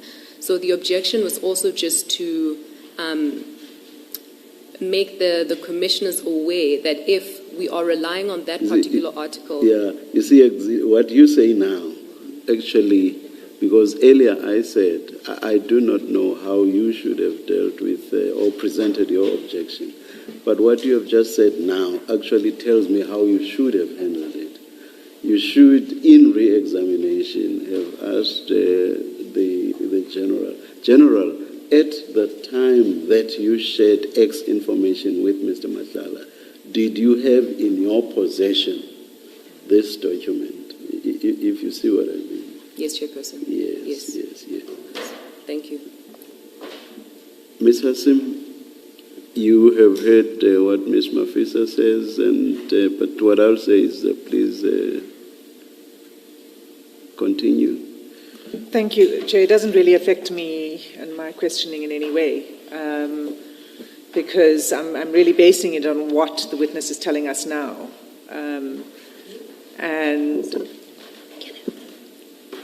I just wanted to clarify something with him arising from this discussion so that I know what the position is. Yes.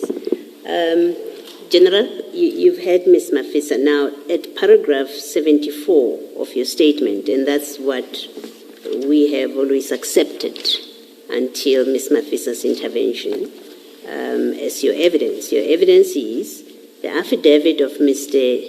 Nangi had been leaked to the media as of 10 March when I forwarded same to Mr. Madlanga.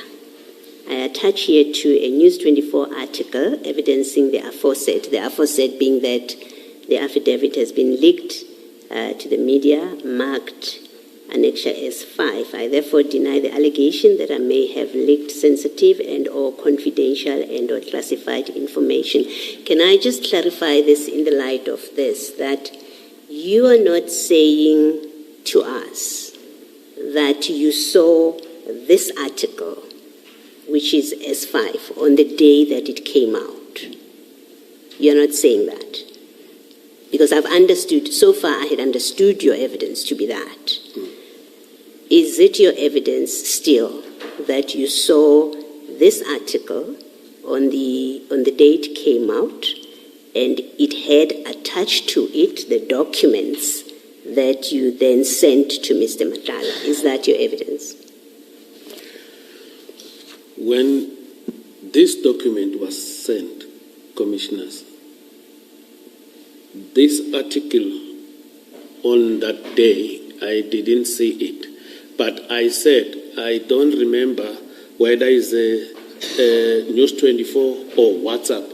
And then I even talk about my gadgets that I went to check. Unfortunately, it couldn't provide me with assistance.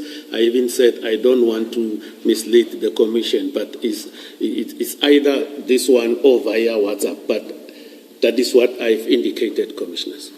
So you are not saying to us, and now I understand that I had misunderstood your evidence, you are not saying to us that you got these documents as a link to this News 24 article that is attached. You're not saying that to us. I'm saying a possibility, commissioners, because I'm saying I'm not sure whether it's this article or News 24 or the WhatsApp. Well, General, let me ask you differently and Okay. please try and give a direct answer. Did you see this article when it came out? On the day that it came out, did you see the article? On the 10th of March. Yes. Did you see the article? Or soon thereafter, at any time, before it was pulled by your attorneys from wherever they pulled it now for purposes of the commission, this article, did you see it before you sent the documents to Mr. Madlanga? And this article being the News 24 article that you have given to us. I believe I may have, because hence I also indicate that I'm not 100% sure whether it was on, I forwarded it from there or from the WhatsApp. Okay. Yeah. So can we, because you are not sure, can we then disregard your paragraph 74? Because in paragraph 74, you're very sure where this comes from. You're very sure about this article and the documents, the contents of a police file that you have provided to Mr. Madlanga. You are sure that they come from and are connected to the News 24 article. You speak very certainly in paragraph 74. Now you've just said you are not sure whether it was from the article or from WhatsApp. And I accept if you're not sure. I'm not saying you have to be sure for purpose of our discussion. But because you are not sure, can we disregard this paragraph as truth where you say it came from News 24? It was in the public domain, an affidavit that even News 24 refers to. Can I consult my legal counsel? No, you may not, well, unless the chairperson's decision actually. I do apologize for answering, Chair.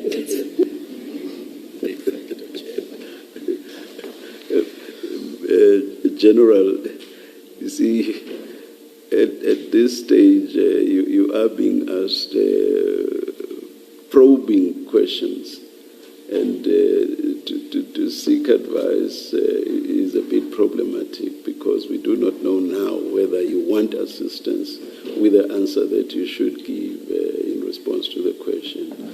That is a bit problematic. As I've indicated earlier, even if I can't consult my counsel, it's okay. But I wouldn't want us to disregard this. But there is that possibility, commissioners, because indeed my counsel asked me these questions. I told them the very same thing I'm telling the commission, and then they assisted me to go draw this thing. But I may have seen it and sent it. So I wouldn't want to disregard this. Once that thing comes, that is where I draw my conclusion that definitely this is the thing. But now I'm saying when the advocate is asking me that also there is this WhatsApp thing and this News 24. I consulted with my gadget, but I couldn't even pick it up there. Hence, the legal counsel assisted me. So I wouldn't want us to disregard it, commissioners. Thank you. Thank you, General. Thanks. General, do you agree that that article does not attach the affidavits that you attached? Do you agree that the article, this 10 March News 24 article, The one doesn't that- contain, what it says, they've seen affidavits, but they don't actually provide a link to the affidavits. Do you accept that? As it stands on the file now, it doesn't look like it has attachments. But there now. But by then, it may have had these articles and these affidavits, and then I did forward it to Mr. Madlanga. Okay. So let's say that you did, for the sake of moving forward, that you saw these, you came into possession of these affidavits, whatever means, and the fact of the arrest had already been reported on in the News 24 article. You're not just an ordinary member of the public. You've been given top secret security clearance, isn't that so?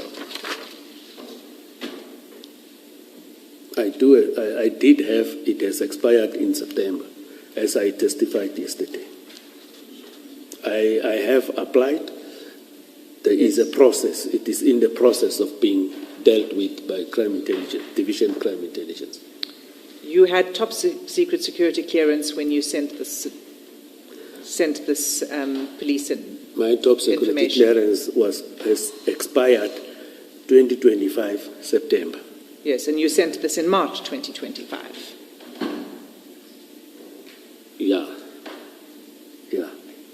Yes. Yes. And to obtain top secret security clearance means that a high level of trust was reposed in you by the state, isn't that so? I think the Division Crime Intelligence will come and explain the purpose and the processes why they give a person a top security clearance. When you apply, you submit everything to them. You will complete the forms that they are giving you. They do their own investigations, and then you tick that I'm applying to be issued with the top security clearance. Then you'll also go through a polygraph test that they ask you a lot of things like I'm being asked here, and after that they make that determination. General, you're a very experienced, seasoned police officer, aren't you? You saying so, yes. You've said so. You told us, you spent some time yesterday explaining your different levels of experience. I did explain my career pathing and my experience before Yes. here. So why must... it is a given. Yes. So you're saying you don't understand what the purpose of top secret security clearance is? If I tell you my understanding, Commissioners, the purpose of top security clearance is once you are issued with it, is that when the documents in possession of the state that have been classified and that you have been entrusted with, you cannot distribute them to any other person. It doesn't talk about unclassified documents. It talks about, my understanding, that classified documents, because it has to do with a missed document, which means the classification is got 3 levels. That is my understanding. So all of this information you need to provide in order to get top secret security clearance, that's in order to see whether you are somebody who's trustworthy, who can be entrusted with sensitive information. Isn't that so? What information am I providing? You said that to get top secret security clearance, you've got to submit a lot of information. I said you complete the forms, and then you submit the documents that are required there. And then what I didn't say, I must add it now, you also give a list of people, references, starting with your supervisors. Crime Intelligence do their own investigation, vetting investigation, it's called. And then they make that determination after you have went through a polygraph test at the end. Right.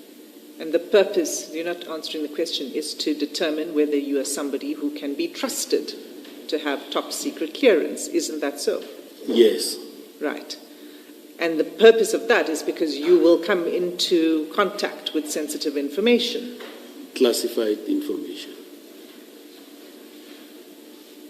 Well, whether you're a trustworthy person or not depends on how you handle sensitive information that comes into your possession, isn't that so? Classified information, Commissioner. Classified, but Correct. not confidential.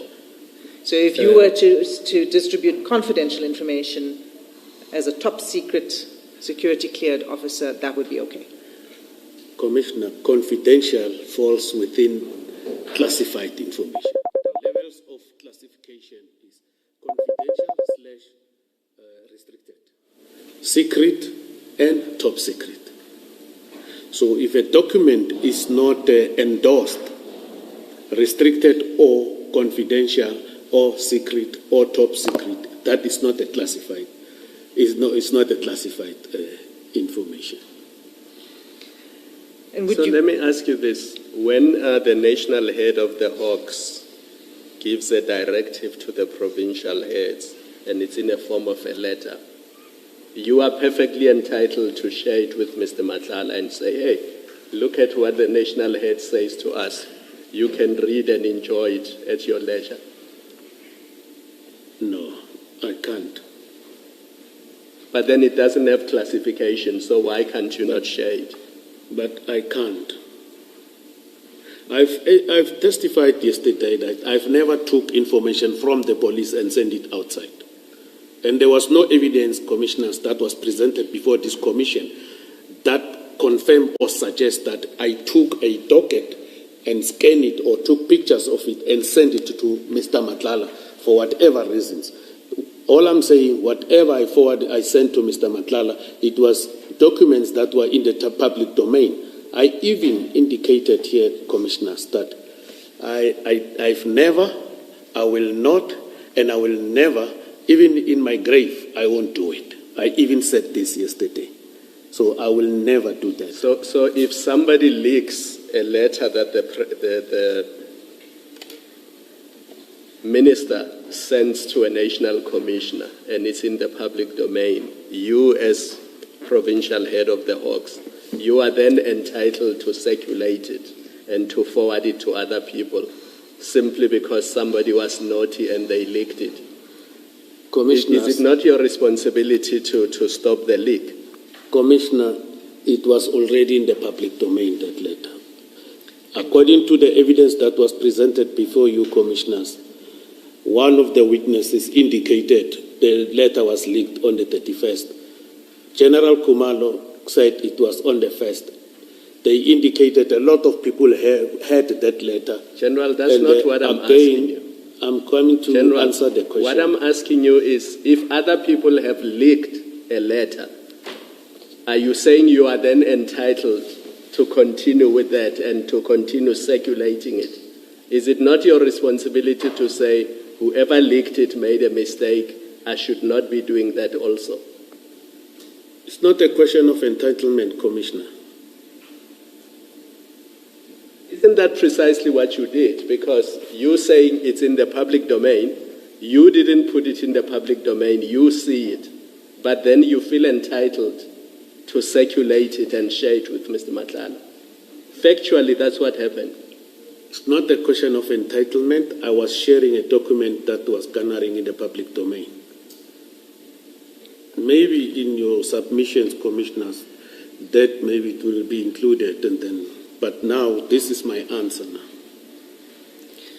Well, General, you say no one has presented evidence here that you took a picture or you made copies of dockets or documents, official documents, and shared them with the public.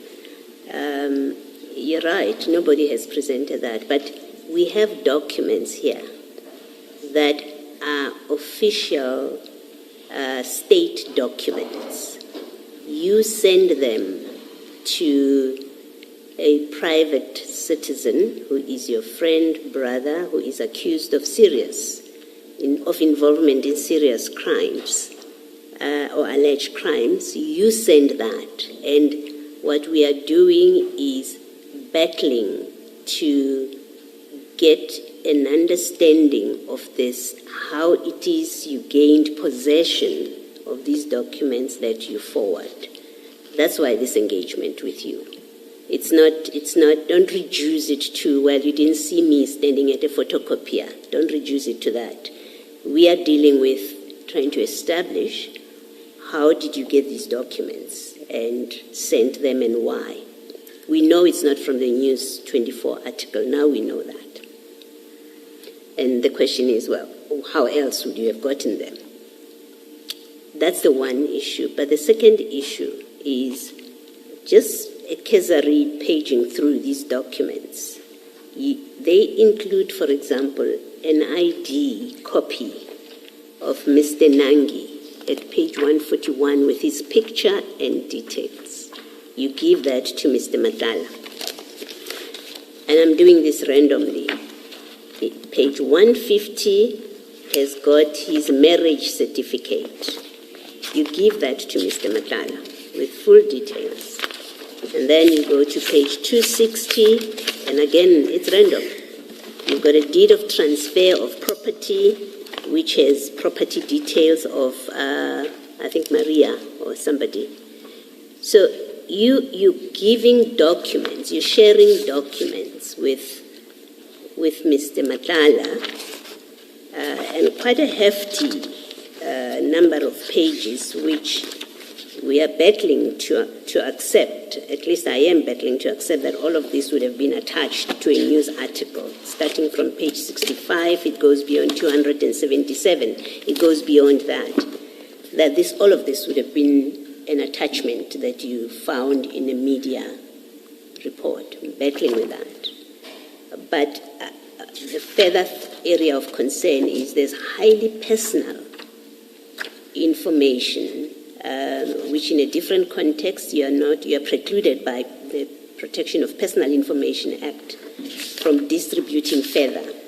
But you've shared it with Mr. Madlanga. Mr. Nangi's business address, somewhere you've got Ekurhuleni City bills for electricity or rates and taxes of Mr. Nangi. So you really put his personal information, and you say you didn't know whether Mr. Madlanga knew him and knew that he lived in the estate. So you've shared seriously personal information. You're a police officer. You've come into access to seriously personal information.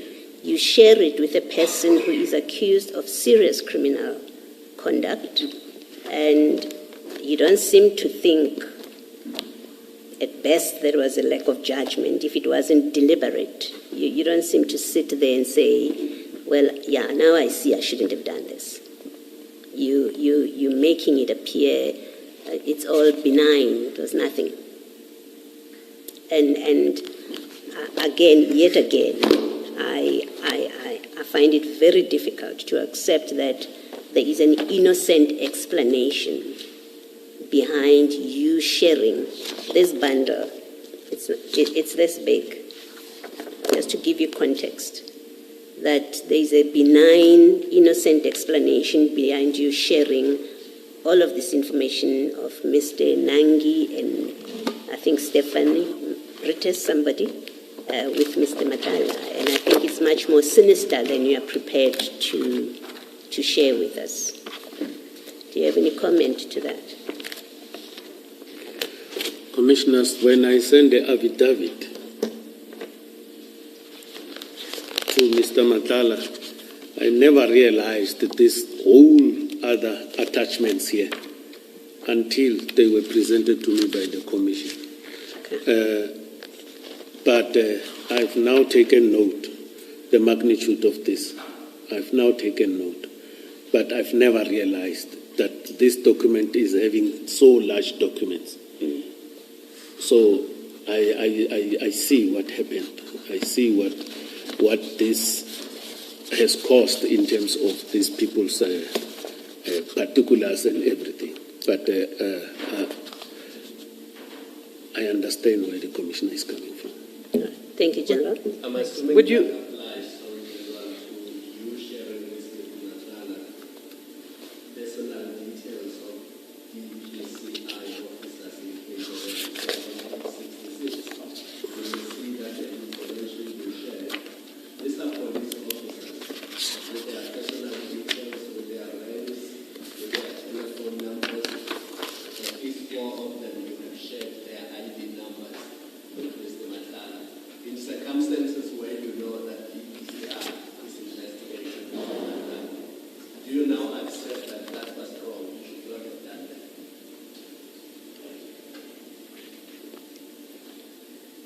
am saying, when I sent the affidavit, I didn't realize the magnitude of this document. I only read the affidavit and sent it. Not that it is wrong of me sending it, but I've realized now when the Commission has given me this document, that this document is too huge, it contains this type of information. When you show me, because I see here there is one, as you indicated, Commissioner, 3 ID numbers. Commissioner says 4. It's 3, Commissioner. No, you missed the one on the first page. But Which? The first page, page 60? No, you don't need to go there. Remember, my focus was details of police officers. At least 2 of them are directorate of priority officers. On page 66. So look at the last colonel and their name. You'll see that they are with DPCI, KZN. Correct. And then the second one is the captain. You'll see that they are with DPCI, KZN. Correct, Commissioner. You see that. And then you've got subs detectives. And then you've got crime intelligence people whose ID numbers you have identified. Do you see that? I see that, Yes. Commissioner. And that is wrong. But the ID number on this page are 2.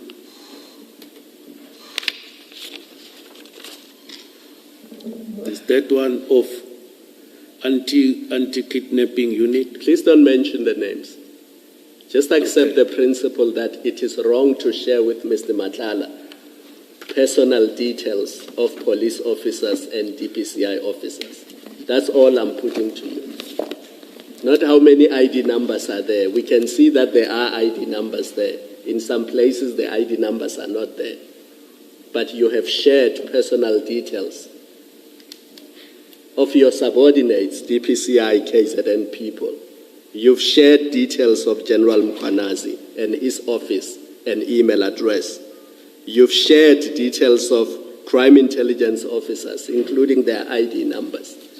In circumstances where you know that Madlanga is under investigation by the very same institutions. Commissioner, I said in my response that when I read the affidavit, and based on that, I didn't realize the magnitude and the volume of this document. So I only forwarded it. Now you realize the magnitude. I said I realized after I received this document from the Commission.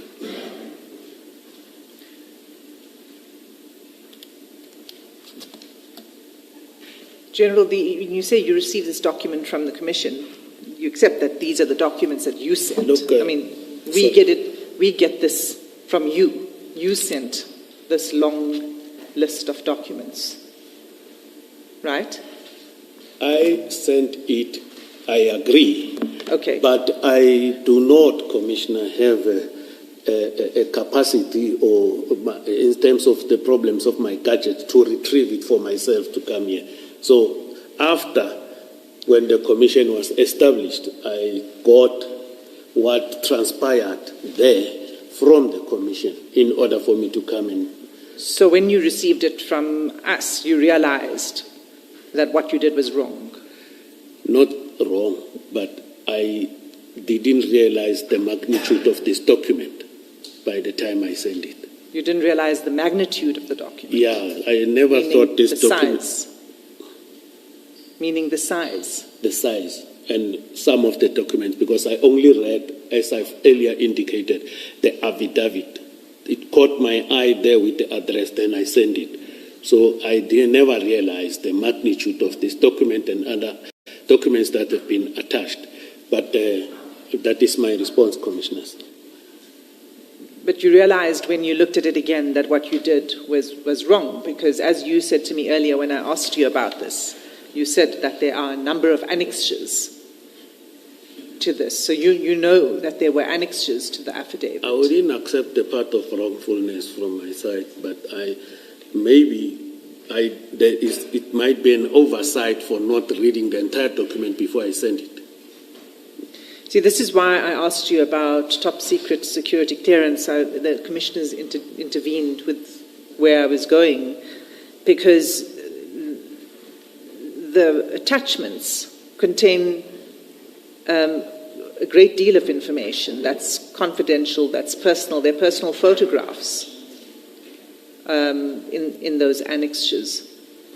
And for somebody in your position with top secret security clearance, you are required to handle state documents with care.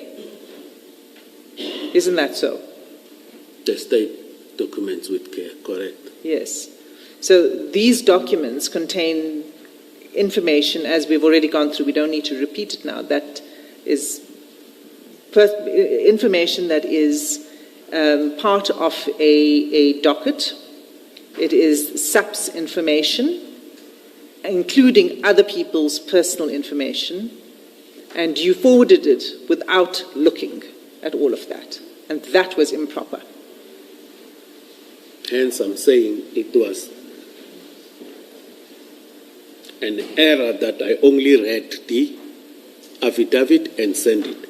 But when you look at it, the entire document and the magnitude, you'll see that when I look at it after I've received it, I've realized that this, for me, is a document that was utilized for the civil claim.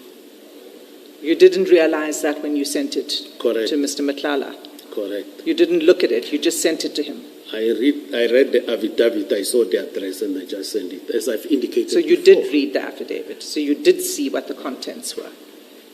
You see, when I talk about reading the affidavit, first, second paragraph, I saw the address, and then I never read it fully, and then I sent it. Hence, I say it was an error on my side. But That I never read the entire document before I sent it. But the names and personal information of DPCI officers and others are in the affidavit. They're at the front of the affidavit. That I didn't see when I read and sent by the commissioners. But you do accept the duty on you as a person in your position. I'm going to keep repeating it because you hold a senior office, and all South Africans expect that people in your kind of office will conduct themselves consistent with their duties. Your duty, the duties that you held, required that you do not share this kind of information with a member of the public, regardless of whether it was in the public domain or not. I think the issue of regardless whether in the public domain or not, Commissioner Kumalo asked me, I responded. And I want to repeat myself again that I made an error by not reading the entire document. I only read the first page, that page of the affidavit of Mr. Nange, and then I forwarded it. So I think that is the response I can give. And that was not consistent with your duties, particularly somebody with top secret security clearance who's meant to conduct themselves in a way that doesn't make them vulnerable to compromise, correct? That is how you see it, but not how I see it. You don't see your duties in that way? No, and with relation to this document, yeah. I've explained why I sent it, and then I'm also telling the commissioners that I never read the entire document. It is the error that I've done. I don't know how do I explain it further or whatever, but that is what happened.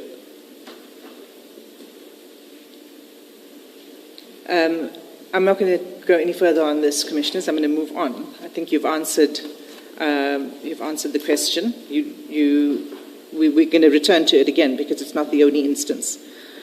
So I'm afraid that you will have to face this again. Let's just move on that page 30, where we were. 30. 30. Okay.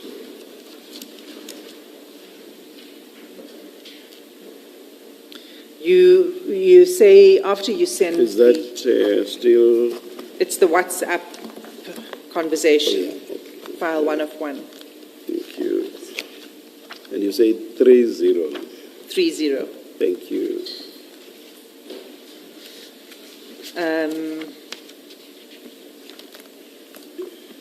So on that page, you say on the 18th of March, you send a message to Mr. Matlala, brother, did you find those guys? What were you referring to? I do not have a recollection of this one, Commissioners. It must be made clear that I'm also a human being. I can't recall each and every little thing that is here. I can't recall. You don't recall? Yes, Commissioners.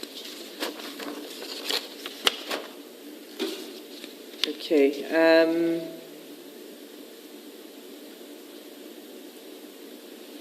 So page that we were on, page 29, if we go to page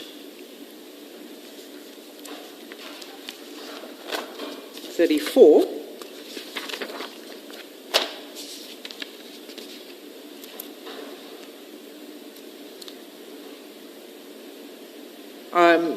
you'll see 9 April 2025 at the bottom of the page. Page 34? 34. Yes.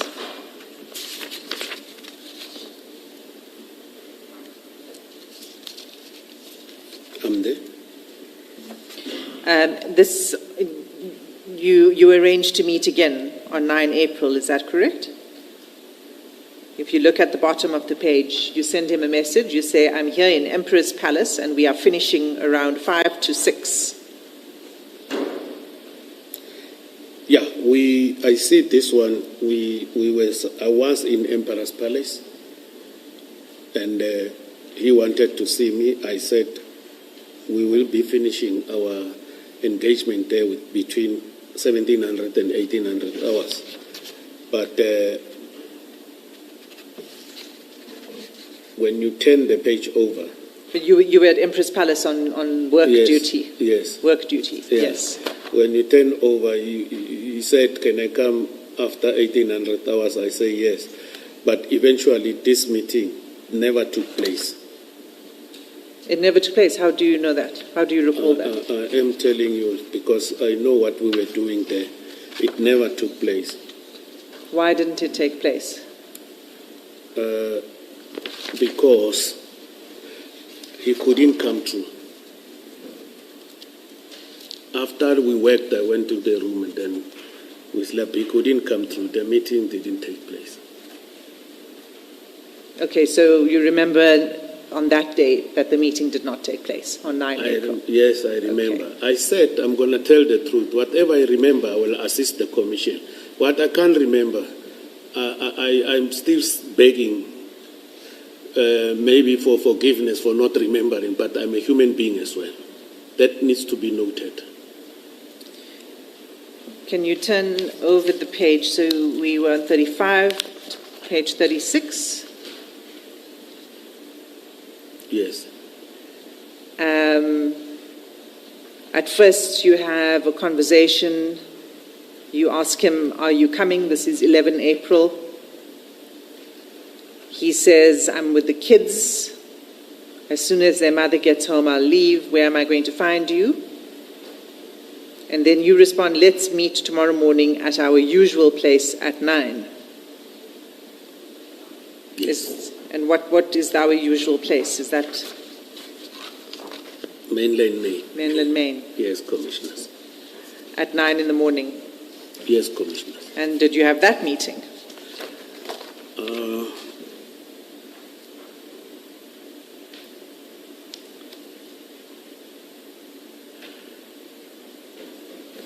I want to check properly. 11 April. What day of the week was it? Can I check?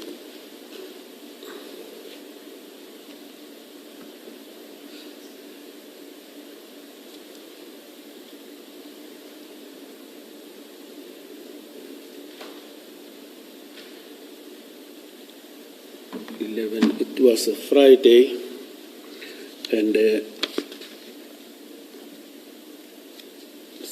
these things, they are just running away from me, but I believe we might have met. I believe, I'm talking under correction, I believe we might have met. General, you probably, we are at page 38, Ms. Asim. Yes. 30, is it 38 or 37? No, hold on a second. We were... Well, at we 30 were 11 April. Let's meet tomorrow morning at our usual place at 9. Right, and then...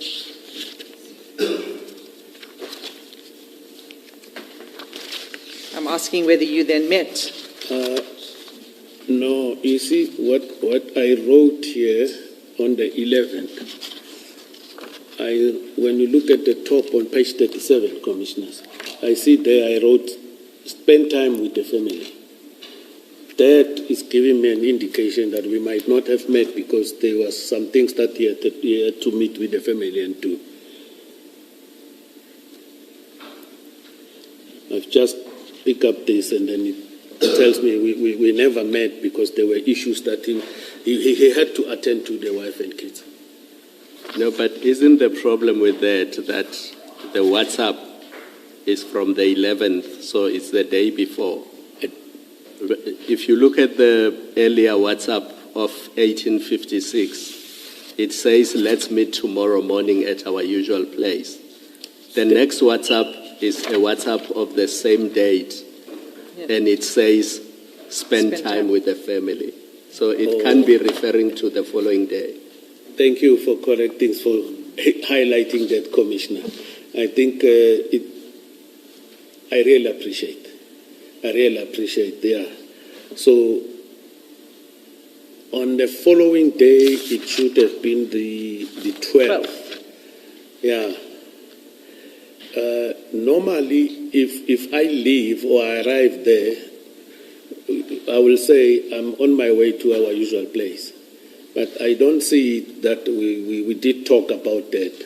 So I'm just worried to say we met or we never met. I see it's not there. Normally we say I'm going to our place. So you don't remember? I'm not 100% sure whether we met or not because immediately after that we were talking on the 13th. And then on the 13th of April, you send a message saying, I'm on our way to our place. This is at 4 o'clock in the afternoon. Yeah, the time we met. You see, as I was indicating before, it even came quicker to assist me there. Sorry, did you meet on the 13th of April? Yes, I believe so, we did meet. When did you meet on the 13th of April? Was it that afternoon? In the afternoon. And so you sent that to him at 16:01. And you say, on our way to our place. Yes. So what time roughly do you think you would have arrived there? It take me, depends on the traffic, but I can say roughly 30 minutes. Okay. So the next message then is from Mr. Madlanga. By now you would have arrived. The next message is from Mr. Madlanga. And here he shares with you certain documents. Yeah, I see. She shared with me these documents. Right. So let's go to those documents. And the first one is SEN 3.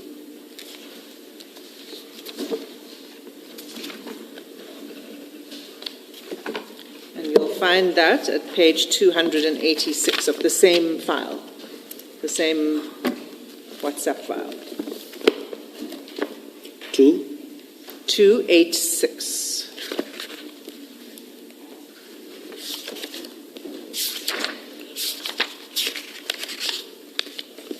Okay.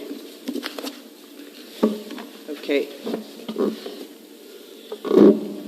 Can you identify that document that he sent you? I see the document. Yes. What is it? a company of, on top there it says Senzo and Tembeka. It says Senzo and Tembeka Nkunu Foundation, yeah. and the number of the company, Yes, company registration number, Yes. and then the details of the company and the directors, yes, etc. yes. So, why did Mr. Matlala share this with you? I definitely do not know, because this document, when he sent me on that day of the 13th, we were talking there, I never read them, never read these documents. You'll see it is 1, 2, 3 documents that I didn't read, but he did send it to me. I'm going through them one by one, so let's start with the first one. Okay. You received this, you say you didn't read it. I didn't read it, yes, because we were talking. And so you knew what he was sending you, because by now you're in the meeting with him. I know when you open it here, because when you sent us the Rule 3 notification, these things were never there. This SEN3, SEN4 and SEN5, they were not there. And the document that we received through the Rule 3 has got certain things that maybe I will show the commissioners in the document that was sent to me initially. But I didn't open this document. I'm not sure what you're saying. This document is a document that was sent to you on your phone, on your WhatsApp. Yes. Yes. I'm saying I didn't open it. You didn't open it I when? don't know the contents of At any point ever? You never opened this document? I never opened this document, commissioners. And this document would have been sent to you while you were in the meeting with Mr. Matlala. So he would have told you what he's sending you. It would have been part of your conversation? No. So you're in a meeting with him, and while you're in a meeting with him, he sends you documents, but you don't talk about it. Yes, I didn't open this document. We were sitting there having our talks, and then from there, I saw he sent me documents, then I left. I didn't open these documents, commissioners. And what talks were you having? This is now 13 April. 13 April, we were having our general discussion, social discussion there, and eventually, I agree, he did send his documents, and for that matter, I didn't read this one. You didn't read this one, Correct. okay. But sorry, what conversation? You said you were having your discussions. What discussions? What was the purpose of your meeting? It's personal things that I don't want to disclose here. It had nothing to do with the upcoming meeting on 15 April. The issue of the upcoming meeting on 15 April, we talked about it on the 14th. But not on the 13th. You can remember that you did not discuss it on the 13th. There we were talking personal stuff that I'm not in a position to can disclose here, even in camera. Okay. But this is now 13 April, where you're very wary, and you said exercising caution in relation to Mr. Matlala, correct? Caution? You said you were exercising caution in relation to Mr. Matlala because you were disturbed by what you read about him. What are you talking about? I'm lost. You earlier said you... Yeah, 5 March. He's going back to 5 March. Yes. Oh, Yeah, the okay. 5 March is a pivotal moment in our life in this commission with you. Yeah, Because I think I've already indicated that maybe my fault was that not to terminate it instantly, as the commissioner was asking me before we break for lunch. So I still stand by my submission to the commissioner that I was doing it gradually like that. However, here we met and did that. You know, we as people, we differ how we deal with things. That's what I said. But I was hammered here that you as the head of the Hawks, you should have done instantly. So I've taken note of that seriously. So, and I believe maybe in the near future, the same kind of practice, it will never happen. I'm one person who learns when you are advised and told about issues that you should have done the other way around when they are seen as issues that are being done wrong, whereas I didn't see it as a wrong thing. So I've taken note, and it's going to help me in my further life. What I was debating with you is actually more than that. It's more than merely indicating how you ought to have behaved in this context. Correct. Yes, Correct. that's part of it. But the point was more that you were cozy with Mr. Madlanga throughout, until, as you say, your arrest. And his arrest, I'm very sorry. And I put all of these texts together. I just said page 28 to page 60. Now, Advocate Hassim is taking you through all of them. And nothing, and we are now in April, and nothing indicates that this is somebody who wants to terminate communication with, I don't know, you said you wanted to terminate the relationship, and you sort of wanted to suggest that there's a difference between terminating the relationship and terminating the communication. Look how this starts what Advocate Hassim is taking you through. You say, I'm here now, and let's meet at our usual place. And you are the one initiating that. And remember, I said when I put all of this together, 28 to 60, and I said, and some of them were actually initiated by you.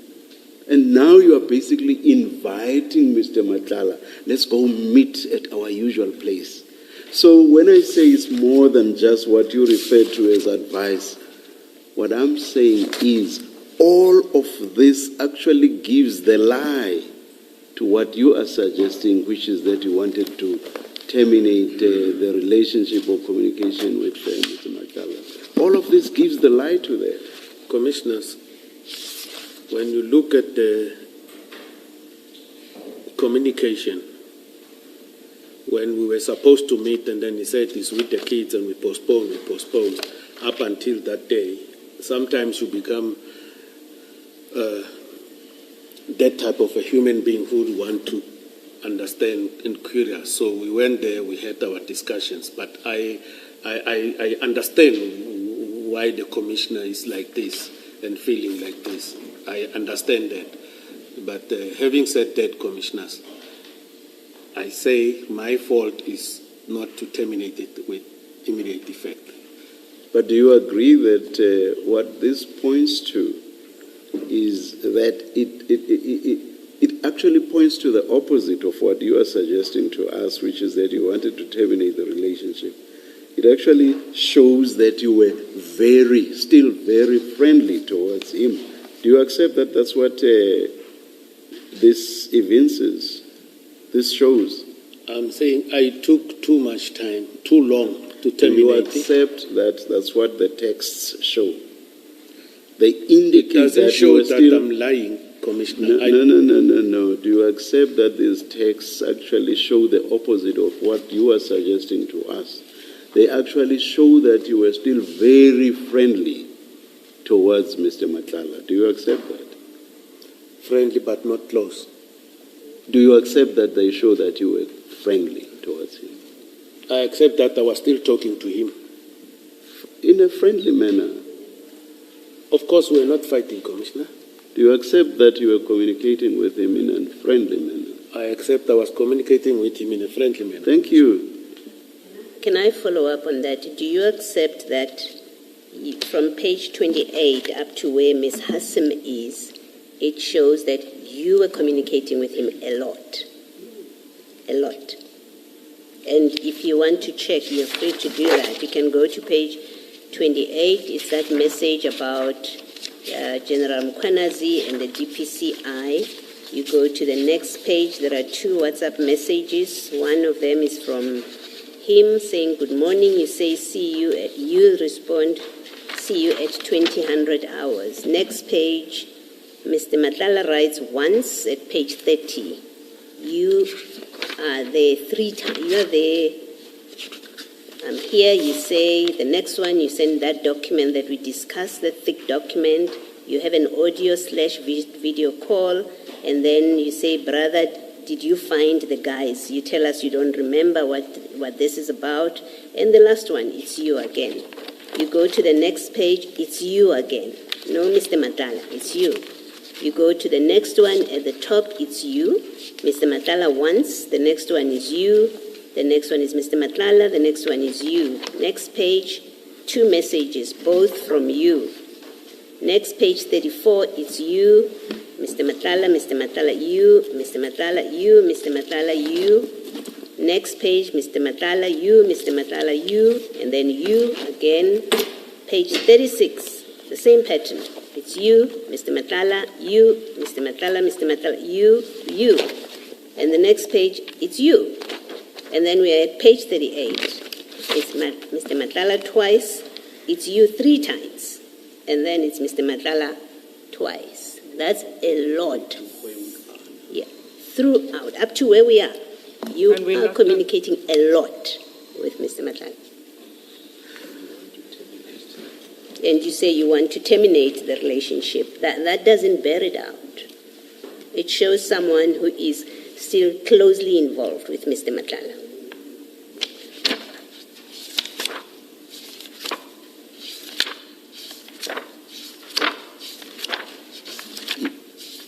Do you wish to comment, General? No comment. Thank you. Ms. Hassan?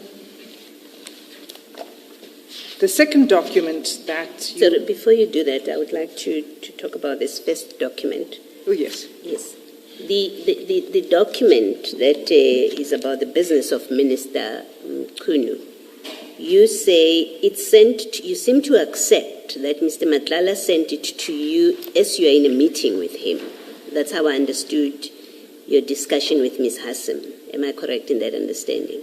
Yeah, as it is given to me, I see the way these things are. I said yes. You accept that at that time you were still in the meeting. Okay. Because, commissioners, at one stage, when one look at these things, they leave sometimes much to be desired for. These messages, it's according to what I heard, is a download, and then from there they did the screenshots. These messages. What are you saying about it? Let me understand. Sometimes one might have to have a problem with the messages because sometimes they say it's a download and screenshots messages. Maybe the evidence leader might assist us that how did they retrieve this information from the cell phones?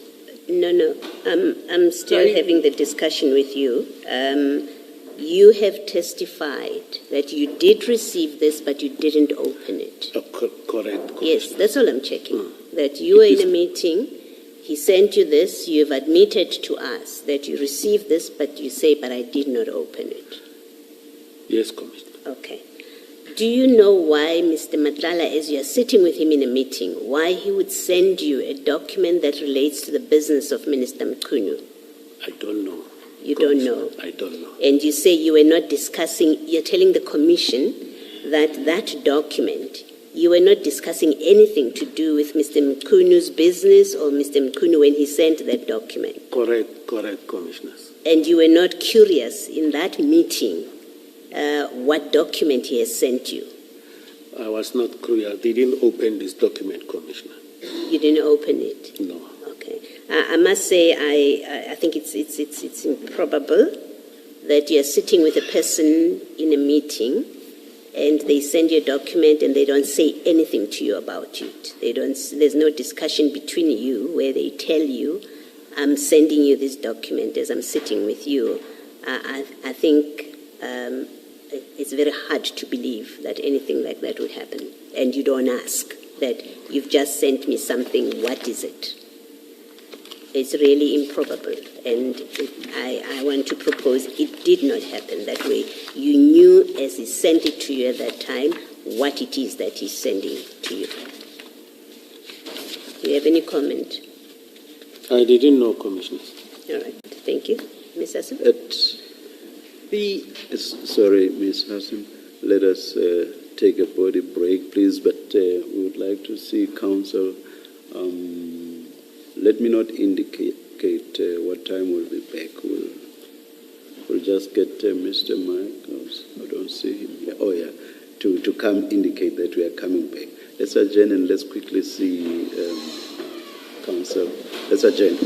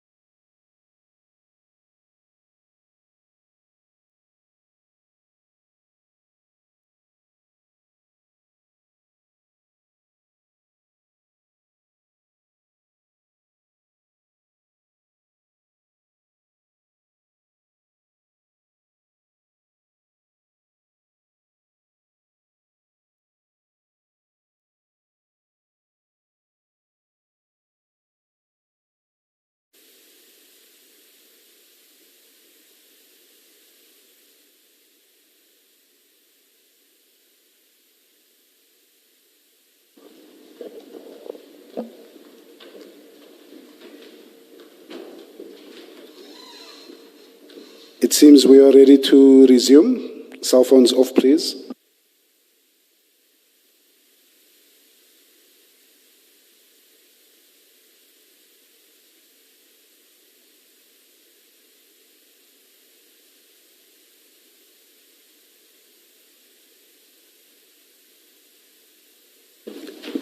As we indicated to council outside, we'll adjourn at 5 p.m.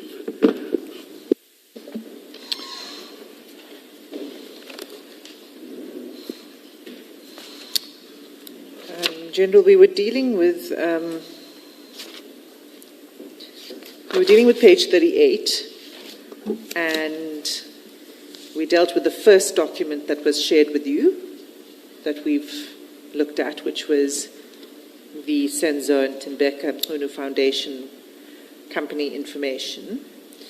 And you said that that was sent to you while you were meeting, but that you didn't look at the document. And that was sent to you at 16:32:07. So there were 3 documents that were sent immediately, all at exactly the same time, simultaneously. The second one is attached here as SEN4, and that's on page 201. Can you turn to that, please?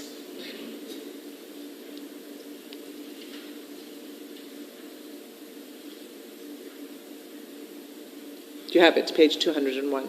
200 then? 201.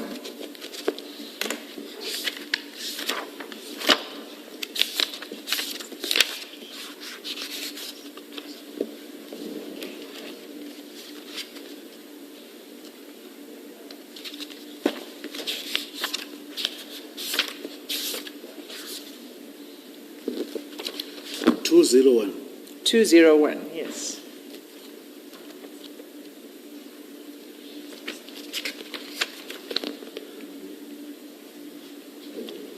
On which file? It's the same file. 201. Yes. Okay, I am at 201. Okay. Advocate Asim, 201 or 291?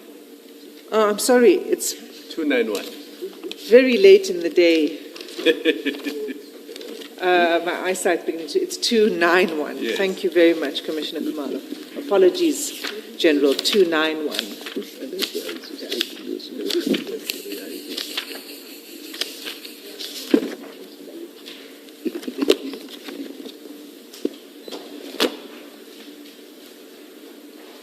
Yes, I You're see. there. Okay. Yes. So you'll see this is a document that's marked strictly confidential at the top, and it says confidential information concerning the identity of the president, and then it has information relating to President Ramaphosa. You see that? I see the document, Commissioners. So why did he send this to you? I also do not know, and if he sent it to me, I didn't open. If he sent it to me, I didn't open it. You know, these documents, when I look at them now, because it's now that I see the contents, I would have reported this to my principal. So you would have reported this to your principal? Yes, because it is unusual that a private person can have these documents. So I didn't open them. I didn't know what was inside. But if I knew, Commissioners, definitely I would have written an information note to my supervisor, informing him about this, what I've just discovered with a person of so-and-so, Mr. Madlanga.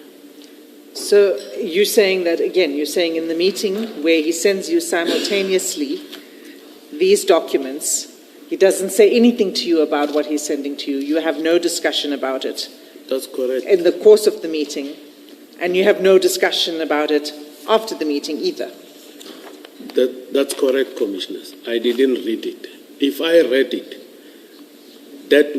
the communication after that was going to be there about it, but I was going to write an information note to my supervisor in order for action to be taken what needs to be taken. Investigation. Sorry, Ms. Hassim. There are actually two things that arise from this, and one is what Ms. Hassim has referred to, which is he did not tell you what this was. The second thing is, did he tell you anything at all with regard to sending these documents?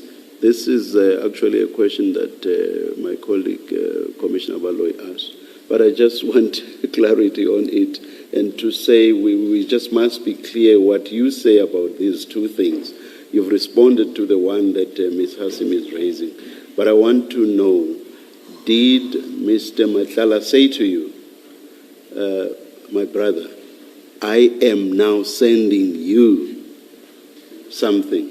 Did he say that at all, No. as you were sitting there? No, Commissioner. So you are sitting there, you are at a meeting, you are discussing whatever it is you are discussing, so he silently just sends you these documents, these three documents, and he's completely mum about them.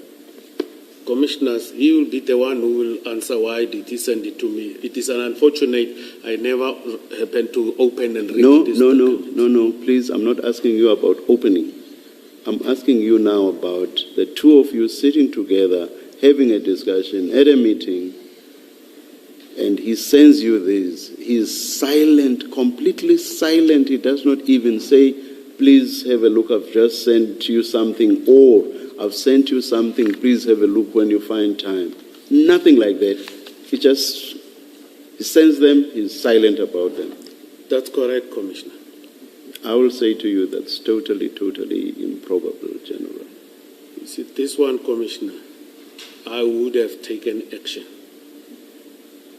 This, I will suggest to you that you say what you are saying, which is that, one, he was completely silent about sending you something, and two, you did not read it. You are saying all those things exactly because you realize that you definitely ought to have done something about this open quote, strictly confidential, close quote document. That's why you are saying, one, he did not say, I'm now sending you a document, and two, you are saying, I never read these attachments.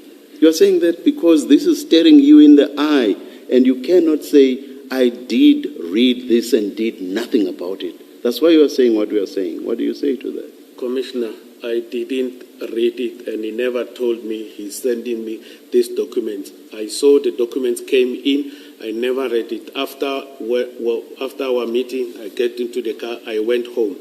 I'm saying because I happened to see the actual contents when they commission's attorneys have sent us this thing. But prior to that, I didn't know what are the contents of these messages he sent me, these documents. Are there many other messages from him that you never read? Is these three? The other These ones, three, that's very interesting. It is these three commissioners, and that I can recollect That is very interesting. Yeah, these three commissioners I've never read, and then now I'm advised they were sent to me, but I never read it. If I read it, commissioners, I would have written a report recommending investigation. At the risk of repeating myself, it is just not the natural thing for people. You're sitting together, someone sneakily sends you a text and is mum about it. That's just, it's odd. I am not discounting, 100% discounting the possibility that some people might do that, but it is not the natural way in which people relate. When a person is sending you something and they are with you, they will say, I am now sending you X document. Please have a look. If, for example, they know it's something short, they could even say that whilst you are sitting together. Or they may say, please have a look when you have time. But one, to be silent about it, and then coincidentally, you also not reading it at all. I will leave it at that. Yes, Ms. Hassan. Well, let me add another improbability to what is being put to you by the chair. It is that you don't ask him, you're sitting with him. You don't say, what have you just sent me? It's improbable that happened. And it's unbelievable that human conduct, that it's consistent with normal human conduct. You're sitting with a person in a meeting, you tell us you're not discussing anything that comes out of these, which, by the way, in their content are controversial. They are controversial. Why would he tell you about these things? What were you discussing with him? So these are not benign documents. These are documents in their content are controversial. You say, well, he sent them to me. I saw them come in, and I want to correct what you said earlier, General, when you say I'm being advised they were sent. No, your evidence is they came in as I was sitting in the meeting. I saw them, and I got into my car, and I left. So you received them. The further improbability that I'm adding is that you don't ask him, what have you just sent me? Unless you knew what he has sent you. That's the most reasonable explanation. You didn't ask, he didn't tell you, because you knew what it is that he's sending you. I didn't know, Commissioner. What is it that you are sending? Yes, you've said that. Thank you. Just to go back to these documents, I'm going to go to the next document and then ask further questions about this. So if the Commission just give me a little bit of space to do that. The next document is SEN 5, page 295. And it's an article. This is a media article. 295.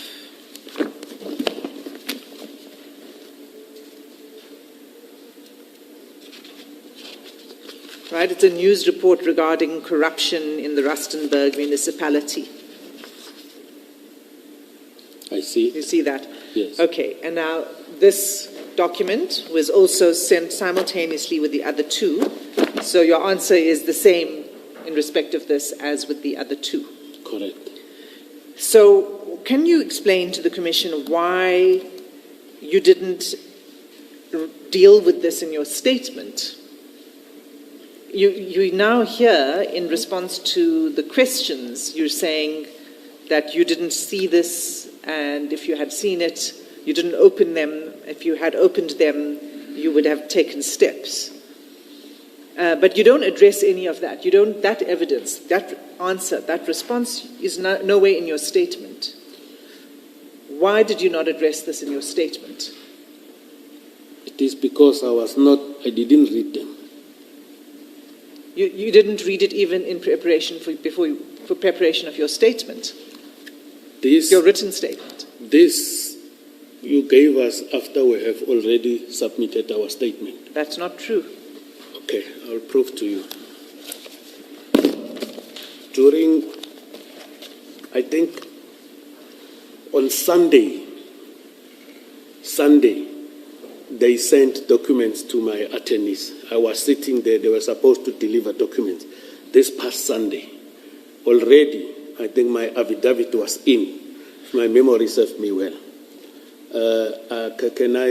Because now, even if I request to consult, I don't know if I'll be allowed, because I want to show the Commissioner and my attorney something here on this document and also here so that I can get a clarity. But the document... General, I've got to intervene because this is disingenuous. What you're saying is this file, that's correct, this exhibit file you received a few days ago, but the contents, this document was provided to you last year. With Rule 53, Rule 3. Last year, it was in response to the Rule 3, it was in response to correspondence from your side asking for further information. All of these annexes were provided to you before your statement. That's why you were able to respond to certain other things in your statement.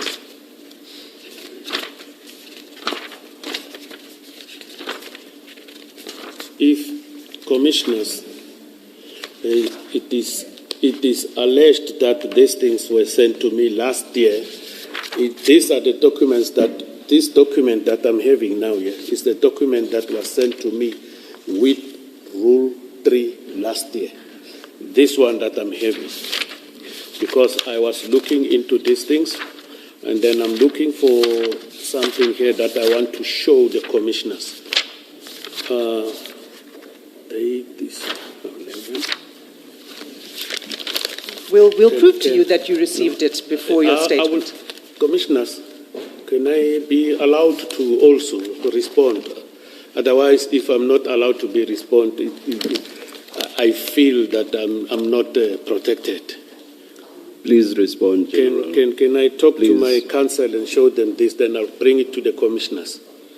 Remind them that this is what I'm talking to. Please. Don't you want to just articulate the point that you are articulating? Aren't you able to articulate it such that we understand the point you are making, General? Commissioners. Yes, yes. See, I want to bring it to you so that you can have a look at it. Okay. Or to us, yeah, fine. No, I'll bring it. No, I'll bring it, Commissioner. I want you to show them this page.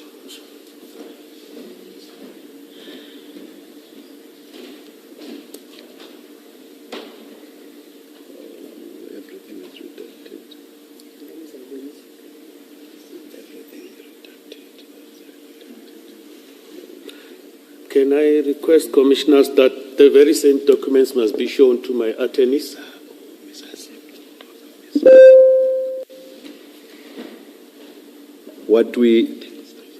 What we have observed is that that appears to have been texts, WhatsApp texts, but everything is redacted.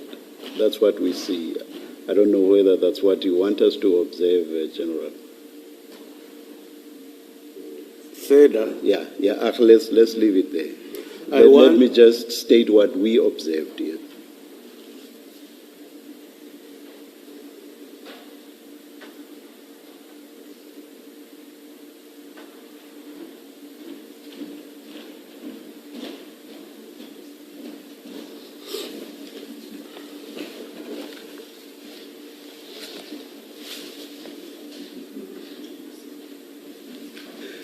Yes, General. What point do you want to make about what you just showed us? here, I'm able to see at the bottom, date 13/04/2025, 1631. It correlates with SEN 5, page 39.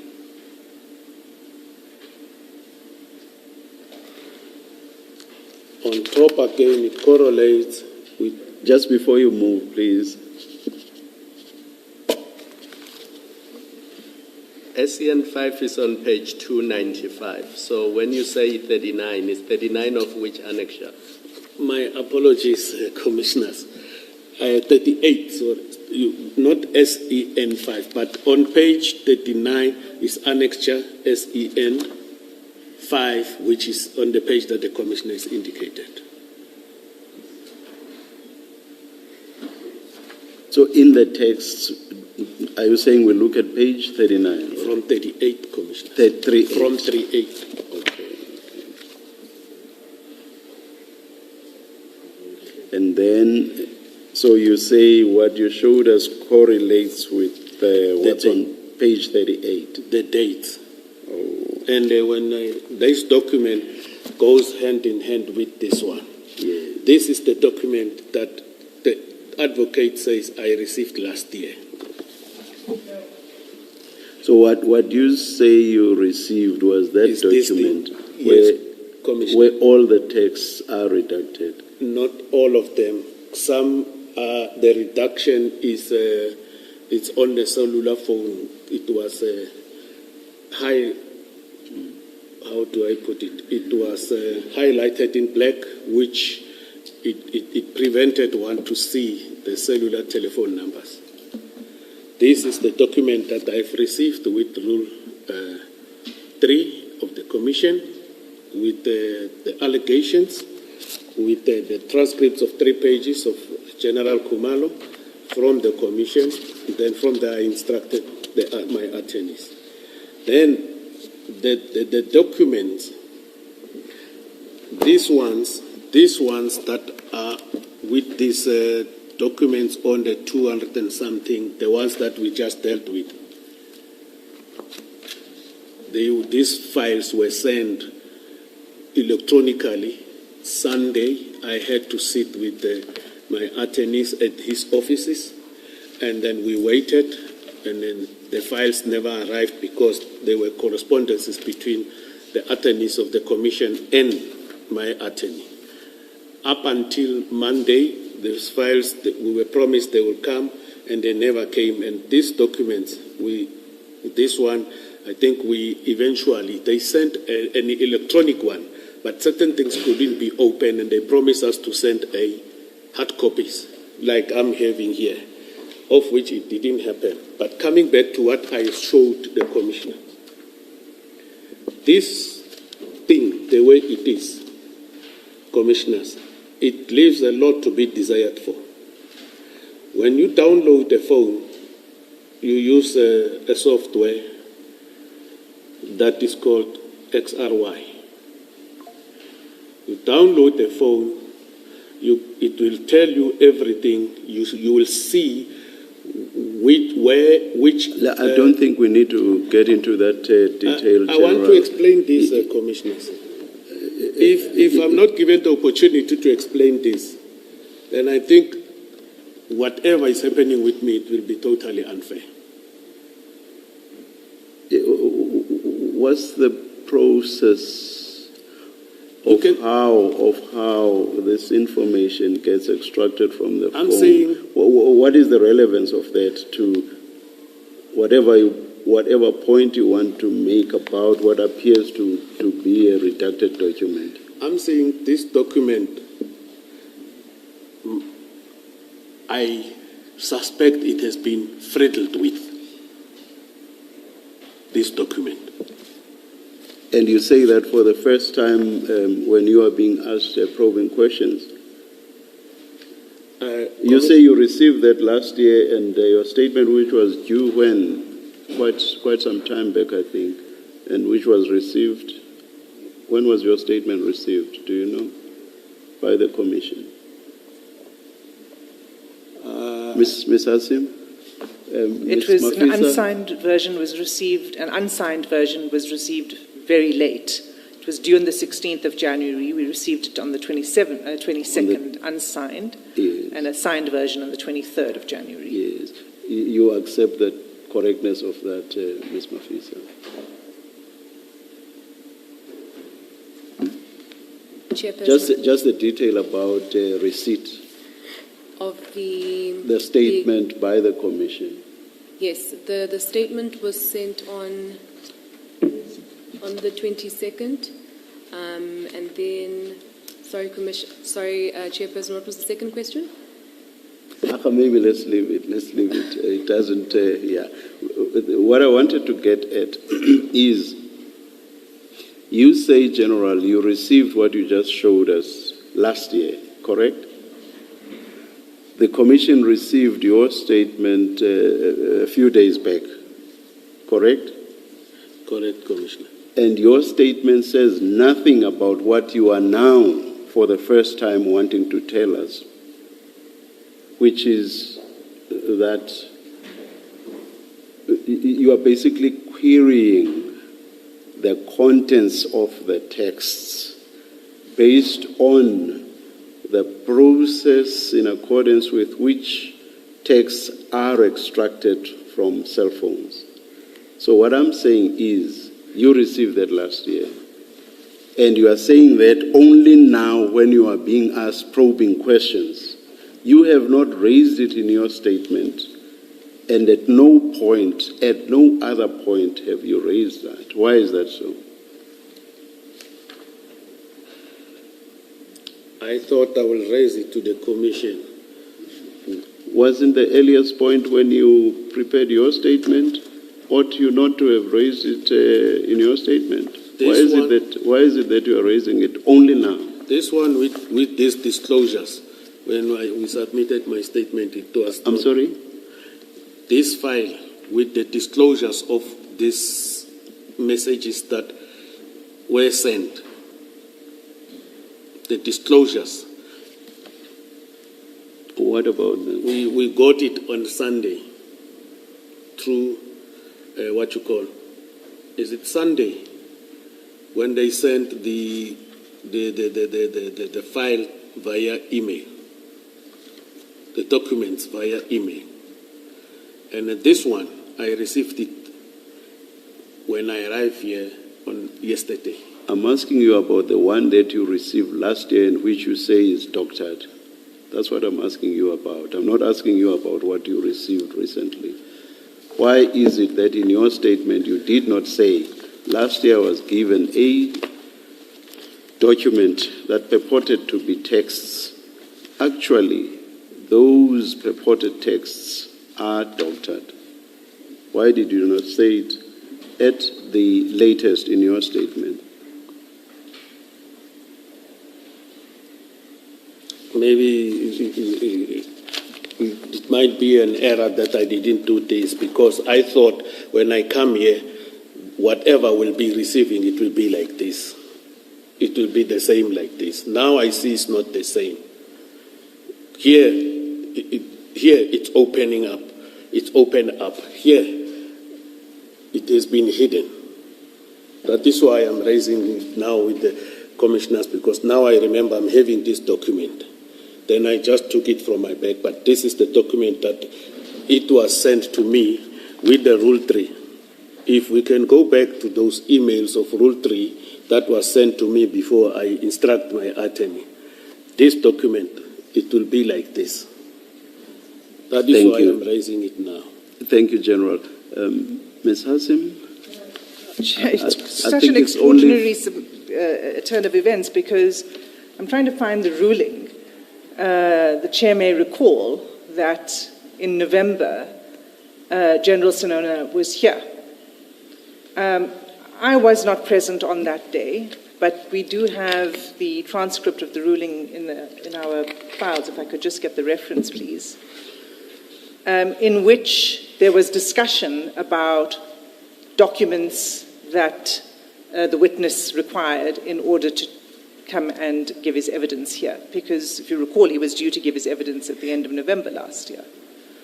And in the ruling, and between the council teams, it was agreed that at that point, all information that had been requested was now in the possession of the witness. So, in fact, it is, the ruling says it is recorded that General Sonona is in possession of all documents emanating from the Commission that he requires to consider for the purposes of preparing his witness statement.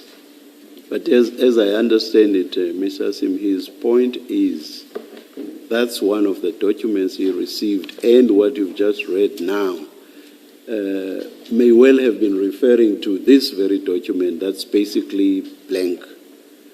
And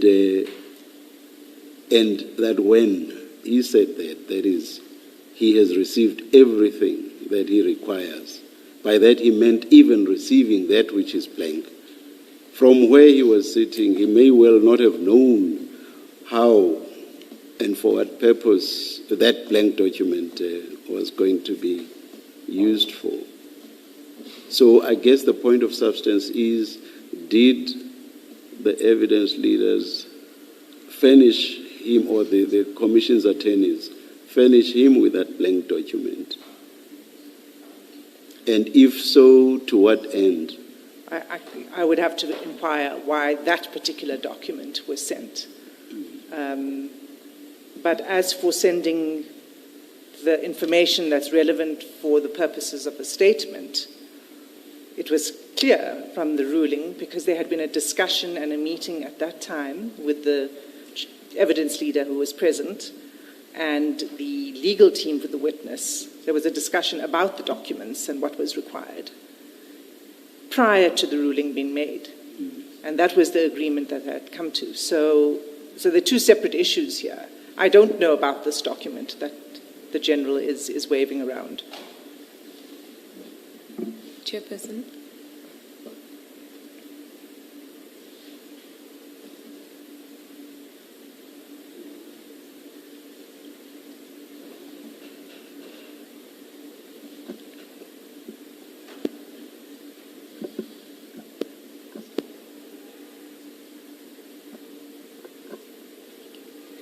Ms. Hassan, maybe another question or another way of asking the same question of the chairperson, if it's not a different question, is whether whatever he was given, that General Sinona was given in November or earlier last year, did it include these annexures? So what he's given us, the reduction doesn't tell you, and his complaint is, but that's what I got. It didn't have these annexures. That's how I'm understanding him. And so the question is, when material was given to him, whether electronically or in hard copy, did it include these three annexures? And that's a relevant question because he's being taxed on, he didn't address this in his statement. And basically what he's saying is, I couldn't have addressed it because I didn't have these annexures. My understanding is that he was provided with the chats and the annexures, and I'm asking the attorney to just look for the record of that. But I don't have it in front of me now to be able to definitively say to you on this date or what happened. Yeah. And it was never brought to my attention at any point that he was not in possession of these annexures until now. Perhaps then in that case, you have to pend your discussion with him about not having addressed this in his statement until you have verified, if you didn't verify. I'm happy to do that because... I guess I should be the one pending because I'm the one who asked the question. Yes. Yeah, I will stop with asking questions along why you are only raising this now, General, until this has been gone into a little bit more. Yeah. But what I would want to place on record, though, is that but what you are being taken through now are your own texts together with Mr. Madlanga. And at no point from yesterday until now did I ever hear you say that you are not in a position to deal with your own texts, which were shared between you and Mr. Madlanga. I thought I should just place that on record. Yes, Ms. Hassan? Thank you, Chair. So we'll continue on the basis of the chats, and I will hold my question about why the statement doesn't deal with these annexures, these particular three annexures that we were just addressing. But General, what we were saying was, what you had said was, you didn't open these documents when Mr. Madlanga sent them to you. Correct. Right? And so you didn't know what they concerned. He was sitting with you when he sent it to you, but he didn't say anything to you about it and why he's sending it, correct? Correct, Commissioner. And you didn't ask him either. Correct, Commissioner. You didn't ask him at the time that he was sending it and you were receiving it with him, nor did you ask him at any later stage. Correct, Commissioner. Okay. So you do meet soon after that. If we just look at page 39,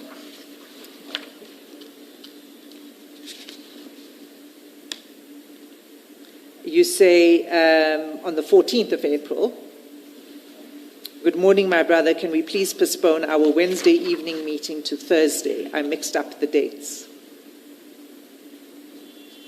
We never met. It was a postponement of a meeting, that one, Commissioner. Yes, so you were due to meet, so 14th of April was a Monday. So you were due to meet on the Wednesday, and you said You asked to postpone it to the Thursday, right? Correct. Okay, and then the response from Mr. Madlanga to you is, okay, thanks, I'll let him know. Who's him? I don't know, but maybe you will come and assist us, because as I'm saying, I can't recollect all these things. You don't recall who it is? Yeah. It was some person that you were supposed to meet, I but don't you can't know. recall who it was. I don't know. Yeah, I can't recall who was, what is this that he said to let him know. But do you accept that you, on his response to you, on this response, you were supposed to meet somebody else, to have somebody else in the meeting? That's what this conveys. Your meeting with him was going to have somebody else, and then you postpone, you ask him to postpone, and then he says, I will let him know. Just from that, you accept that there was supposed to be somebody else in the meeting. You just don't remember who. I didn't know if there was going to be somebody in the meeting. I know I was going to meet with him. And you didn't ask him, who are you talking about when you say, I will let him know? You didn't ask him that. Yes, it is an unfortunate when we talk on that level. We sometimes don't ask too much and everything, but as for me, I was supposed to meet him. No, General. No, General. Mr. Madlanga says, I will let him know. He doesn't mention a name. He just says, I will let him know. So he's responding to you. A reasonable reading of his email is that you know this other person that's supposed to be there. You know. That's why he doesn't give you names. He doesn't give you details. He just said, okay, I will let him know. So a reasonable person reading this must say that General Sinona knew who Madlanga was talking about. Otherwise, Mr. Madlanga would have given you a long story. He would have said, oh, I was going to have so-and-so in our meeting, but now I will let them know. He just simply says, I'll let him know. You knew who it was he's referring to, and you're not being honest. When you say you don't know, he must come and explain. You're just simply not being honest with us. Must I give an assumption? No, I'm not asking you for assumptions. We don't work with assumptions. We're a fact-finding body. You are choosing not to give us the facts. And the fact is, and I'm putting to you, that the fact of this WhatsApp message from Mr. Madlanga, when he says, I will let him know, and doesn't tell you who he's talking about, the most probable and reasonable reading of this is you knew who he's talking about, and if you say to us, as you do, that you didn't know who he's talking about, you are not being honest. Commissioners, if I can't recall, I can't recall, and I don't know. I don't know how, I'm not sure what is it that I must respond on. But if one maybe was unable to consult with him, maybe a recollection would have been here so that I can assist the commission. Well, General, there's a difference between I don't recall, I don't know, or I don't want to tell you. And I'm putting to you that this I don't recall or I don't know who he was talking about. In fact, it is I don't want to tell you because you know. The text tells us that you knew who he was talking about. Otherwise, you would have asked him, what are you talking about? It was supposed to be just the two of us. Commissioner, what I know, I am telling the commissioners. What I don't know, I wouldn't want to talk about something that I don't know or I don't remember. Okay, thank you, General. That is what I came here to do. All right, thank you. Tell what I know. General, your answers worry me because you've had a lot of time to think about this. And these are some of the texts that are referred to in your statement. So we can tell from your statement on page 18 that you've had this text for quite some time. So you've had time to think about this. And to come here and say, I don't remember, ask Madlanga. How would Madlanga remember if you don't remember? He might be lucky. We might be lucky he remembers, commissioners. So if me, I don't remember, maybe must I be crucified? No, it's not a satisfactory answer, I'm afraid. I will Thank leave you, it there. Commissioner. I see I'm being crucified. That's not the I intention. feel. That's not the intention, General. Yeah, Ms. Asim, Ms. Mafisa, it's 5 o'clock. Let's take the adjournment at this stage and resume at 9:30 tomorrow. Thanks, Chair. See you at 9:30 tomorrow, General. Thank you.